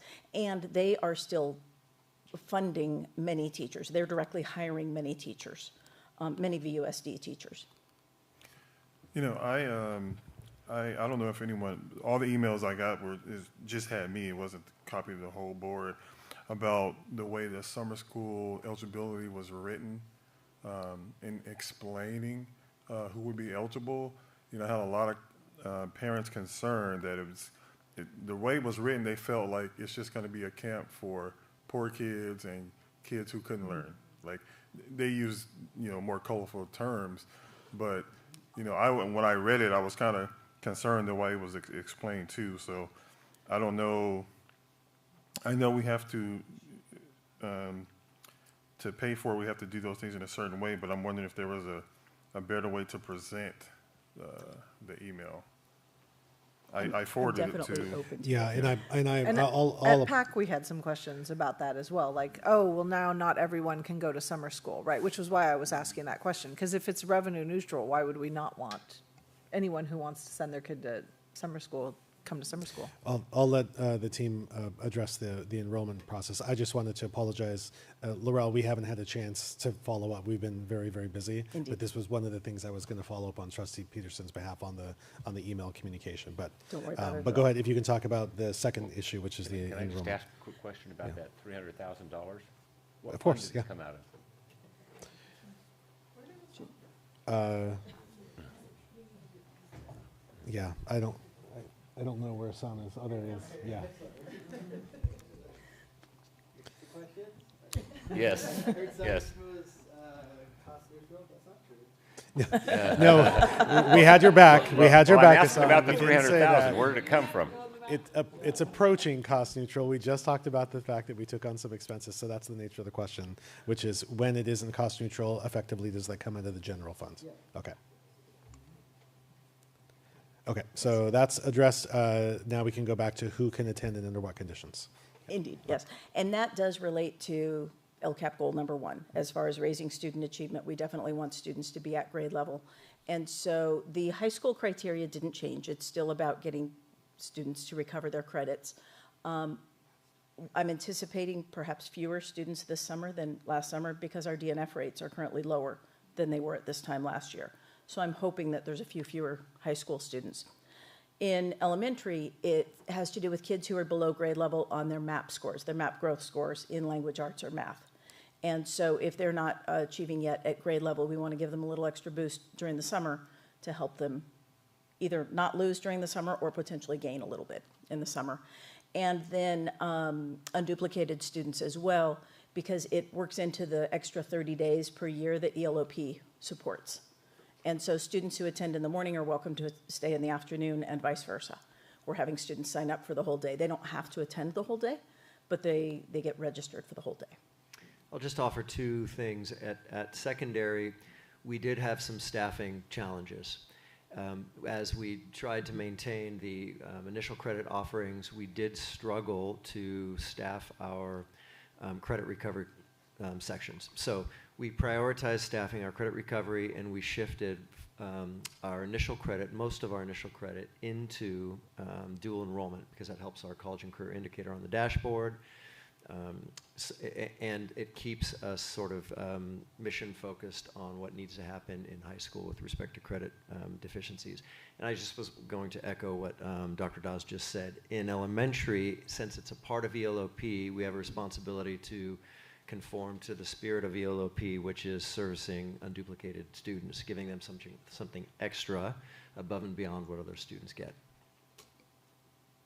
And I'm sorry, Greg or Laurel, if you can speak to, because I think part of what we're hearing is through those COVID years, we had built up a really exciting and robust enrichment program. Can you talk about why we're not able to continue to provide that enrichment program outside of the ELOP eligible students? It predated you. What do you mean the outside of ELOP part? I'm familiar with the ELOP part, but yeah, maybe so Dr. Boas addressed prior that. to you taking this role, and this was when we had some additional one-time dollars, we were able to provide basically enrichment to families who wouldn't otherwise qualify for ELOP. So I'll answer the question for you. There you go. That's why. Sure. Yeah. But so this we is had a lot of carryover funds with ELOP because ELOP, the district was funded for a year before I was hired and before it really picked up. So we were using a lot of carryover funds to provide all of those really outstanding camps, both of the last 2 years. So it seemed like before, and we haven't seen the financials, so that would be very helpful to see. But before, summer school for anyone was it was a revenue stream. I remember very distinctly thinking like, wow, summer school is making us money. That's fantastic. So I understand why adding ESY and the constraints around staffing for that would eat into that and make it, something that we now pay for, which we were paying for anyway before. So we were always paying for ESY. That's not new. So I guess what I'm not understanding is then why would we not want to include more students that don't fall into the ELOP target group if at the end of the day our partnership with Learn for Life helps us recover ADA? Well, I think the answer is primarily that summer school now is by law a function of ELOP. And so that's been our emphasis. That's been our focus with respect to LCAP goal number 1. I think that's the answer I have for you now. I'll need to research a little bit more about the transitions, if any, that have taken place with Learn for Life in elementary over the last couple of years once ELOP entered the landscape. So I think I'll have to get back to you on that. We'll look into that to see what flexibilities we have around that. Yeah, because, when it goes on for years, it creates a stigma of who can go to summer school. And then when you're in summer school, you're kind of put into a category, right? If only these people can go, and then people start to learn who goes to summer school, you put that category of children where, you create a whole bunch of different things that could be unpleasant for kids to go to summer school, and then they're not going to want to go to summer school because of the stigma that we create by saying only these people get to go anyway. So that was the concern of a few parents.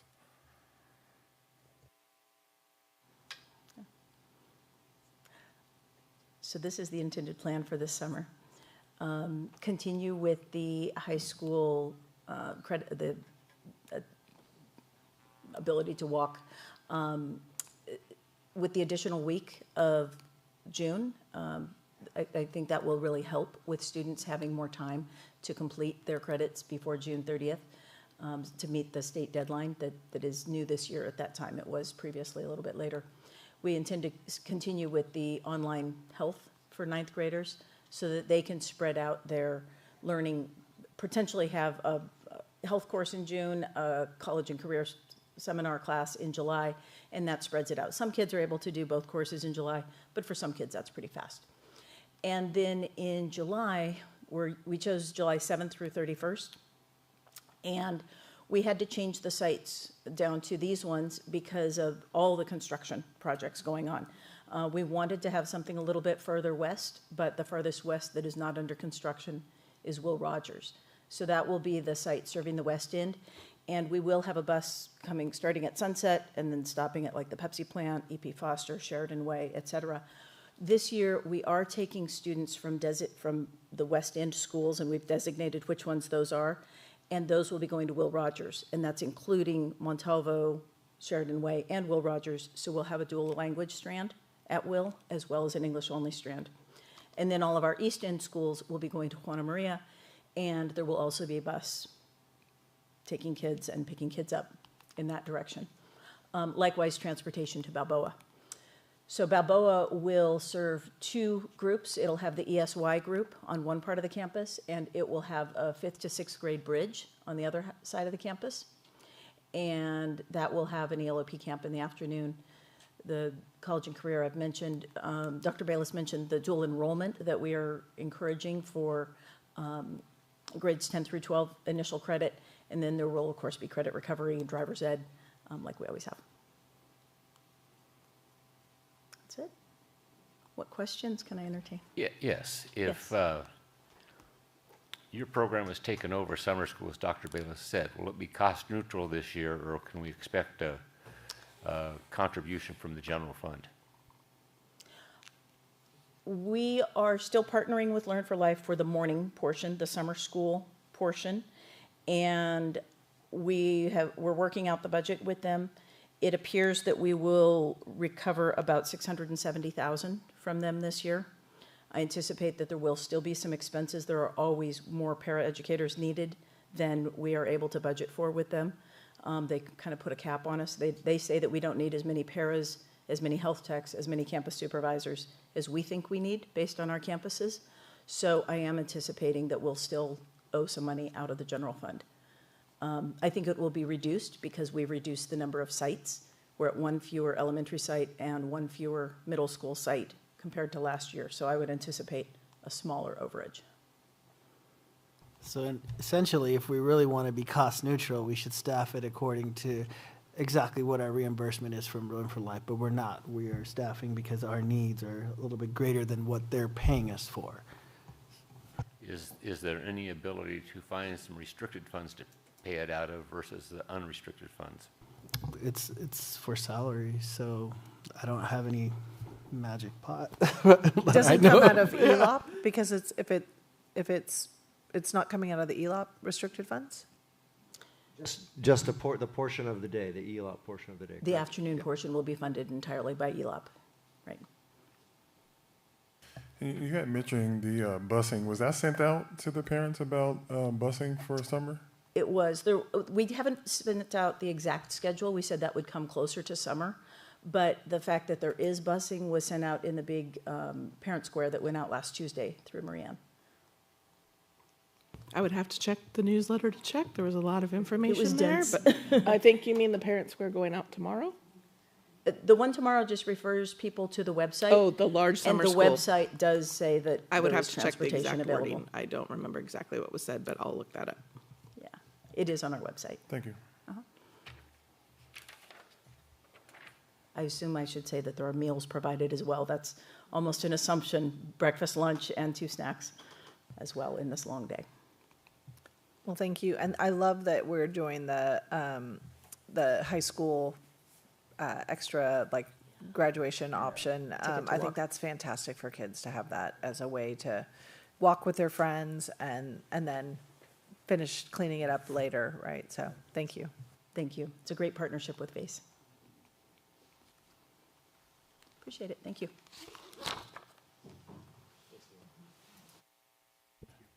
Okay. The consent calendar. All items listed on the consent calendar are considered to be routine and may be interacted by a single motion, but is there any items that need to be pulled? Okay. Hearing none. You have one? No. Hearing none, I entertain a motion. So moved. Second. Thank you. Vote as follows. Trustee Dannenberg. Yes. Trustee Fredericks. Yes. Trustee Rodriguez. Yes. Trustee Forsythe. Yes. And Trustee Peterson. Yes. Thank you. Motion carries 5-0. Okay, that brings us to 17, ad hoc committee reports. Do we have any? Okay. We have some, but we're going to defer. Coming events. And now we're to future board items, and at the after public comments, we had a request for a future board item. Yeah, so I think if there's consensus from the board, we'd like to have a further conversation around the classified resolution that was brought before us in January. As part of that, I've talked to Dr. Castro, and I'd like to have us have some discussion about the ESC staff and what that looks like, and try to get people to understand some of these people are paid out of restricted funds, but there's also, what opportunities might we have to look for reductions down here. Absolutely. I see that we have consensus of the board. That agenda item, we'll bring that forward under a conference item. The board already has some dates held, so Amy will reach out to you to find out. I think it's important that all 5 members be present for that discussion, so we'll make sure that the date that's selected, all 5 of you can attend. And similar to that, I'm going to reach out to you in our one-on-ones to get some direction about what that listening tour will look like. I'll also get a little bit more feedback in terms of the structure of what that item will look like as well. Thank you.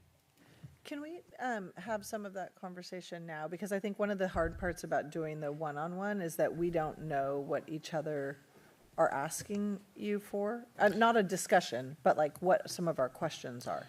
Absolutely. Yeah, I heard that we're going to talk about obviously personnel budgets. What are some other things that you would want to be talking about?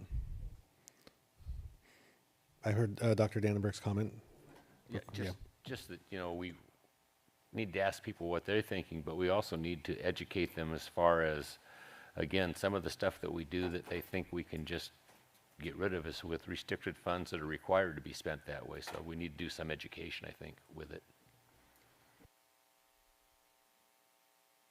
So I was just going to say, I felt really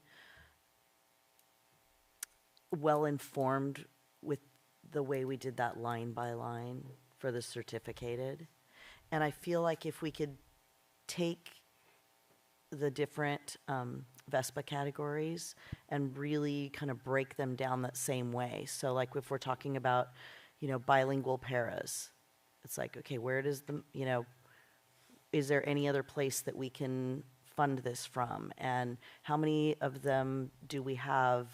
You know, are they full-time? Are they part-time? Where are they? Who's going to take that spot? Who's going to be able to take that duty if we remove that person? I mean, I just think we need to understand better all the working pieces. You know, we talked about like the family liaison. And, you know, is that something like we have something in LCAP for being able to, you know, have better family engagement? Well, is that something that maybe could be paid out of LCAP? I mean, I think there's just so many pieces to it. I'd like to be able to go through and kind of give each area a better once-over so we understand. Just to be clear, are we talking right now, are we talking about the 101s, or are we talking about, you're talking about the actual meeting? Okay, I just want to be clear on what we're talking about. Yeah, so I would add that I think, you know, some of the stuff we heard today is about like how individual sites are being impacted. So Pacific specifically, right? That's 11 staff members at a site like Pacific is a big deal. So having that kind of context for how where these positions are and how it impacts the broader school community. You know, when we looked at that list, it just said things like para. It didn't break it down, like Shannon was saying, to like bilingual para, you know, a para support in a classroom versus a para support for like a pull-out literacy kind of initiative. So understanding all the different nuances to what people are doing. I mean, and then, if possible, I know this might be asking a lot, so if we can't do this, but it was listed as FTEs as opposed to positions, right? So sometimes an FTE is one person, but in ESPs many times it's 2 or 3 people, right? So having that context for, you know, it's 0.4 FTE at this site for this type of program helps us understand better impact. And you know, one of the hardest hit areas in classified was facilities, and it was trades. So I want to look at that a little bit further. I want to look at overtime. I want to look at contracting services out, how those two costs. If our objective is to save money, right? I want to see how we're going to save that money.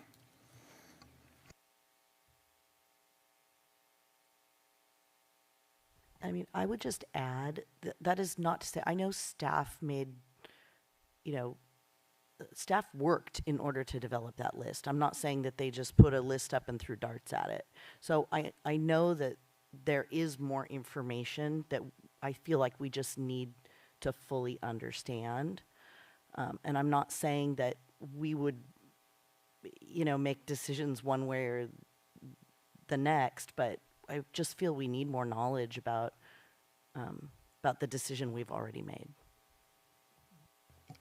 And this just kind of brings up to the public at how difficult budget cuts are, because if we created a position and we hired someone for that position, we know it's important. We know that in some way, whether it's turning on the light switch, handing out a homework assignment, that it affects our children in the school district. But that's what makes these decisions so much harder, because you have to weigh which positions that we can do without to meet a budget goal. And if you go to line by line, I mean, it's just such a difficult thing to do because every position is important. And I just wanted the public to understand that we take this serious and we want to know the information. We want to know what the impact is. But when it comes down to it, some positions are going to have to be reduced because if you reduce one side and then you say, well, we need to keep it, we need to reduce on this side, something has to be reduced. And I just want the public to understand that we will go line by line, but decisions will still have to be made, and they're going to be hard decisions. And I just wanted the public to know that we don't take it lightly, that the Board of Education is driven by people who care. And I just wanted to make that statement because there's a lot of things you can say when you're reducing a budget that you should have looked at this and you should have looked at that. But the one thing that I really want people to understand that you don't sit here if you don't care. You don't sit here if you don't take that every position that you have to reduce if you didn't think that position was important. So that's the one thing, you know, as the board president that we get to do is kind of speak for the board. And I just wanted to drive that point home that regardless of what we talk about, our differences of opinion, the one thing that the 5 people here, 20% per person, have in common is that we do care. And I just felt that I needed to say that because I kept hearing that word over and over and over again. And I just want that information to go out to the public. Okay, trustees, thank you for the guidance. We have a list of things that we'll be prepared to do. We will get all of you together as soon as possible, and as much as we can have prepared by that date, we will have prepared, and then we'll go from there. We'll take additional questions. Thank you for the guidance. And okay. Do we have any need to go back to closed session? I'll entertain a motion. So moved. Second. Thank you. Vote as follows. Trustee Dannenberg. Yes. Trustee Fredericks. Yes. Trustee Rodriguez. Yes. Trustee Forsythe. Yes. And Trustee Peterson. Yes. Thank you. Motion carries 5-0.